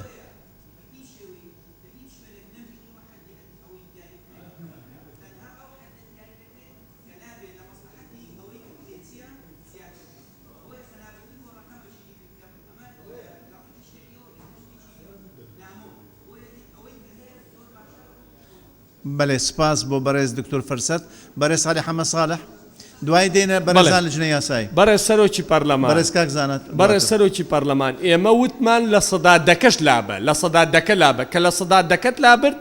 ئۆتۆماتیکی حەلە بێت و تەواو هیچ ئەوە لابردراوە تەواو هیچ لەلایەن لیژنەی یاسایی بەڕێز زانا عەبدوڕەحمان ئەوش دەستی خۆی بەڕێز سەرۆکی پەرلەمانی شەمان ڕێی کاگەلیمە بۆ ئەوش بخەرە دەنگان کە لە سەدادەیەکەش لابچێ ئەوە لابراوە ئەوە لیژنەی یاسایی ڕێی خۆیان دەربڕی بەڕێز دکتۆرە ڕێواز فایق بەڕێز سەرۆکی پەرلەمان ئەو لە 120 لە حاڵەتی زیادکردن لە مەسلحەتی کرێچیە و منطقیە بەڵام لە حاڵەتی کەمکردن لە 120 لە ساڵحی نییە بۆیە پێشنیارەکەم بەو شێوەی لێ بکرێت لە 120 زیاتر نەبێ لە حاڵەتی زیادکردن و لە 120 کەمتر نەبێ لە حاڵەتی کەمکردن واتە لە هیچ حاڵەتێکە نابێت لە 120 کەمتر بێ بەڵام خوان ئیتیفاقیان کرد زیاتر بێ ئەتیادیە بەڕێز دکتۆرە بەهار مەحموود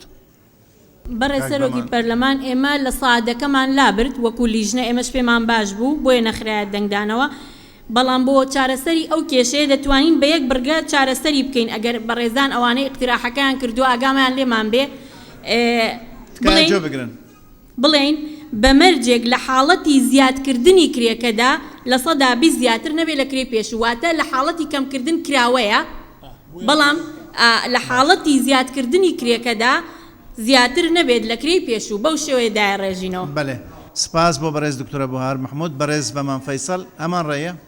بەڕێز سەرۆکی پەرلەمان تقریبا هەمان ڕێیمان هەیە یعنی هەر ئەو سەدا دەهات لا چیتن یعنی ئیشەکە تەواو دەبیتن یعنی تۆ ڕێگا لەبەر دەمیان دەکەیەوە مەسەن ڕەنگە لەسەر کرێی پێشوو ڕێک بکەون ڕەنگە لەسەر یەک ڕێکەون ڕەنگە لەسەر دوو ڕێک بکەون مەسەن بۆ ئێمە مەرجی دابنێن بڵێن تو ناکرێت لە سەدا دەهی کەمتر بێتن سپاس بۆ بەڕێز بەمان فەیسەڵ بەڕێز خەلەف ئەحمەد تێبینی ئاخر تێبینی بەڕێز سەرۆکی پەرلەمان مادەم ئێمە یاسایە و تعدیل یەکەین پێویستە ڕوون بێ وازەح بێ هەمیشە کرێچی لە خەڵکە فەقیرەکەی ئەم وڵاتە ناتوانن پارێزەر بگرن ئەو یاسایە وەک خۆی بتوان جێبەجێ بکەن بەڵام خەڵکەکانی تر کە دەوڵەمەند و خواپێداون ئەتوانن پارێزەر بگرن و لە مەسلحەتی خۆیان تەفسیری ئەو قانونە بکەن بۆیە تەفسیرەکە بە شێوازێک بێ کەس نەتوانێت لە مەسلحەتی خۆی بەکاری بێنێ بۆیە من پێشنیارەکەم مادەم زیادکردن دیاری کراوە با کەمکردنیش دیاری بکرێ جا ئیتر کەمکردنەکە نیسبەتی بۆ دانانن مشکلە نییە بەڵام با ئەوە ڕوون بێ کە بڵێن کرێچی ئەتوانێ ئەگەر بازاڕی نەبوو ڕسوماتی لەسەر زیاد بوو بتوانێت کرێکەی کەم کاتەوە با ئەمە ڕوونکەینەوە بەڕێز سەرۆکی پەرلەمان سپاس بۆ بەڕێز خەلەف ئەحمەد بەڕێز دکتۆرە ڕێواز فایق لەبەرەوە خاوەن پێشنیار بووی بەڵێ بەڕێز سەرۆکی پەرلەمان عیلاجەکەی بەو شێوەیە بێ ئەو گرێبەستانەی بەکرێدانی خانوبەرە بۆ مەبەستی نیشتەجێبوون یا غەیری نیشتەجێبوون گرێدراون هەر 4 ساڵ جارێک نوێ دەکرێنەوە بەکرێ کە هەردوو لا لەسەری ڕێت دەکەون بە زیادکردن یان کەمکردنەوە بەمەرجێ لە سەتابی زیاتر نەبێ لە حاڵەتی زیادکردن نقطە. سپاس. ئەو پێشنیارە سپاس بۆ بەڕێز دکتۆرە ڕێواز فایق. ئەگەر بنێری بۆیان ئێستا داوا لە بەڕێزان لجنەی یاسایی دەکەین داڕشنەوەی کۆتایی ئەم مادەیە بەڕێز دکتۆرە بەهار فەرموو. بەڕێز سەرۆکی پەرلەمان دوای وەرگرتنی پێشنیارەکان و نەتیجەی دەنگدانەکە مادەی 1 لە یاسای هەمواری دووەمی پیادەکردنی یاسای بەکرێدانی خانوبەرە ژمارە 87 ساڵی 1970 هەموار دەکرێت و بەم شێوەیە دەخوێنرێتەوە. ئەو گرێبەستانەی بۆ مەبەستی بەکرێدانی خانوبەرە بۆ مەبەستی نیشتەجێبوون یان غەیری نیشتەجێبوون گرێدراون هەر 4 ساڵ جارێک نوێ دەکرێتەوە بەکرێک کە هەردوو لا لەسەری ڕێک دەکەون بە مەرجێک لە حاڵەتی زیادکردنی کرێکەدا لە 120 زیاتر نەبێت لە کرێی پێشوو. دکتۆرە ڕێواز. بەڕێز سەرۆکی پەرلەمان ئێمە ئیلحاحەکەین لەسەرەوەی لەناو ئەو مادەیە کەمکردنی تیابێت یعنی نامانەیە بچینە ناو تەحسیل حاصلەوە هەردوو لا لەسەری ڕێ دەکەون بە زیادکردن یان کەمکردنەوە بەمەرجێک لە 120 زیاتر نەبێت لە حاڵەتی زیادکردن ڕێک دەکەون بە زیادکردن بە کەمکردن. بەڕێز ئەبوو بەکر هەڵادنی. بەڕێز سەرۆکی پەرلەمان من بەڕاستی ڕەخنەیەکم لە ئیدارەی جەنابەت هەیە ینی کە تۆ پێڕە و جێبەجێ ناکەیت یعنی کە بەپێی ئەم پێڕەوە نابێ هیچ پەرلەمانتارێک لە بابەتێکە 2 جار زیاتر گفتوگۆ بکە و نابێ قسە لەسەر قسە یەکتریش بکەن و لەم خولەی پەرلەمانە ینی هەندێک تەدەخولاتەیە کە لیژنەی معنی جگە لە ڕوونکردنەوە نابێ یان وەڵامی پرسیار باتەوە ینی بۆیە ئێمە کاتمان زۆر ئەفەوتێ و فریای یاساکان ناکەین ڕجاءن کۆنتڕۆڵی ئەم مەسەلەیە بکە بەپێی پێڕۆ. سپاس بۆ تێبینیە بەڵام ئێمە با بەرگریەک لە خۆمان بکەین ڕەچاوی ئەومان کردم مادەیە زۆر هەستیارە و بەڕاستی بابەتەکەش بابەتێکی زۆر وردە لەبەرەوە ئێمە دەرفەتی زیاترمان بە هەندە بەڕێزاندان. سپاس بۆ ئەو ڕەخنەیە. بەڕێز عەمەر عینات فەرموو. بەڕێز سەرۆکی پەرلەمان کە باسی ڕێکەوتن کرا جاری وا هەیە خاوەن مڵک بەبێ بکرێ لەوانەیە بڵێ کاکە 2 مان کرێ بەدە لەوانەیە لە 180 کرێکەی بۆ دابەزێ لەبەرەوە باسکردنی ڕێژەی کەمکردن هەڵەیەکی زۆر قورسە لەم یاسایە لەبەرەوە منە کولیژنە پێداگری لەسەر ئەو خوێندنەوە ئەوەی ئەو نەساکەم کە بەڕێز دکتۆرە بار. سپاس. سپاس بۆ ئەو تێبینیە بەڕێز عەمەر عینات. بەڕێز دکتۆرە بەهار فەرموو. بەڕێز سەرۆکی پەرلەمان کە دەڵێن هەردوو لا لەسەری ڕێک دەکەون وەگەوەی کە عومەر وتی دوجاریش کە دەڵێن لە حاڵەتی زیادکردنی کرێکەدا بەو شێوەیە دەبێ وازەحە زۆر وازەحە بۆیە یەک کەسیش وتوێتی ئەو بڕگەی ئیزافە بکرێ بۆیە داواکەم ئەوی خۆمان بخرێتە دەنگدانەوە.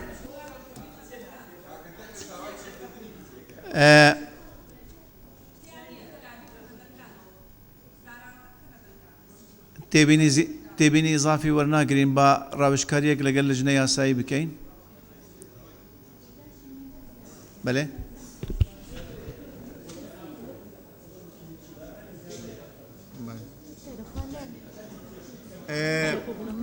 بەڕێز سەرۆکی پەرلەمان ئەو زیادکردنی بڕگەی بە زیادکردن یا کەمکردن بۆ مادەی یەکەم بخە دەنگدانەوە. زیادکردن یان کەمکردن لە مادەکە ئەو پێشنیارەی کە کرابوو کە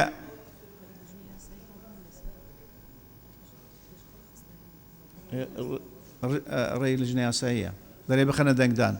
ئێستا زیادە تێدایە ڕێژەی زیادە تێدایە ئەو وشەیە کە زیاد بکرێت بەکەم یان بە زیادکردن ئەوە دەخەینە دەنگدان کە ئەوەش ئیزافە بکرێت لەسەر مادەکە لەسەر پێشنیاری لجنەی یاسایی.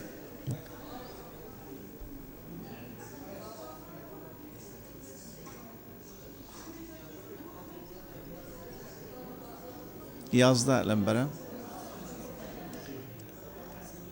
سێنز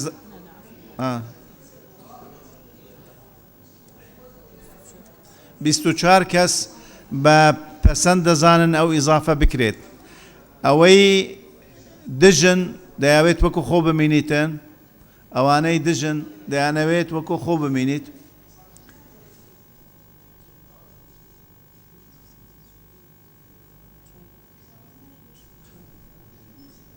چواردە کەس دژن واتە بە زۆرینەی دەنگ پێشنیارەکە پەسەند کرا. داوا لە بەڕێزان لجنەی یاسایی دەکەین ئەو برگەیەش ئیزافە بکەن بە کەمکردن یان بە زیادکردن.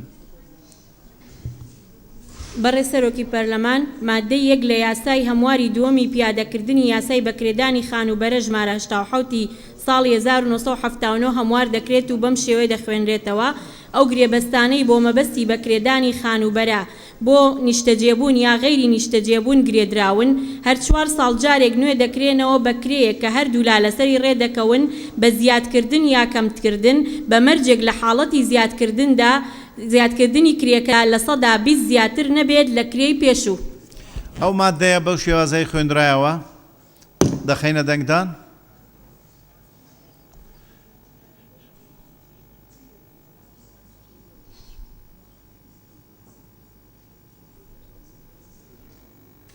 چار لێرە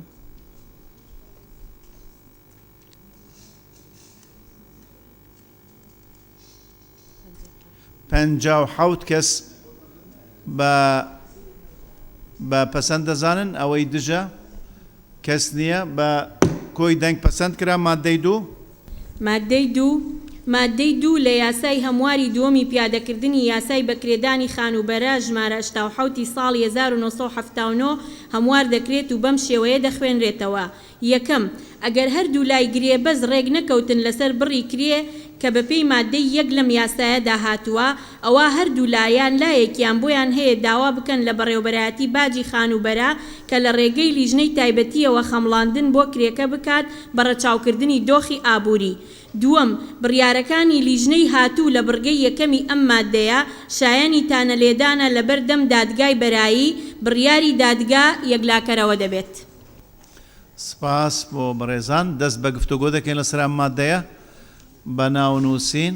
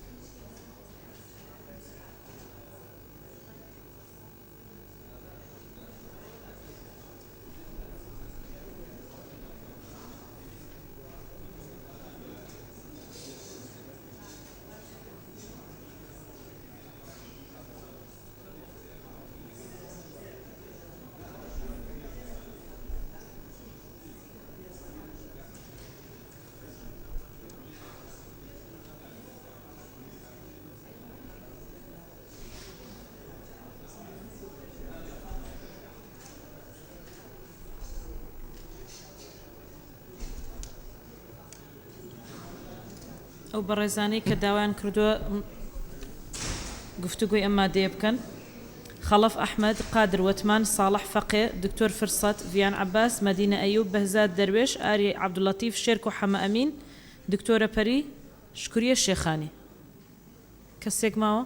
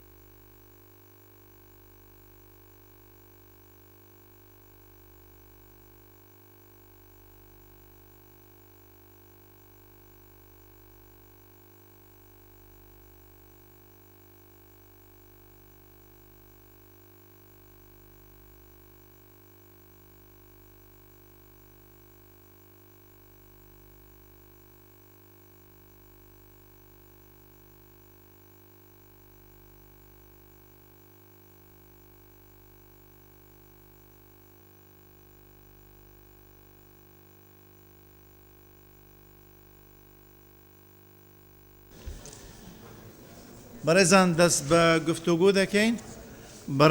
بەڕێز خەلەف ئەحمەد فەرموو بەڕێز سەرۆکی پەرلەمان وەڵام من پرسیارێک دەست پێکەم لە بەڕێزان لیژنەی دارایی لە ڕاستیە لەلام ڕوون نییە هەرچەند هاوڕەکانم هەندێک ڕوونیا کردەوە بە پێی قانونی ژمارە 87 لە سەرەتا کە هەردوو لا گرێبەستەکەن هیچ بنەمایەک دیاری کراوە بۆ گرێبەستی نێوان هەردوو لا واتە خەمڵاندن هەیە یان هەر ئازادە و بە پێی بازار و بە پێی کاتی وەزعی دارایی ڕێکەون ئەوەی کە پەیوەندی بە مادەی دووەم خاڵ یەکەمەوە هەیە پێشنیارەکەم لە ئەخیرا کاڵە لیژنەی تایبەت خەمڵاندن بۆ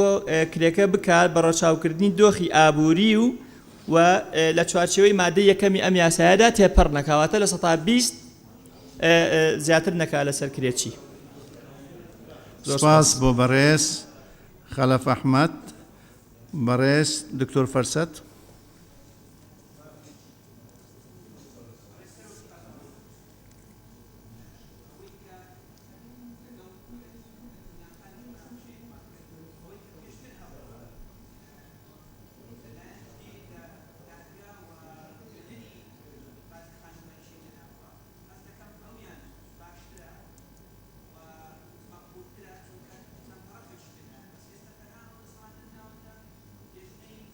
خەملاندن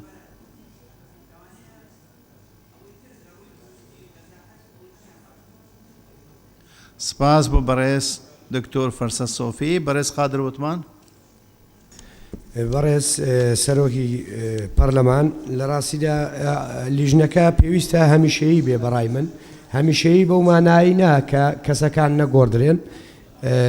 لەگەڵ بەشێک لە قسەکانی کاکتۆر فرسەت هاوڕام لیژنەکە هەمیشەیی بێ بەو مانای لیژنەکە بوونی هەبێ کەسەکان دەکرێت گۆڕانکاریان بەسەردا بێ 6 مانگ جارێک وەڕەچاوی پێکاتەی لیژنەکە بکرێت لە ڕووی پسپۆڕی و شارەزایی لە بوارەکە بە تایبەت لانی یاسایی و دارایی و ئابوووریەکە یعنی لە پێکاتەی لیژنەکە چونکە ئەم کێشەیە کێشەیەکی دائیمیە و کێشەی دائیمیش پێویستی بە چارەسەری بەردەوام دائیمی هەیە و لیژنەی بەردەوام هەیە بۆیە ڕاست ئەو فەرمانگەیەکی تایبەتمەندە بەڵام پێشم وایە کە لیژنەی تایبەت بەو معنادێکە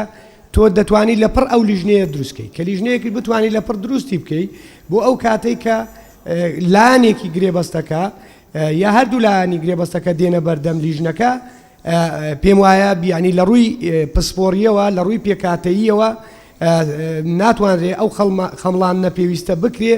کە پێویستە لیژنەکە و ئەندامانی لیژنەکە هەیان بێ بە بنەماگرتنی خەمڵانەکە لەسەر ئەساسی بارودۆخە دارایی و ڕەوشی دارایی و ئەو هەڵبەزین و دابەزینانەی کە لە بواری دارایی و قیمەتەکاندا ڕوودەدەن.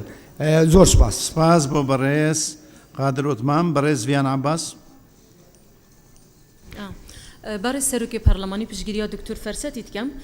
مجي بسيارك لجنة ياساي أري أصلي بروجي بوشترين نشنده جبركو اعتراض المحكمة بدأي برأيهم دي بوشتر بيشندكو الرذابرية الضريبة عقاري بتاكرون الشني لجدك بتابيك إنانو بديت نامن عدالة بتر تتهند دابتن كو حاكم برياري بدتن نالجدك بتدسي شانكنو الشني أو برياري بدتن جالك سباس سپاس بۆ بەڕێز ڤیان عەباس. بەڕێز ساڵح فەقێ. بەڕێز سەرۆکی پەرلەمان ئەمە ڕاستە پێم وایە لیژنەی یاسایی ئەم چوارچێوەی کە لە مادەی دووادای ناومە بەسلی ئەوەی لە کاتی ڕێککەوتنیەوەی سەرەوە نەگونجا بەڵام پێم وایە دۆخی ئابوووریەکە بۆ ئەوی تەفسیری زیاتر هەڵنەگرێەوە ناڕوونیتایە بەو مەرجانەی کە لە مادەی یەکدا هاتووە بۆی زیاد بکرێ و سپاس. سپاس بۆ بەڕێز ساڵح فەقێ. بەڕێز مەدینە ئەیوب. بله سروک پارلمانی اسم مدینه ایوب برای ایامجی پیشگیریا دکتر فرسدید که مهر وصافیان خانه کم اصل قانون جلک باشتره اسواق و پارزرک بچه دشلو بکم چونکو اگر از بچم محکمه بدای اعتراض خوب بنویسم دی جلک باشتر بتن کو از بچم ضریبه عقار من ریزا بوان کسان جهین اوت ضریبه عقار کارت کن چونکو شارزا جلک شون شارزانین کود یا سایده چنا بت قانون همیه بخینه بدسته ضریبه عقار ده دي چوا جوازی خنکو اوه پشتی 2008 آنجی بری 2008 هکر تو صحیح گلک فایل نوک نبتنی وان فایل تضربت عقارات وکرین اوت طلب اجازه صحیح کری آنجی شول بهی لای من اکل محکمه بدای بت دی گلک باشتر بتن درباره برگادویجی ماوت ده نهاتی دیار کردن پیشنهاد که ماوت الویریجی بهت دیار کردن خلال 15 روزا بیار سر بهت دادن و سپاس بو برئيس مدينة أيوب برئيس بهزاد درويش ليرين برئيس آري عبد اللطيف مرة سروكي برلمان من بين باش برقي دوم لا ببري والسياق بكريته بم جورا لقل قوريني وشي تايبت لجني تايبت وكو برئيس باسك بكري بتايبت من شنك تايبت من واتم مختص بس تايبت جاء بم تشني لي بكري أجر هردو لا يجري بسكار هەردوو لای گرێبەست هەڵەیە هەردوو لای گرێبەستکار ڕێک نەکەوتن لەسەر بڕی ئەو کرێی کە لە مادەی یەکدا هاتووە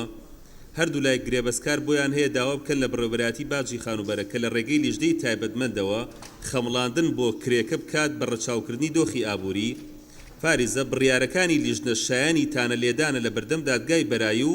دوا بڕیاریش لای دادگایە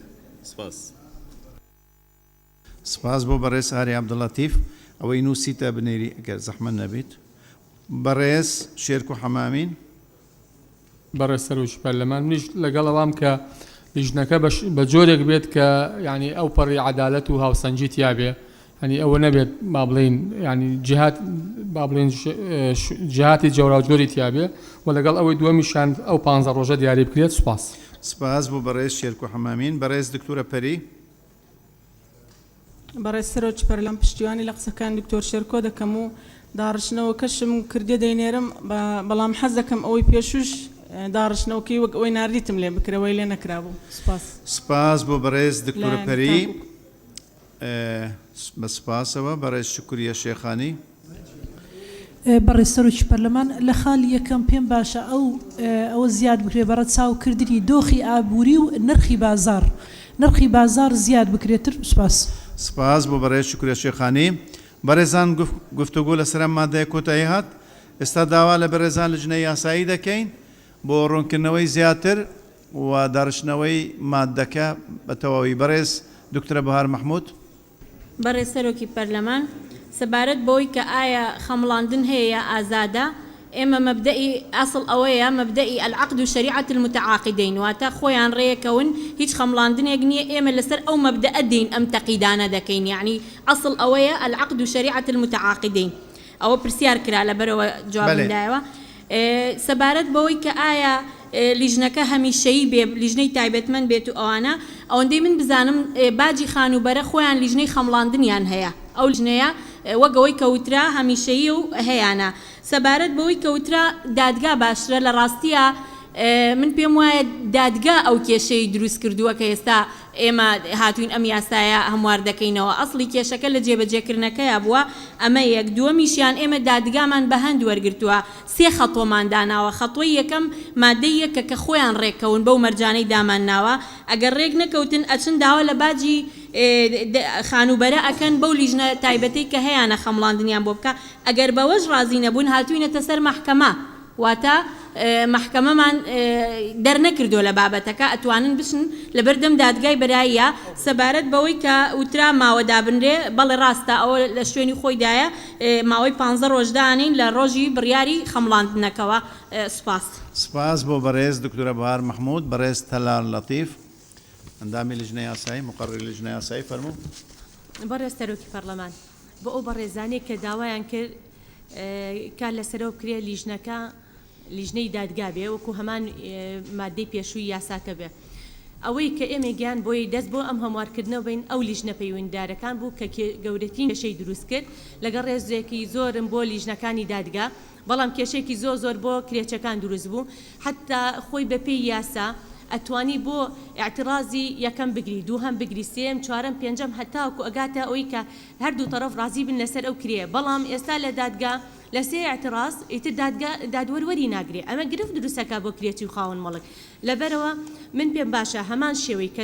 لە بڕیاری 2020 شاکە دەرچوو بوو هیچ کێشەیەکیشی دروست ناکرد لیژنەی تایبەتمەند لە باجی خانوبەرە ئەو لیژنەیە هەڵەسا بەڕێکاری خەمڵاندنەکە وەتانەدانەکەش لە دادگای بەرایی بوو ئەمە لە ڕووی کاتەوە کێشەی دروست ناکرد بە پێچەوانەوە زیاتر نزیک بوونەوە هەبوو لە بینی خاوەن مڵک و کرێتی لەسەر کریەکە و لە هەمان کاتیشە ماوەی اعتراضەکە و تانە لێدانەکەیش لە ڕێگای دادگای بەرایی بۆ ئەوان باشتر بوو بۆی کێشیان بۆ دروست نەبێ و گرفتەکانیان قوڵتر نەبێتەوە بۆیە من ئەو بەڕێزانە هیوادارم تەکید لەسەرۆ بکەنەوە ئەو لیژنەیە بێ کە لە ڕێگای باجی خانوبەرە و کرێتیەکان خۆشیان و هەروە دادگا خۆشی کە ئێمە ڕاو سەرنجمان وەرگرتون هەتاوەکو ئەم بەیانیش تەکیدیان لەسەرەوە کردەوە دادگاکانیش کە پێویستە هەروە کرێچەکان کە لیژنەی پەیوەندیداری باجی خانوبەرە کاری خەمڵاندنەکە بکە ئەو لیژنەیە هەیە و گۆڕانکاری لە ئەندامەکان نەکرێ ئەمە باشترە چونکە لیژنەی پەیوەندیدار لە یاساکەی کە پێشووتر هەموارمان کردەوە ئەو خەبیرانە بە شێوەیەک ئەو مڵکانیان تەخمینە کرد گەورەترین کێشەی بۆ کرێتی خاوەن مڵکەکەش دروستە کرد و بارگرانی لەسەر کرێتی دروست کرد بۆیە پێویستە ئێمە کار لەسەر لیژنەی باجی خانوبەرەکەن چونکە هەمیشە ڕەچاوی باری دارایی کرێچیەکات و گرفتەکانیش بۆ ئاراستیان نابا کە کێشەی کۆمەڵاتی لێ بکێتەوە زۆر سپاس. سپاس بۆ بەڕێز تەلال لەتیف ڕوونکردنەوەکی تر وەردەگرین و کۆتایی بە گفتوگۆ دێنین بەڕێز عەمەرەینات. بەڕێز سەرۆکی پەرلەمان دوای پشتگیریم بۆ قسەکانی خاتوو بەهار و خاتوو تەلار من چەند زۆر پەیوەندیم لەگەڵ حاکمەکانی سلێمانی کرد حاکمەکانی سلێمانی بە تەواوی بێزار بوون لەو خەمڵاندنەوە بە دەقیقی ئەو خەمڵاندنە ئیشی ئەمە نییە ئیشی بەڕێوەبەراتی باجی خانوبەرەیە و من لەگەڵ داوای لێبردنم لە بەڕێز لەبەر داڕشتنی مادەکە لەگەڵیان نەبووم پێشنیارەکەم ئەگەر بەم شێوەی لێ بکرێ ئەگەر هەردوو لای گرێ بەس ڕێک نەکەوتن لەسەر بری کرێ بە کە بە پێی مادە یەک لەم یاسادا هاتووە ئەوە هەردوو لا یان لایەنێکیان بۆیان هەیە داوا بکەن لە بەڕێوەبەری باجی خانوبەرە کە لە ڕێگای لیژنەی خەمڵاندنەوە کریەکە دیاری بکات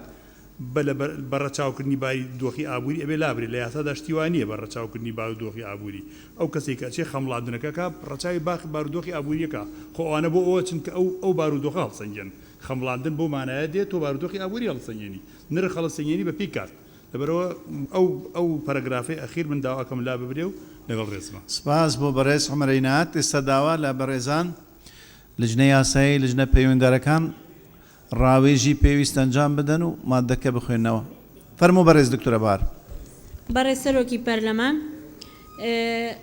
بەم شێوەیە سیاغەمان کردو دوای وەرگرتنی ڕای ڕێزمانیش مادەی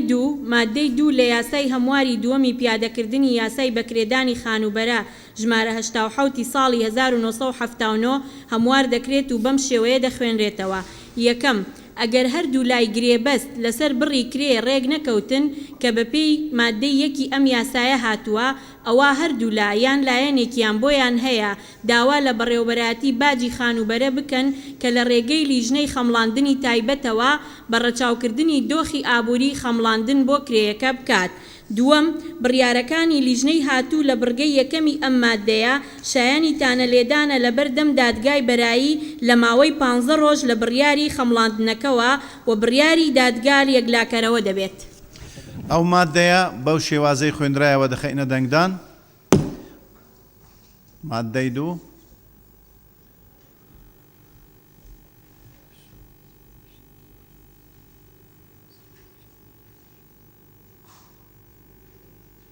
نوزدە لەم بەرە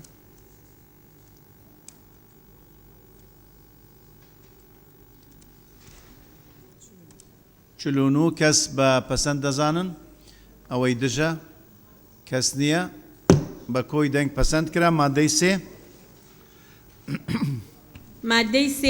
مادەی 4 لە یاسای هەمواری دووەمی پیادەکردنی یاسای بەکرێدانی خانوبەرە ژمارە 1970 ساڵی 1970 هەڵدەوەشێتەوە. بەڕێز سەرۆکی پەرلەمان هەر بۆ بەرچاوڕوونی بەڕێزان ئەندامانی پەرلەمان هەڵوەشانەوەی ئەم مادەیە یعنی مناقەشەی ناوێت تەحصیل حاصلە لەبەر ئەوەی کە ئەو مادەیە باسی لەوە دەکرد کە نیسبەمان دانابوو ئێستا نیسبەکە هاتە مادەی یەکەم کە لەسەر کرێکەیە بۆیە دەبێ ئەویان هەڵوەشێتەوە. سپاس.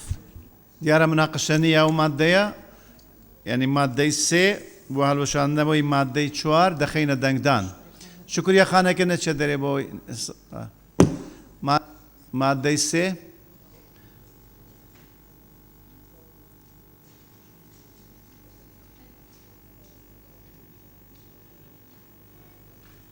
هەژدە لەم بەرە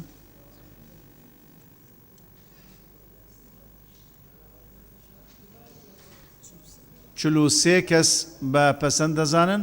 ئەوەی دژە کەس نییە بە کۆی دەنگ پەسەند کرا سپاس شکری خان مادەی چوار مادەی چوار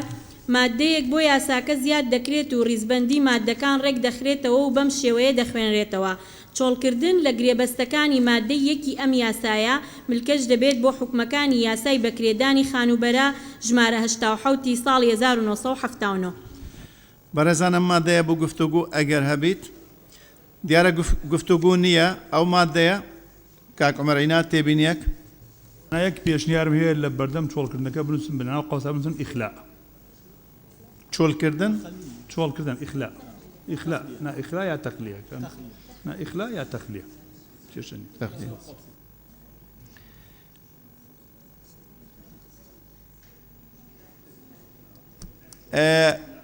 بەڕەچاوکردنی ئەو تێبینیەی کاک عومەر عینات باسی کردی چۆڵکردن یعنی تەخلیە ئەوە دەخینە دەنگدان ئەو مادەیە مادەی چوار تەنیا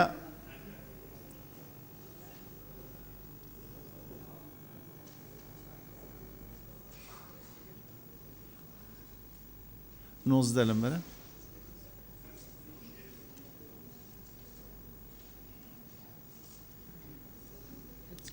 پەنجا و یەک کەس بە پەسەند دەزانیت ئەوەی دژە کەس نییە بە کۆی دەنگ پەسەند کرا مادەی پێنج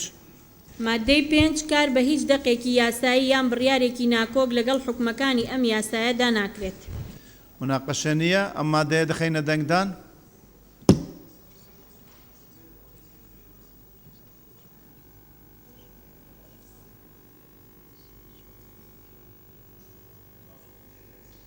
بیست لێرە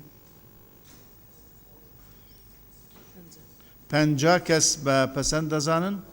ئەوەی دژە کەس نییە بە کۆی دەنگ پەسەند کرا مادەی شەش مادەی شەش پێویستە لەسەر لایەنە پەیوەندیدارەکان حکومەکانی ئەم یاسایە جێبەجێ بکەن ئەم مادەیە دەخینە دەنگدان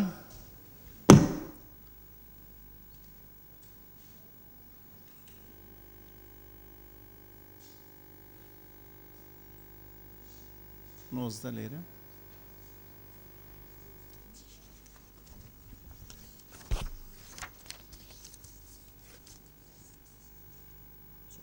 چلو حوت کەس بە پەسەند دەزانن ئەوەی دژە کەس نییە بە کۆی دەنگ پەسەند کرا مادەی حوت مادەی حوت ئەم یاسایە لە ڕۆژی بڵاوبوونەوەی لە ڕۆژنامەی فەرمی وەقایعی کوردستان جێبەجێ دەکرێت مناقەشە نییە مادەی دەخینە دەنگدان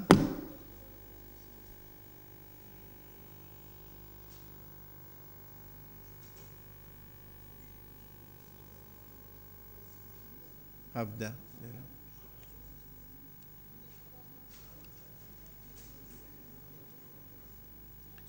چلو چوار کەس بە پەسەند دەزانن ئەوەی دژە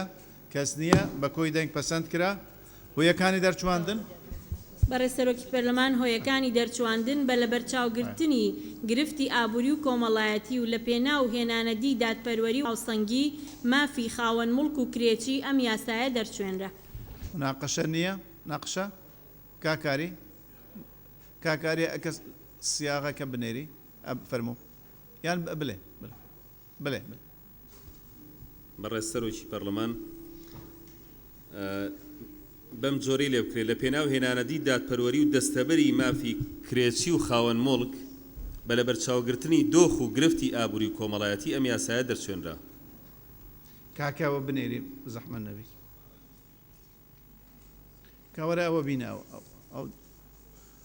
وەرەقەیە بینە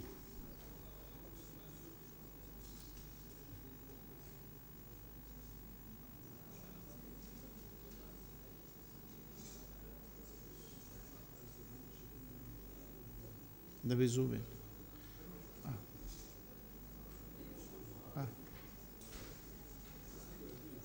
نه بەردەوام دەبین بەڵێ ئێستا بە نیم ساعت پەیڕۆ دەنگدان لەسەر دەکەین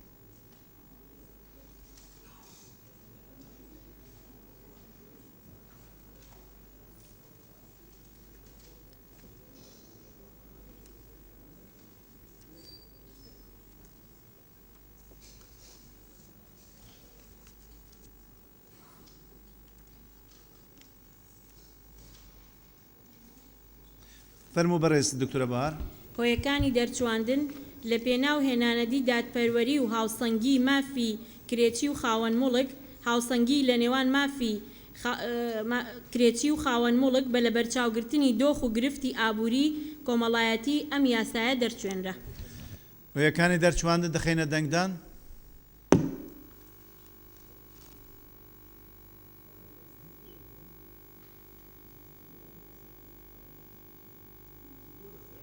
هەژدە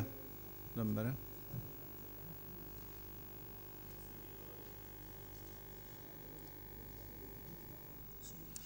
چلو هەشت کەس بە پەسەند دەزانن ئەوەی دژە کەس نییە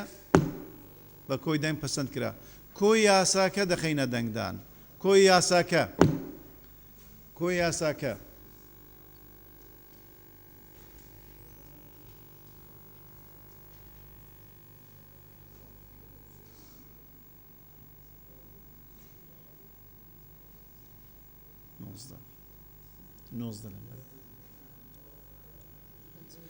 پەنجاو دوو کەس بە پەسەند دەزانن ئەوەی دژە دکتۆر سیراج ئەوەی دژە کەس نییە بە کۆی دەنگ پەسەند کرا. بەڕێزان سوپاس بۆ ئێوە بەڕێز سوپاس بۆ لجنەکانی لجنەی یاسایی و لجنەی شارەوانی سەرۆکی لجنەی شارەوانی. بەڕێزان بەردەوام دەبین کەس نەچنە دەرێ بۆەوەی ئەو بەشەی ماوە لە پەیڕە و بۆ دەنگدانە دەست بە دەنگدان دەکەین ڕاستەوخۆ داوا لە بەڕێزان لجنەی کاتی پەیڕەوی ناوخۆی پەرلەمان دەکەین. فەرمونون بۆ سەکۆی تایبەت بە لجنەکان ئەوەی بشنە دەرێ زوو بێنەوە.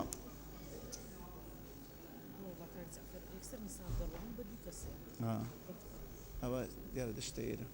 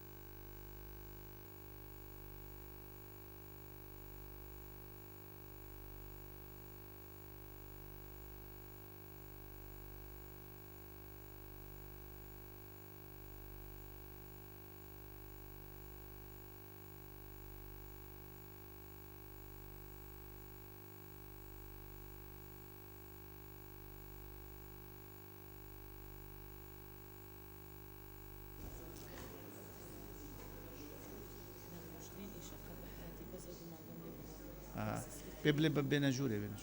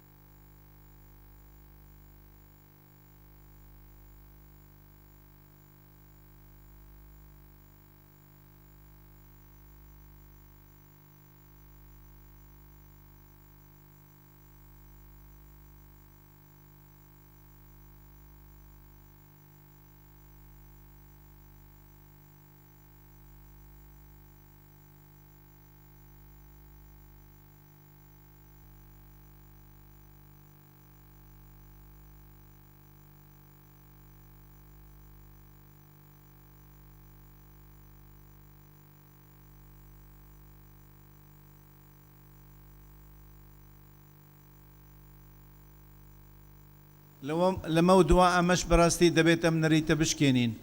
کە هەمومان چاڕوانی ئەوەینە جاران هەیە ماوەیەک بۆ ئەوەی نساب تەواو ببیتن و هەمووشتان دەزانن گرنگی ئەم پەیڕەوە چەندە بۆ پەرلەمانی کوردستان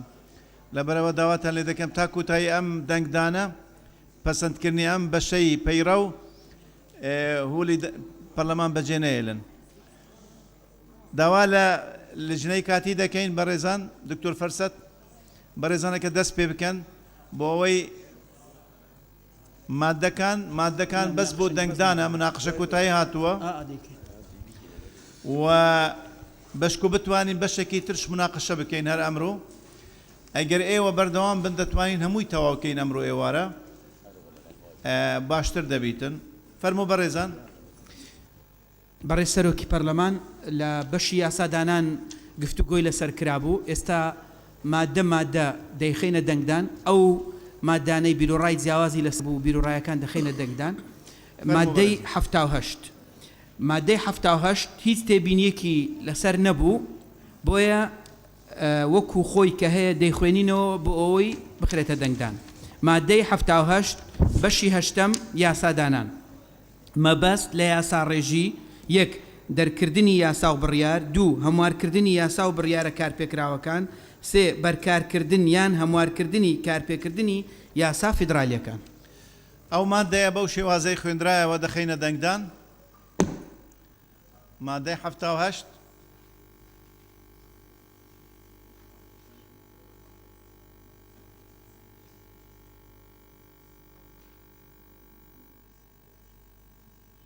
27 ليرة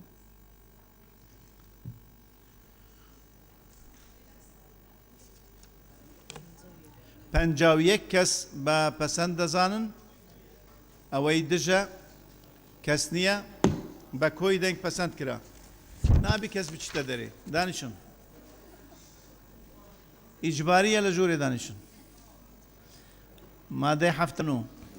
مادەی 79 بەڕێز سەرۆکی پەرلەمان لەسەر داوای ئەندامانی پەرلەمان هەندێک گۆڕانکاری سیاغی کراوە ئەوەی کە دەیخوێنمەوە پرۆسەی یاسا مادەی 79 پرۆسەی یاسادانان بریتیە لە گفتوگۆ و پەسەندکردنی یەک پرۆژە یاسا یان پرۆژە بڕیار کە لەلایەن دەسەڵاتی جێبەجێکردن پێشکەش دەکرێن دوو پێشنیازی یاسایان بڕیار کە بەلایانی کەم لەلایەن دە ئەندام پێشکەش دەکرێن سێ ئەو پرۆژە یاسا و بڕیارانەی کە لەلایەن دەسەڵاتی دادوەری پێشکەش دەکرێن لەو بابەتانەی پەیوەندیدارن بە خۆیان چوار ئەو پێشنیازی یاسا و بڕیارانەی کە لەلایەن دامەزراوە فەرمیەکان بە پێی یاسا کارپێکراوەکان پێشکەش دەکرێن ئەو مادەیە بەو شێوازەی خوێندرایەوە دەخینە دەنگدان پێشتر مناقشە کراوە زۆر بە تێر و تەسەلی مناقشە کرابوو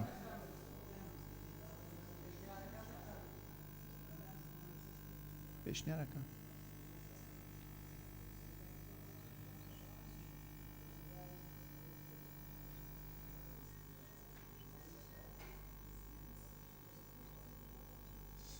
لێرە 54 کەس بە پەسەند دەزانن ئەوەی دژە یەک کەس دژە بە زورینەی دەنگ پەسەند دوو کەس دژم بە زورینەی دەنگ پەسەند کرا پێشنیارەکان هەر تعدیل کرابوون ڕاست لژنەکە خۆیان ڕاست کردبوونەوە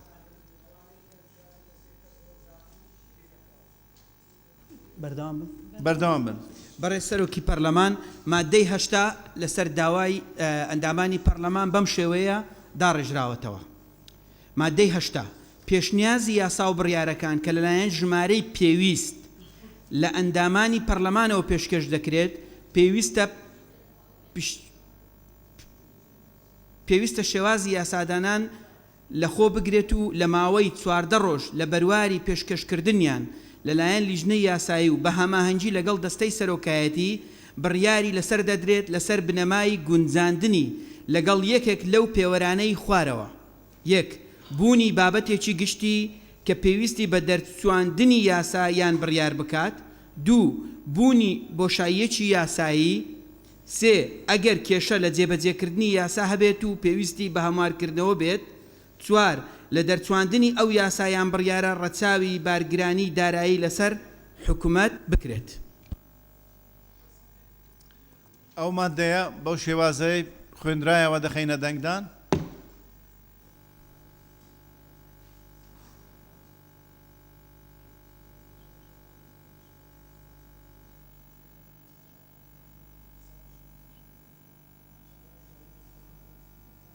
بیست و شش.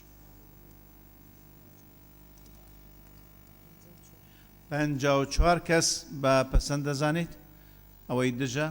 کەس نییە یەک دژە دوو دژن بە زورینەی دەنگ پەسەند کرا.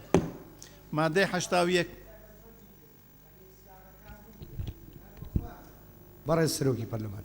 چەندین کەس داوای لەو خاڵە بنمونە لەو مادەیە کە گفتوگۆ ناکەم تێپەڕی چەندین کەس داوای هەماهەنگی لیژنەی یاسایی و دەستەی سەرۆکایەتی لەگەڵ لیژنەی تایبەتمەندی کرد زیاتر لە 5 کەسیش داوایان کرد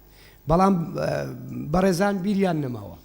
یعنی هەر بەجددی بەڵام هەروە خۆی دەنووسنەوە بەڕێزان لیژنەی کاتی هەروە خۆی دەنووسنەوە ئەگەر تەنها ئاڵوگۆڕ بەسەر شێوازی نووسینی وشەکاندا بێنن ئەگەر نا هیچ گۆڕانکاریەکی تێنە هەرەوەی بۆ خۆیان تەبەنیان کردووە پێشتر هەمان شت خۆی خوێندنەوە بەڵام بە شێوازی خوێندنەوەیەکی دیکەی جیاکە تەنها وشەکان لە ڕوو ڕێزمانیەوە گۆڕانکاری بەسەر زۆر سپاس. ئەو پێشنیارانە وەرگیران تو جارێ بێ ئیجازە قسەت کرد ئەوە جارێ مخالەفەی پەیڕۆ بوو. دووەم ئیتر ئەوە لجنەی یاسایی بە هەماهەنگی لەگەڵ دەستەی سەرۆکاتی پەرلەمانەوە لجنە پەیوەنددارەکان و تەحسین حاصلە. فەرموو بەڕێز دکتۆر فەرسەد ڕوونکردنەوەیەک لەو بارەوە بەڕێز سەرۆکی پەرلەمان لە مادەی 81 ئەو هێشتا کاک قادر پەلە نەکات هەرچی ڕێی هاتووە ئەوەی سێ کە زیاتر پشتگیری کردووە ئێستا ئاماژەی پێ ئەدەین بەس لەو بەشە کەمترین شتە بووە کە سێ کە زیاتر پشتگیری بکە و ئەگەر سەیری ئەو مادەیە بکەی کە بەڕێزیان باسەکە مادەی 8 لەگەڵ ئەوەی کە ئێمە نووسیومانە بیخوێنەوە من جارێکی تر دەیخوێنمەوە بۆ ئەگەر هیچ ئەوەی مادەی کە هەیە لە ناو دقی پرۆژەکە تەواو گۆڕانکاری لەسەر ڕێی ئێمە نەبووە لەسەر ڕێی ئێوە بۆ بە تەواوی گۆڕیتمان مادەکە یعنی هەموو تێبینەکانمان لە بەردەوام بە 81 بەڕێز سەرۆکی پەرلەمان پێشنیازی پێویست کرابوو مادەی 81 82 83 84 دەمج بکرێت ئێمە پێش ئەوەی مادەکە بخوێنینەوە دەمجی 81 82 83 84 داوا لە بەڕێستان دەکەین بخرێتە دەنگدان اینجا سیاغە نوێیەکە دەخوێنینەوە. ئەو پێشنیارە بۆ دەمجکردنی 4 مادە دەخینە دەنگدان دەمجکردنی 4 مادە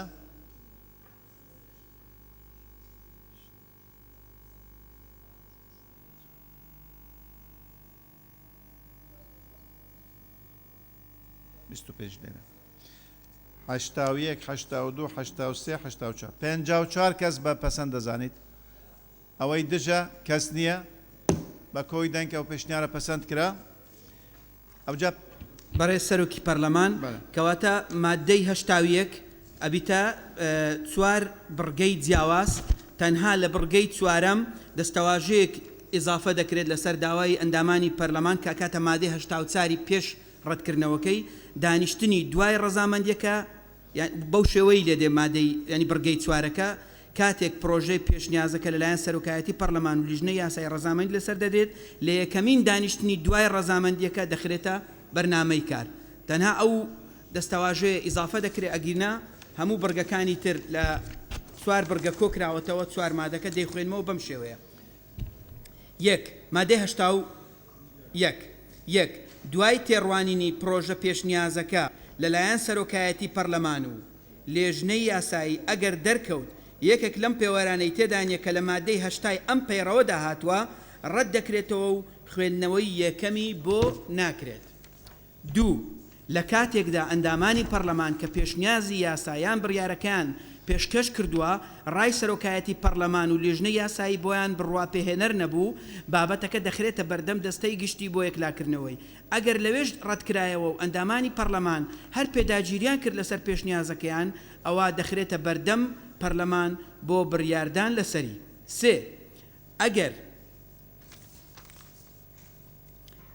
ئەگەر پێشنیازی یاسایان بڕیارەکە بە شێوەیەکی گشتی ڕەت نەکرایەوە بەڵام سەرۆکایەتی پەرلەمان و لیژنەی یاسایی تێبینیان هەبوو لەسەر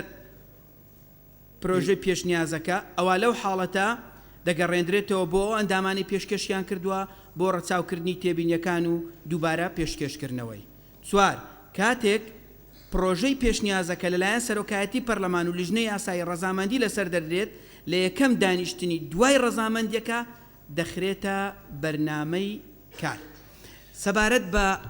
ئەو تێبینیانەی لە ڕووی زمانەوانی لۆمان هاتبوون، ئێمە وا لەگەڵ دەستەی سەرۆکایەتی وا پێشتریش وا پێشنیازمان کرد لیژنەیەک پسپۆر لە ئەوانەی خەبیرن لە بواری زمانی کوردی و ئەوانەی کە خولیای ئەم بابەتیان هەیە کە لە ناو هۆڵ پێشنیازەکەن، ئێمە پەیڕەوەکە بە کاملی پێشکەشیانەکەین لە ماوەی هەفتەیەک هەموو هەڵە زمانەوانیەکانمان بۆ چاپکەنەوە و دواتر ئەمە ناخرێتە دەنگدان تەنها لە ڕووی زمانیەوە ڕاست دەکرێتەوە حاڵەتێکی تەبیعیە لە خولەکانی پێشتریش هەبووە، بۆیە لەوانەیە لە ڕووی زمانەوانیەوە هەمومان لە بەرچاو نەگرت بێت بۆ ئەو لیژنە تایبەتەمان بەجێهێشت. بەڕێزان ئەو مادەیە بەو شێوازەی خوێندرایەوە کە 4 مادە بوونە یەک بوونە 4 برگە لە مادەی 81 دەخینە دەنگدان. مادەی 81 بەو 4 برگەی خوێندرایەوە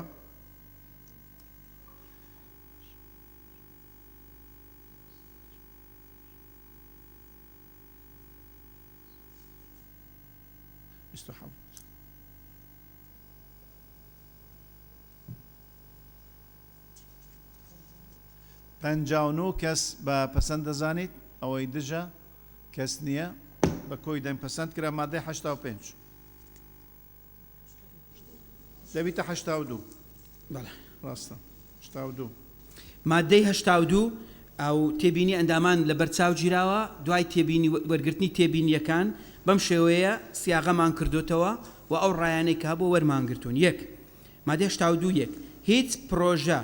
پێشنیازێک وەرناگیرێت ئەگەر هەمان ناوەڕۆکی هەبێت لەگەڵ پرۆژە پێشنیازێکی دی کە لە ژێر دەستی لیژنەی تایبەتمەندایە بۆ راپۆرت نووسی. دوو ئەگەر لیژنە بۆی دەرکەوت کە لە نێوان پرۆژە یاسا و پێشنیازی یاسا دژیەکی هەیە لە ڕووی بنەڕەتیەکانەوە لە ڕووی بنەڕەتیەکانەوە دژیەکی هەیە واسیاغە کراتەوە، ئەوە لیژنە بە راپۆرتی تایبەت ڕای خۆی پێشکەشی پەرلەمان دەکات. ئەگەر هەر یەکێکیان لە ڕووی بنەماوە پەسەند کرا ئەوە مانای ڕەتکردنەوەی ئەوی دیکەیە و دواتر لیژنە ڕێکاری یاسایی خۆی دەگرێتە بەر. سێ پرۆژە یاسا بە بنەما دادەنرێت ئەگەر پێشنیازی یاسایی دیکە پێشکەش کرا لە ڕووی پرەنسیپە وەک یەک بوون. فاریزە ئەوە ئیزافە کراوە بە مەرجێک پێشنیازی یاسا نەچوو بێتە قۆناغی راپۆرت نووسین. بە مەرجێک پێشنیازی یاسا نەچوو بێتە قۆناغی راپۆرت نووسین. چوار ئەگەر پێشنیاز یاسا ڕەت کرایەوە لە هەمان وەرزی یاسادانان پێشکەش ناکرێتەوە. ئەو مادەیە بەو شێوازەی خوێندرایەوە دەخینە دەنگدان. مادەی 82 مادەی 82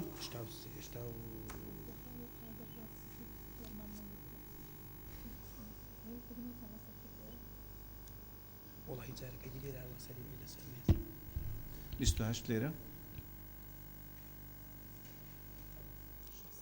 60 کەس بە پەسەند دەزانیت ئەوەی دژە کەس نییە بە کۆی دەنگ پەسەند کرا. مادەی 83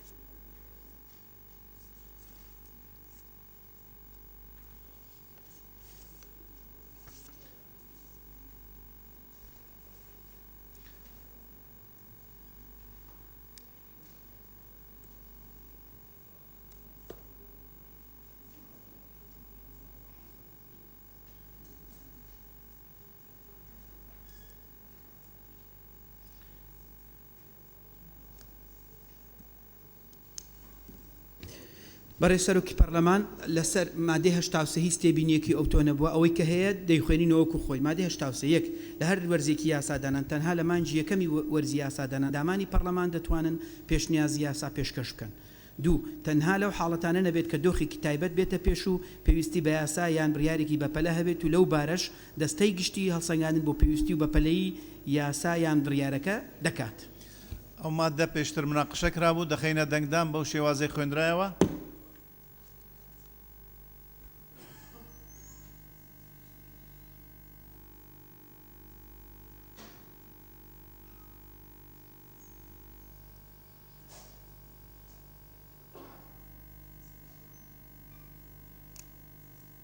25 لێرە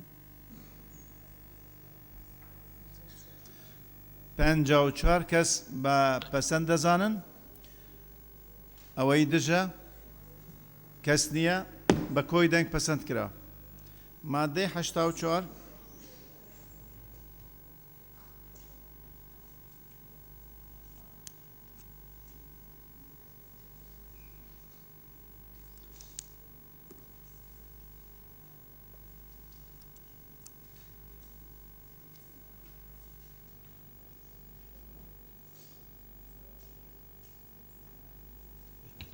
مادەی 84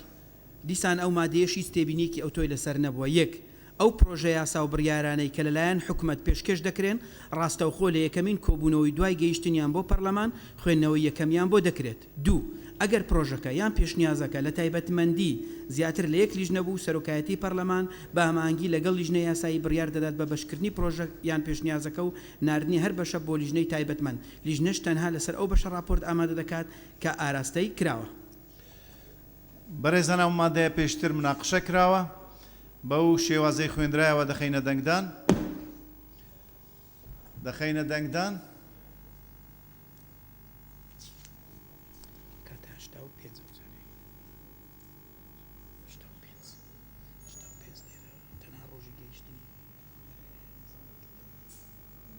بیست و شش لێرە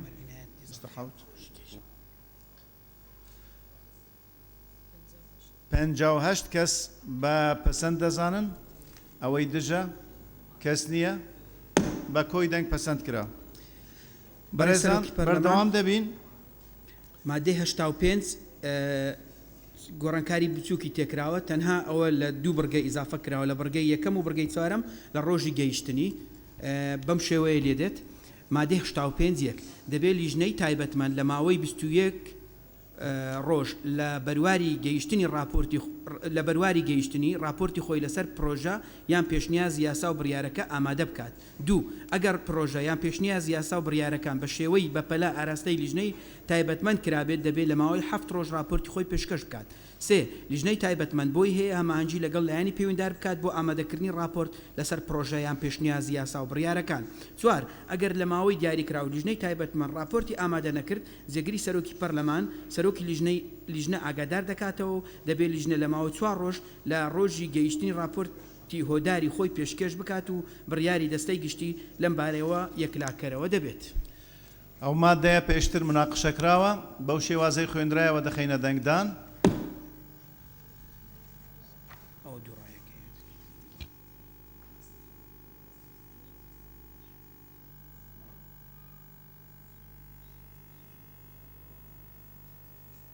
بیستون لێرە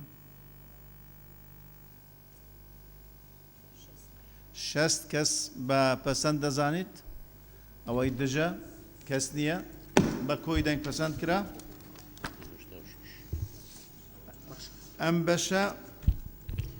هەر بۆ دەنگدانە تەنیا مناقشە کراوە فەرموو بەڕێز سەرۆکی پەرلەمان لیژنەی کاتی پێڕۆ خۆی لەسەر ئەم مادەیە دوو ڕای هەبووە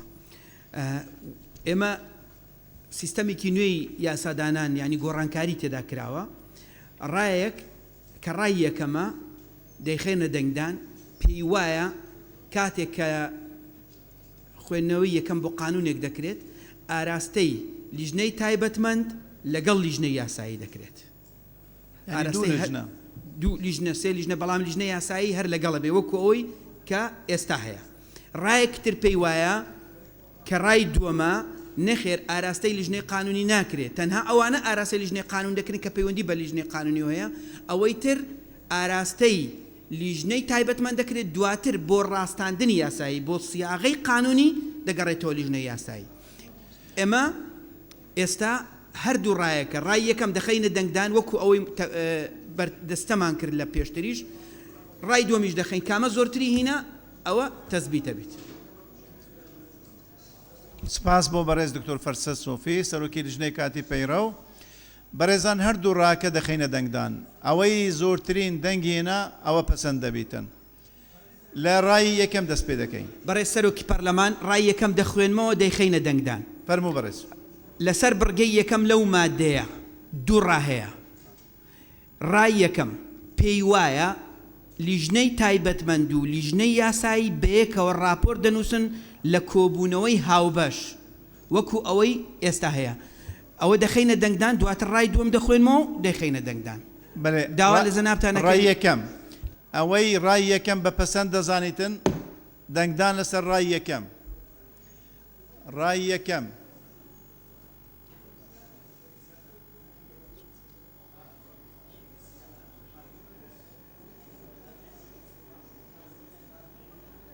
هەژدە لێرە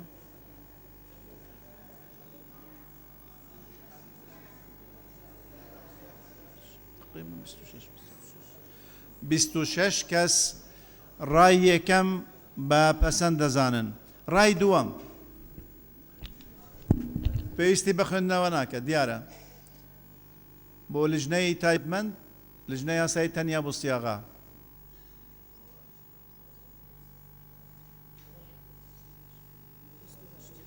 بیست و هەشت کەس ڕای دووەم بە پەسەند دەزانن ڕای دووەم پەسەند کرا بەڵێ بەڕێز سەرۆکی پەرلەمان کەواتە مادەی 86 بەم شێوەی لێدێت یەک راپۆرتی لیژنەی تایبەتمەند دەدرێتە لیژنەی یاسایی بۆ پێداچوونەوەی راپۆرتەکە لە ماوەی 10 ڕۆژ لە بەرواری گەیشتنی تەنها لە ڕووی داڕشتنەوەی یاسایی دڵنیابوون لە دژبوونی دەقەکان لەگەڵ دەستور یاسا کارپێکراوەکان دوو ئەگەر پرۆژە یان پێشنیاز یاسا و بڕیارەکە بە شێوەی بەپەلە ئاراستە کرابێت دەبێت لیژنەی یاسایی لە ماوەی 5 ڕۆژ پێداچوونەوەی خۆی بکات سێ راپۆرتی لیژنەی تایبەتمەند خوێندنەوەی دووەمی بۆ ناکرێت تا لە ڕووی دەستوری و یاسا کارپێکراوەکان ڕاستانی بۆ نەکرێت کەواتە ئەمە دەبێتە دەقی مادەی 86 مادەی 86 بەو شێوازەی خوێندرایەوە دەخەینە دەنگدان مادەی 86 مادەی نەتخوێند مادەی 86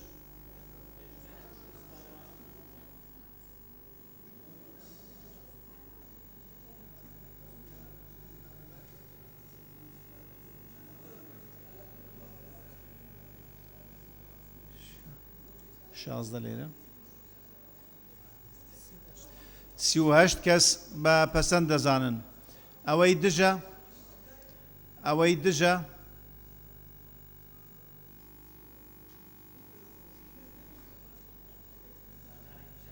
تەرکیز 15 کەس دژن 16 کەس دژن بە زورینەی دەنگ مادەکە پەسەند کرا بەڕێزان بە خێراتنەکی تایبەت بۆ شاندەکی میێوان کە لێرە ئامادەنە لە پەیمانگای ئەلحەوکەمە الکەنەدی بەڕێزان سلڤان دەرباس جێگیری سەرۆکی پەیمانگا ماری بۆلێن سۆری ستیڤ ترینی و کاک عومەر شێخ سەلاح کە لەسەر میێوانی لیژنەی یاسایی پەرلەمانی کوردستان و بەخێر بێن بۆ ئەم دانیشتنە بەردەوام دەبین بەڕێزان فەرموو بەڕێز سەرۆکی پەرلەمان مادەی 87 سیاغەمان کردوتە بەم شێوەیە دەبێ سکرتێری پەرلەمان 48 کاتژمێر کاژێر وەکو ئەوەی کاژێر پێش خوێندنەوەی دووەم راپۆرتی ڕاستێنراوی لیژنەی تایبەت بۆ ئەندامان دەستەبەر بکات ئەو مادەیە بەو شێوازەی خوێندرایەوە پێشتر مناقشە کراوە فەرموو بەڕێزان بۆ دەنگدان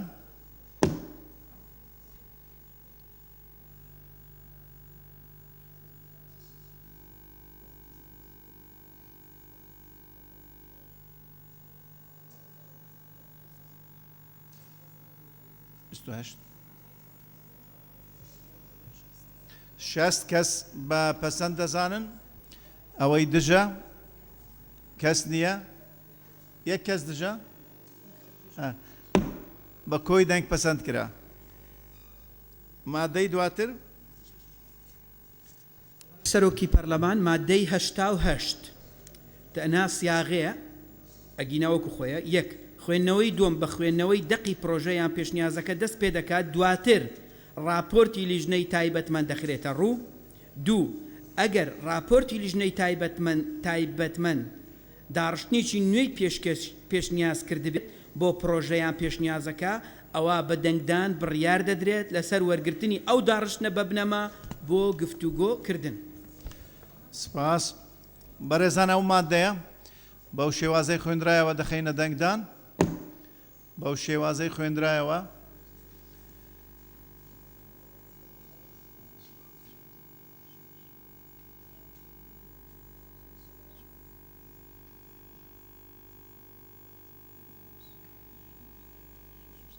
لێرە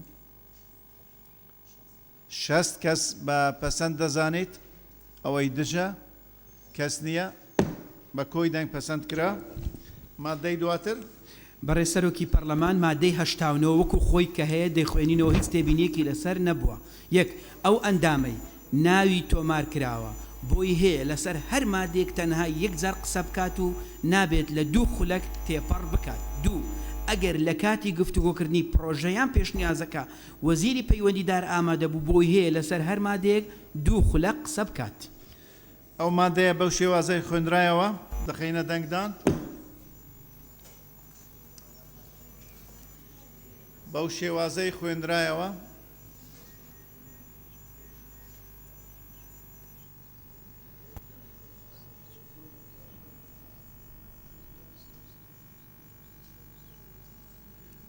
لێرە 56 کەس بە پەسەند دەزانیت ئەوەی دژە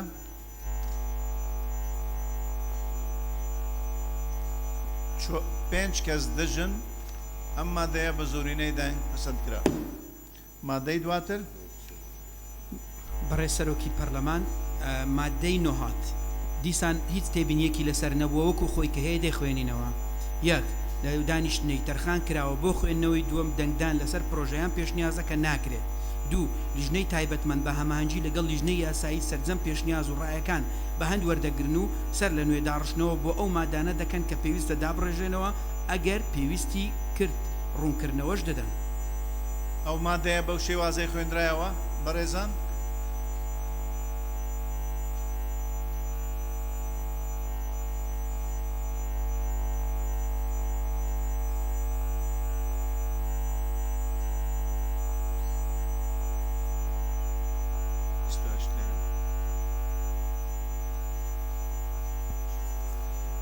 شست و 4 کەس بە پەسەند دەزانیت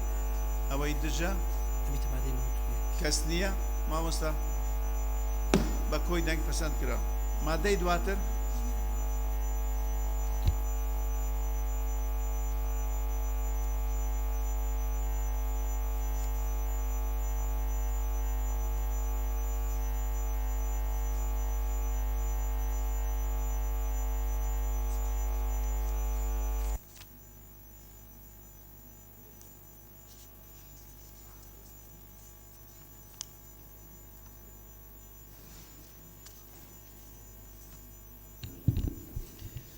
مادەی دواتر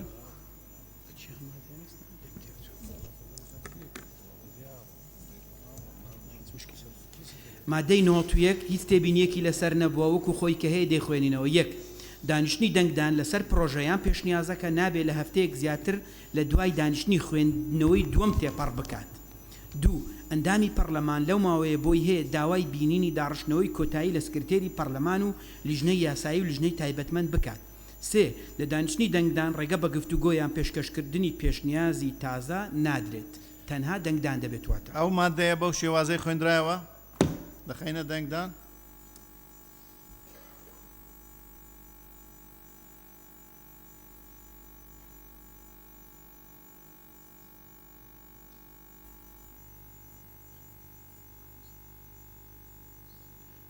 لێرە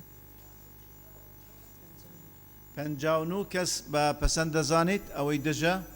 کەس نییە بە کۆی دەنگ پەسەند کرا. مادەی دواتر بەڕێسەرۆکی پەرلەمان مادەی 92 ئەمە ڕای جیاوازی لەسەر هەیە وەکو لە لێژنە سێڕا هەیە دیسان وەکو ئەوەی پێشتر کرمان هەر سێڕا دەخینە دەنگدان کامە ڕازیاتری هێنا ئەوە دەبێتە ئەسلی پرۆژەکە. یەکەم دەنگدان دەست پێ دەکات لەسەر ناوی یاسایان بڕیارەکە دواتر یەکە بە یەکەی مادەکان و کۆتایی دێت بە دەنگدان لەسەر هۆیەکانی دەرچوانن دوزار گشت یاسایان بڕیارەکە دووەم لە کاتی بوونی زیاتر لە یەک پێشنیاز واتە تا دووەم نەخینە دەنگدان اینجا کە دووەم ڕایەکە تەزبیت بوو هەموو مادەکە پێکەوە دەخێنە دەنگدان لەم بارەوە سێ ڕاهەیە ڕای یەکەم هەموو پێشنیازەکان دەخرێنە دەنگدان کامیان دەنجی هێنا بە پەسەندکراودانرێ واتە ئەوەی ئێستا چەندەقەک پێشتر کرمان هەردوو ڕامان کرد 126 هێنا 128 هێنا 28ەکە بووە ئەساس ئەم پێشنیاز یەکەم بەو شێوەیە واتە لەمە و دووە لەم پەرلەمانە دوو ڕاهەبوو سێ ڕاهەبوو چار هەبوو هەمووی دەخرێتە دان بەڵام ڕای دووەم واناڵێ ڕای دووەم دوورترین پێشنیاز لە مادە بنەڕەتیەکە یەکەم زار دەخرێتە دەنگدان بەو شێوە تا دەگاتە مادە بنەڕەتیەکە ئینگەر بەم شێوە واتە ئەگەر مادەی 97 وەرگرین مادەی 97 زارێ ناخرێتە دەنگدان ئەسڵی مادەکە پێشنیازی کە لی دوورە ئەوە خرێتە دەنگدان اینجا تا دەگاتە ئەسڵی مادەکە بەس ڕای سێم نەخێر ڕای سێم پێشنیازی مادە بنەڕەتیەکە یعنی ئەوەی کە هەیە بۆ نمونە مادەی 97 کە ئێستا دەرێن ئەوە خرێتە دەنگدان اینجا ڕای دوورەکە تا دەگەینە دوورترین ڕایەکە بۆیە ئێستا داوا لە بەڕێز سەرۆکی پەرلەمان دەکەین ڕای یەکەم بخاتە دەنگدان اینجا ڕای دووەم اینجا ڕای سێم کامەڕا زۆرینەی هێنا ئەوە دەبێتە مادەی 92 بەڵام لێرە ڕێ تێبینیەک هەیە ئەگەر دوو ڕازیاتر بوو یعنی سێ و چوار بوو ئەی ئەگەر دوو بوو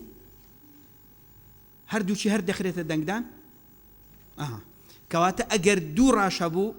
دوو ڕای پێچەوانە لەسەر یەک مادە هەردوو ڕادەخرێتە دەنگدان ئەوە نییە بڵێ ئەگەر ڕای یەکەم زۆرینەی هێنا وەکو لەو پەرلەمانە پێڕەوە کرا ڕای یەکەم زۆرینەی هینا پێویست ناکە دووەم بخینە دەنگدان ئەوە نامینیت ڕای یەکەم 111 بینیت ئیتر هەر دەبی بڵێ ئەی ڕای دووەم چی لەگەڵا بەو شێوەیە بەڕێزان دەست بە دەنگدان دەکەین لەسەر ئەم برگەکانی ئەم مادەیە کە ڕای یەکەم ئەوەیە کە هەموو پێشنیازەکان دەخرێنە دەنگدان کامەی زۆری نەیەنا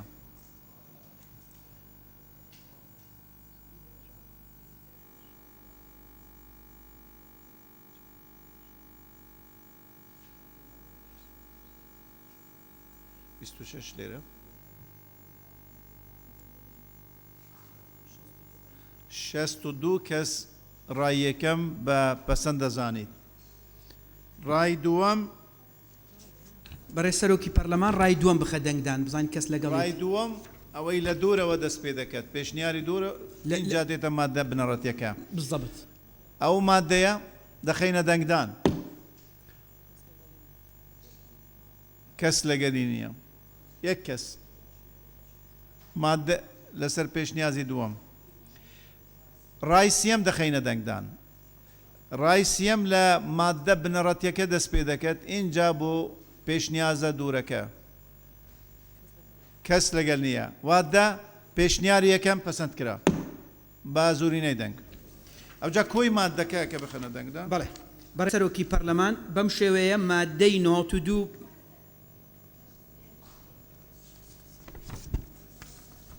هەمووی مادەکە ئێستا هەمووی دەخوێنەوە تەنها ئەوانەمان خستە دەنگدان کە ڕای جیاوازی لەسەر بوو ئێستا ئەو سیاغە نوێ مادەکە کامل دەخوێنینەوە بۆی دەنگی لەسەر بدرێت مادەی 92 یەکەم دەنگدان دەست پێ دەکات لەسەر ناوی یاسایان بڕیارەکە دواتر یەکە بە یەکەی مادەکان و بە یەکەی مادەکان کۆتایی دێت بە دەنگدان لەسەر هۆیەکانی دەرچواندن دوزار گشت یاسایان بڕیارەکە دووەم لە کاتی بوونی زیاتر لە یەک پێشنیاز هەموو پێشنیازەکان دەخرێنە دەنگدان کامیان دەنجی هێنا بە پەسەندکراو دادەندرێت سێەم لە خستنە دەنگدانی ڕایەکان ڕەچاوی ژمارەی ئەو کەسانە ناکرێت کە ڕایەکەیان پێشکەش کردووە دەشێت ڕای یەک ئەندامی پەرلەمانیش بخرێتە دەنگدان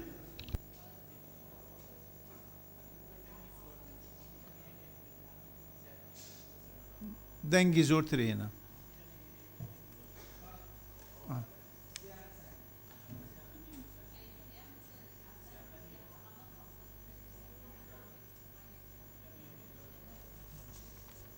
کی پەرلەمان ئەوەی کاک بێستون گوتی وامان لێکرد کامینە دەنگی زۆرینەی هێنا بەڵێ وامان نووسی بەڵام سەبارەت بە یەکڕا لەبەرچی ئەوە سەرچاوی گرت لەبەر ئەوەی ئێستا 20 کەس قسە دەکات ئاخیر کەس کە قسە دەکات لەبەرەوەی کەس پێشنیاز پشتگیری ناکە لەوانەیە ڕایەکەشی زۆر بە جێبووبی ئەوەتە دەنگەکەی ینی ڕایەکەی دەسووتێ لەوانەیە لە هەموو ڕایەکانی پێشخۆشی لە 90ەکەی باشتربی لۆیە ئەوە وەکو لێژنەی کاتی ئەومان بەپەسەندزانی ئەو مادەیە تێبینیە فەرمەوە بەڕێسەمینە سەرۆکی پارلەمانی ئەژ ئەندۆمەلیژنێ بووم بەس ئەس ینی بێڕاییە ئەگەر بێتن هەر ئەندۆمێکی پارلەمانی ڕایەکە بیتن و بشتە دەنگدانێ پارلەمان زینۆگەیتە دەر ئەنجام و دفاوزا چێ بیتن یعنی مثلا هەر ئەندۆمێک ئەگەر پیشگیری نەبیتن بیتن ڕایە شخصیەوی بتنە بیتن معقولە ڕایە هەمیە بتشتە دەنگدانێدا بەڕێزان ئەوەی کوتایی حالەت هەبووە کوتایی ڕایەکە بووە یە معقول بووە دووسێ کەس هەروێ گۆڤێ نقطە نظامگرت یا پیشگیریە کردی بەڕێزان لجنەی کاتی بەڕێز سەرۆکی پەرلەمان ئێمە لە هەفتەی ڕابردوو ئەو مناقەشەیەمان کرد و بەڕاستی لەسەر ئەو بابەتە تێبینی نەدرابوو بەڵام ئەگەر ئەندامانی پەرلەمان ئێستا دڵەڕاوکیان هەیە لەسەر ئەم بابەتە بزەبت ئەوەی کە ئێمە مناقەشەمان کرد لەوە سەرچاوی گرت کە ئەوانەی لە کۆتایی قسە دەکەن کەس پشگیریان نەکات و ڕایەکەیان دەڕوات بۆیە ئەگەر ئیستیسنا بکەین تەنها ئەوانەی لە کۆتایی قسە دەکات کۆتایین کەس قسە دەکات پێویستی بە پشگیری ینی بە ئەوەنیە هەر سێ بمینی تەنها ئیستیسنا بکەین ئەوەی کە کۆتایین کەس قسە دەکات ئەو ڕای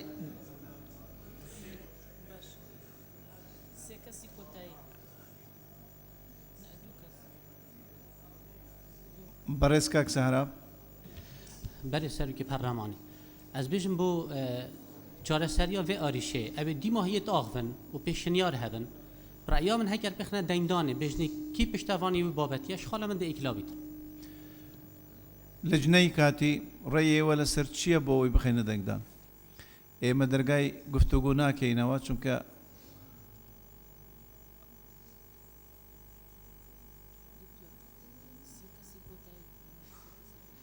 جا ڕەنگە پشتیوانی لە یەکتر نەکەن هەرسێ کەسەکە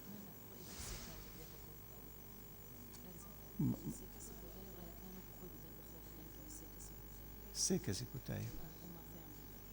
یعنی هەر سێ کەسیە بە زۆر بگەڕێنەوە مامۆستا چاوەڕوانی بەڕێ سامینە خان سەرۆکی پارلەمانی بۆ نمونە جوینێکمەوە هەر حەشتێک کەسا ناوێ خۆی نویسێ هەر حەشتێک کەسا هاتو 10 کەسا ڕایەت هەف پشک هەبوون و پشگیریە ئێکودو کرد هەفتێ کەسێ دیتە ڕایەکە بتنێ هەبوو معقولە هەفتێ جارە دەنگدان درست بی آخر ناو منطقیە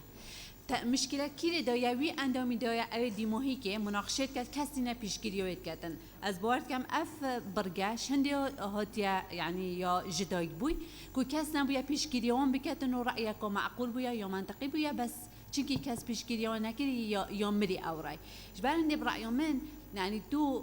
بدرجة هندي باكي هر رأيك بتنج بتشدين داني دا برلمان يعني بو برلمان دا بزحمت ربع برنا كاري بله سپاس سامینە خان بەڕێز بیستم فایق بەڕێ سەرۆکی پەرلەمان هەرچەند بابەتەکە مناقەشە دەرگای مناقەشە نییە کە بزانن بەرچاوڕوونی زیاتر بەڵام مادام وایە ئەمە کێشەمان بۆ دروستەکە هەر بۆ عرفە متەبعی ئێستا نەچەسپێنین بڵین لە خستنە ڕووی دەنگەکانە ئەو ڕایانی کە سێ پشگیریان هەیە ئەو ئاخرێتە دەنگدان جگە لەو کەسێکی ئەخیرە چکە کەس نامێنێتەوە ڕەنگە چارەسەرێکی گونجاو بیت زۆر سپاس بەڕێز گەشەدارە بەڕێز سەرۆکی پەرلەمان ئەندامانی پەرلەمان دیارە لەسەر بابەتێک یعنی زۆر جار ڕای لێکچوو هەیە ینی کە حەفتا جار کەسێک هەمان ڕای هەبێ خۆر حەفتا جارەکە ناخرێتە دەنگدان یەک جار ئەو ڕای ئاخرێتە دەنگدان بەس هەندێ ڕای جیاواز کە دروستە بێ ئەوانەش مافیان بدرێتێکە بخرێتە دەنگدان ینی ڕاستە تۆزێ پرۆسەکە درێژترە بێتەوە بەڵام بەو شێوێ نییە هەر حەفتا جار ڕائەکان کە لە یەکچوو بێوە و دایمەن لە بابەتەکانیشان ڕای لێکچوو زۆر زۆرە پێم وانێ هەفتا ڕای جیاواز لەسەر بابەتێک لە ناو پەرلەمانان دروست بێ سپاس بۆ بەڕێز گەشەدارە ئەوەی تر کە دەستەی سەرۆکاتی داوا لە ئەندامان بکات کی پشتگیریان پێشنیارە دەکات ئەوش ئیحراج دروست دەکات ئەوش ڕەنگە ینی ئاڕاستەکردنی ئەو پێشنیارە بۆ ئەندامان ئەوش بەڕێز سالار مەحموود بەڕێز سەرۆکی پەرلەمان لە ڕاستی یەکێک لە ئیشکالیە بنەڕەتیەکانی پەرلەمانی کوردستان ئەوەیە زۆرترین گفتوگۆ هێنرێتە ناو خۆڵی پەرلەمان لە ڕێگەی بیرروڕاگۆڕینەوە و ڕادەربڕینەوە لە کاتێکە باشتر وایەوە ئەم پەیڕەوە بۆ ئەوە هەموارەکرێتەوە کە بەشێک لەو گفتوگۆیە بگەڕێتەوە بۆ کۆبوونەوەی لیژان واتە گفتوگۆ لە لیژانە بکرێ باشترە نەوەکو لێرە لە هەندێک لە پەرلەماناتی دنیا متەبع دانیشتنی پەرلەمان بەس بۆ دەنگدانە لە کاتێکە زۆربەی تەرکیز بۆ لیژنەی معنیە زۆربەی سنگ بۆ لیژنەی معنیە پێم وایە ئەم ڕائیە لە ڕووی عاتفیەوە لە ڕووی پرەنسیپی دیموکراسیەوە ئەشێ ڕێگە پێدراو بێ بەڵام لە هەمان کاتە هەمان ئەو کێشەی کە چەند ساڵێکە پەرلەمانی کوردستان هەیە بۆ ئایندەش بۆ خولەکانی ئایندەش دووبارە بێتەوە سوپاسانە سپاس بۆ بەڕێز سالار محمود بەڕێزان ئێستا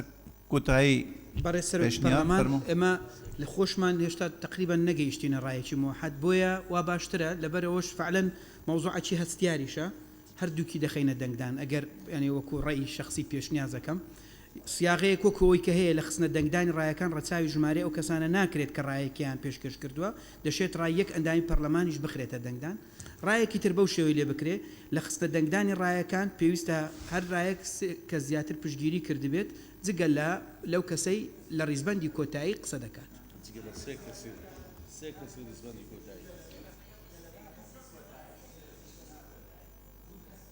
ئەخر سێم پشتگیریەکە برا سێم پشتگیری بەڵێ جگە لە دوو کەسی کە لە ڕیزبەندی کۆتایی ناویان تۆمار کراوە هەردوو ڕایەکەی بخەینە دەنگدان باشە هەردووکیان دەخەینە دەنگدان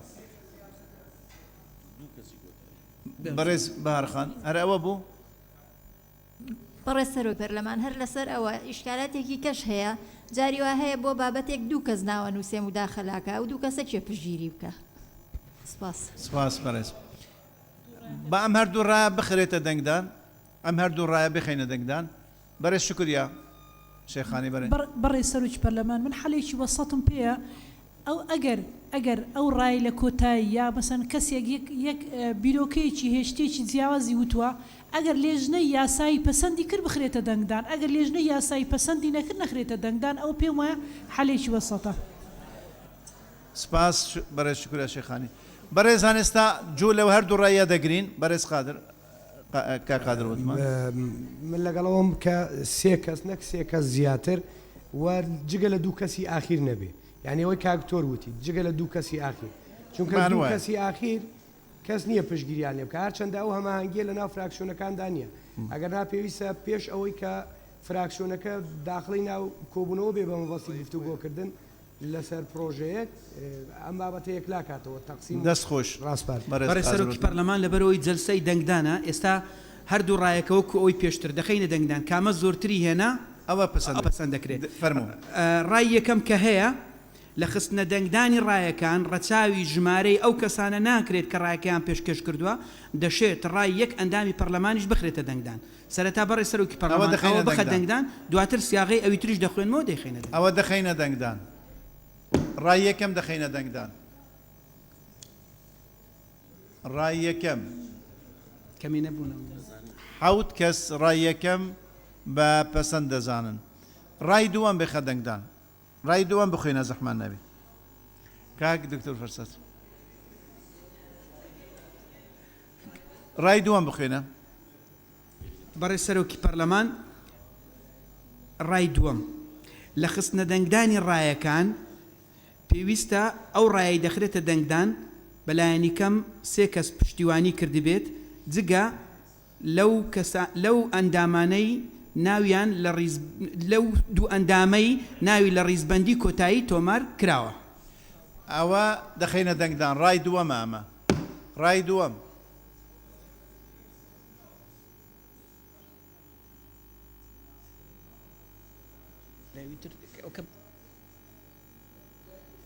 بیست و دو لێرە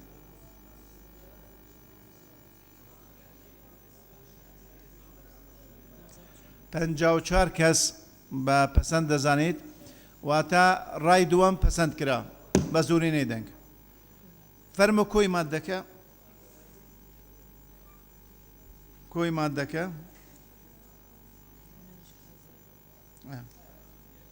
سەرتەوەی دەکە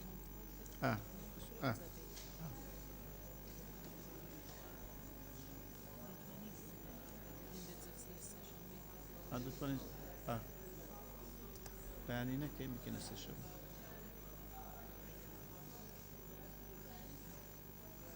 چوارشەمبەش من دەچمە سلێمان. بچمەوە دەکەم ئەوەی ڕسمی ئاڵوگۆڕی.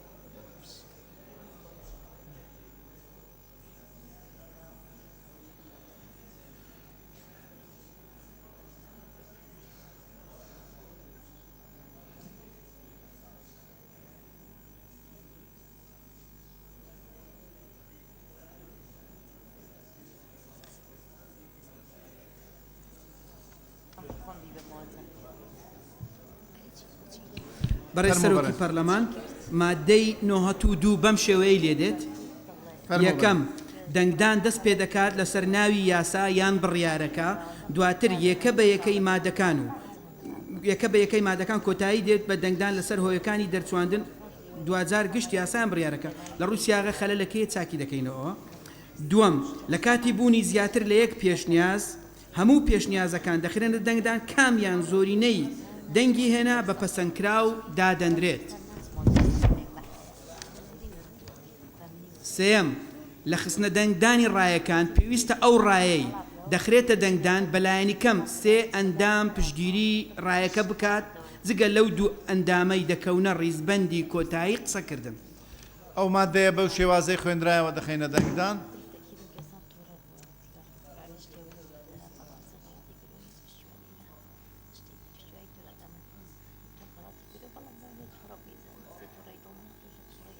لێرە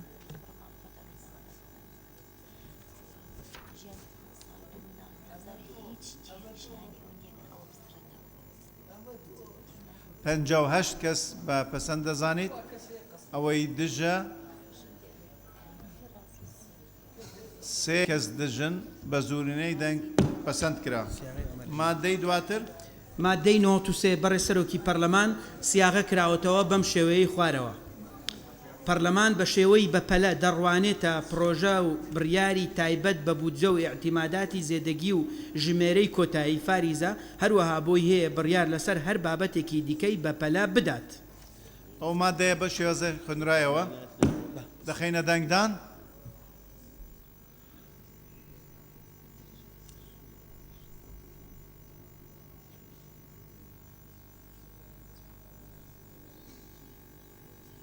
بیست و حەوت لێرە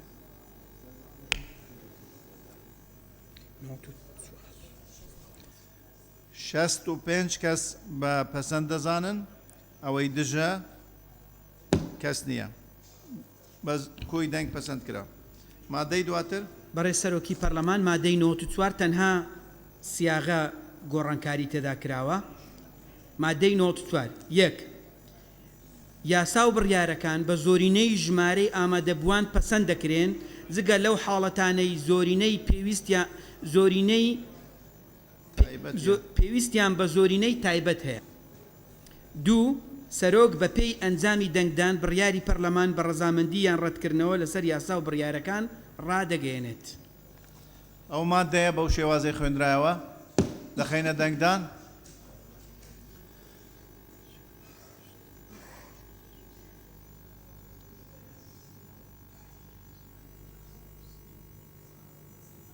حوت لێرە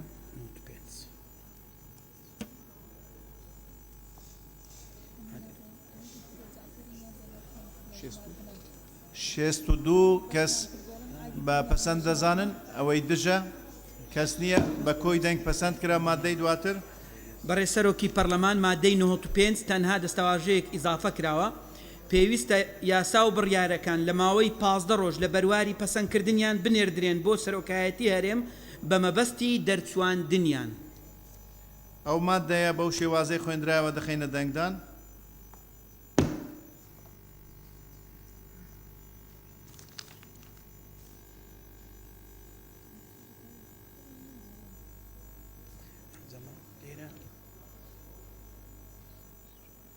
لێرە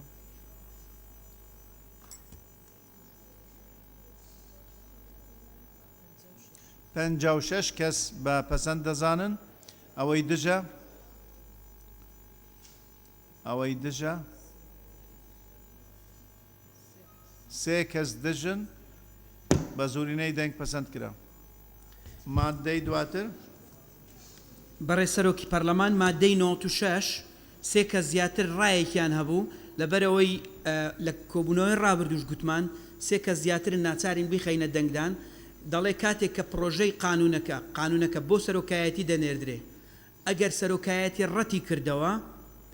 لێرە پەرلەمان پێداگیری کرد بە زۆرینەی ڕەهای دەنجی ئەندامەکانی یاساکە تێدەپەڕێ سێ کە زیاتر گوتیان زۆرینەی ڕەهانەبی بکرێتە زۆرینەی ئامادەبووان ئێمە ئەو کاتیش ڕێی خۆماندا گوتمان لە ڕووی قانونیەوە یان ڤیتۆی نەدە سەرۆکایەتی یان کە پێتدا دەبی زۆرینەی ڕەهابیت چونکە ئەمە عرفێکی متبعی تەشریعیە لە هەموو دنیا بەڵام دیسان لەبەر ئەوەی کە سێ کە زیاتر داوای کرد ئێستا ئەوە دەخینە دەنگدان ئایا زۆرینەی ڕەها دەبیتە زۆرینەی ئامادەبووان زۆرینەی ڕەها ببێتە ئامادەبووان یان نەبێت ئەوە بخرێتە ئەوە دەخێت دەنگدان ئەو پێشنیارە زۆرینەی ڕەها دەبیتە زۆرینەی ئامادەبووان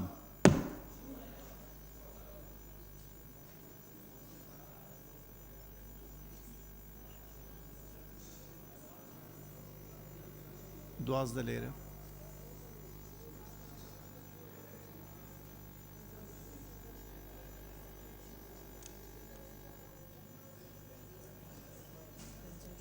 پەنجا و شەش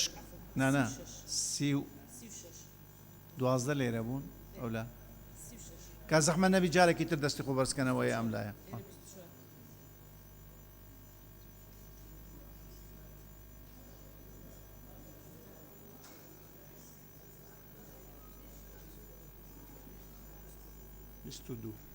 بیست و دوو دوازدە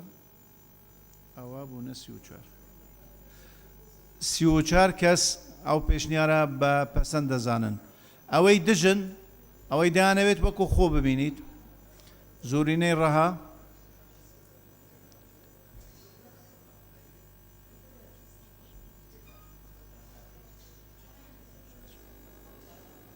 هەڤدە کەس دژن بە زۆرینەی دەنگ پێشنیارەکە پەسەند کرا بەڕێ سەرۆکی پەرلەمان مادەکە بەم شێوەیە لێ دێت یەک مادەی 96 ئەگەر سەرۆکایەتی هەرێم لە ماوەی ئەو 15 ڕۆژەی بە پێی یاسای سەرۆکایەتی هەرێم ژمارەیەکی ساڵی 2005 هەموارکراو یاسایان بڕیارەکەی بە شێوەیەکی گشتی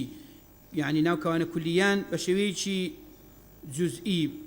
تەوانەوەی زمانەوانی دکتۆرە پەری ئەوانە شتێک تریان هەیە دوای ئەتوانن چاچ بکەن بە شێوەی جزئی ڕەت کردەوە لەو کاتە دەبێت لیژنەی تایبەتمەند لە ماوەی 15 ڕۆژ راپۆرتی خۆی بنووسێت ئینجا لە یەکەمین دانیشتنی دوای تەواوکردنی راپۆرتەکە دێتە ناو پەرلەمان و بڕیاری پەرلەمانیش لەو بارەوە یەکلاکەرەوە دەبێت یان بەڕای سەرۆکی هەرێم وەردەگیرێت و راپۆرتی لیژنەی تایبەتمەند تاوتێ دەکرێت یان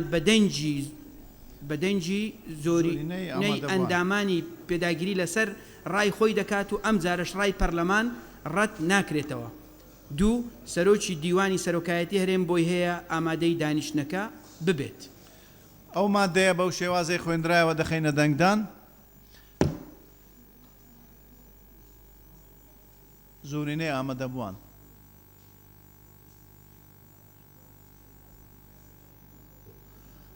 دوازدە لەم بەرە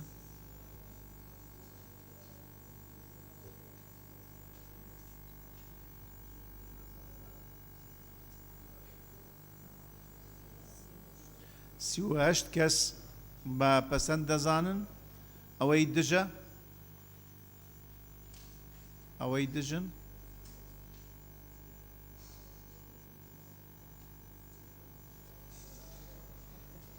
هەڤدە کەس دژن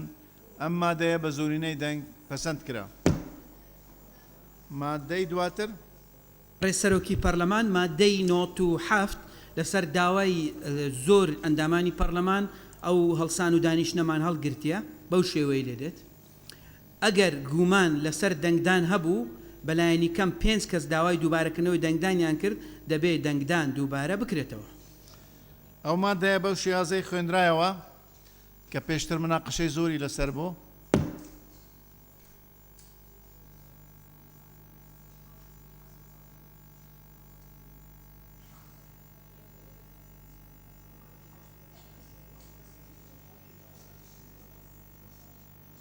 بیست و پێنج لێرە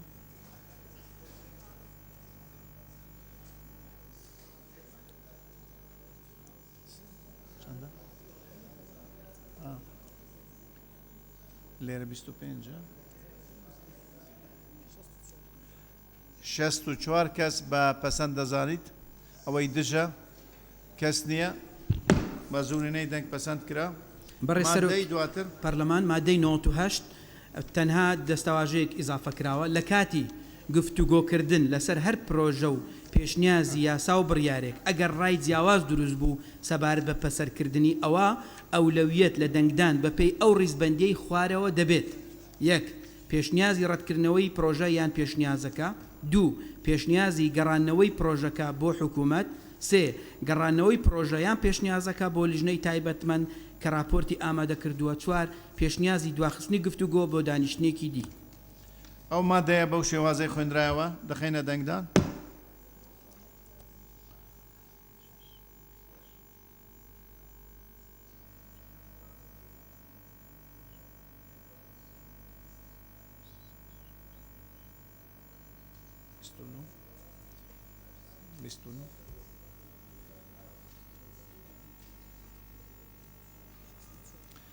شەست و چوار کەس بە پەسەند دەزانیت ئەوەی دژە کەس نییە بە کۆی دەنگ پەسەند کرا نا بەڕێزان ئەم بەشە کۆتایی هات دەستان خۆش بیت نان حازرە دواتر دەگەڕێینەوە سەعات چوار حازرین سەعات چوار بەردەوام دەبین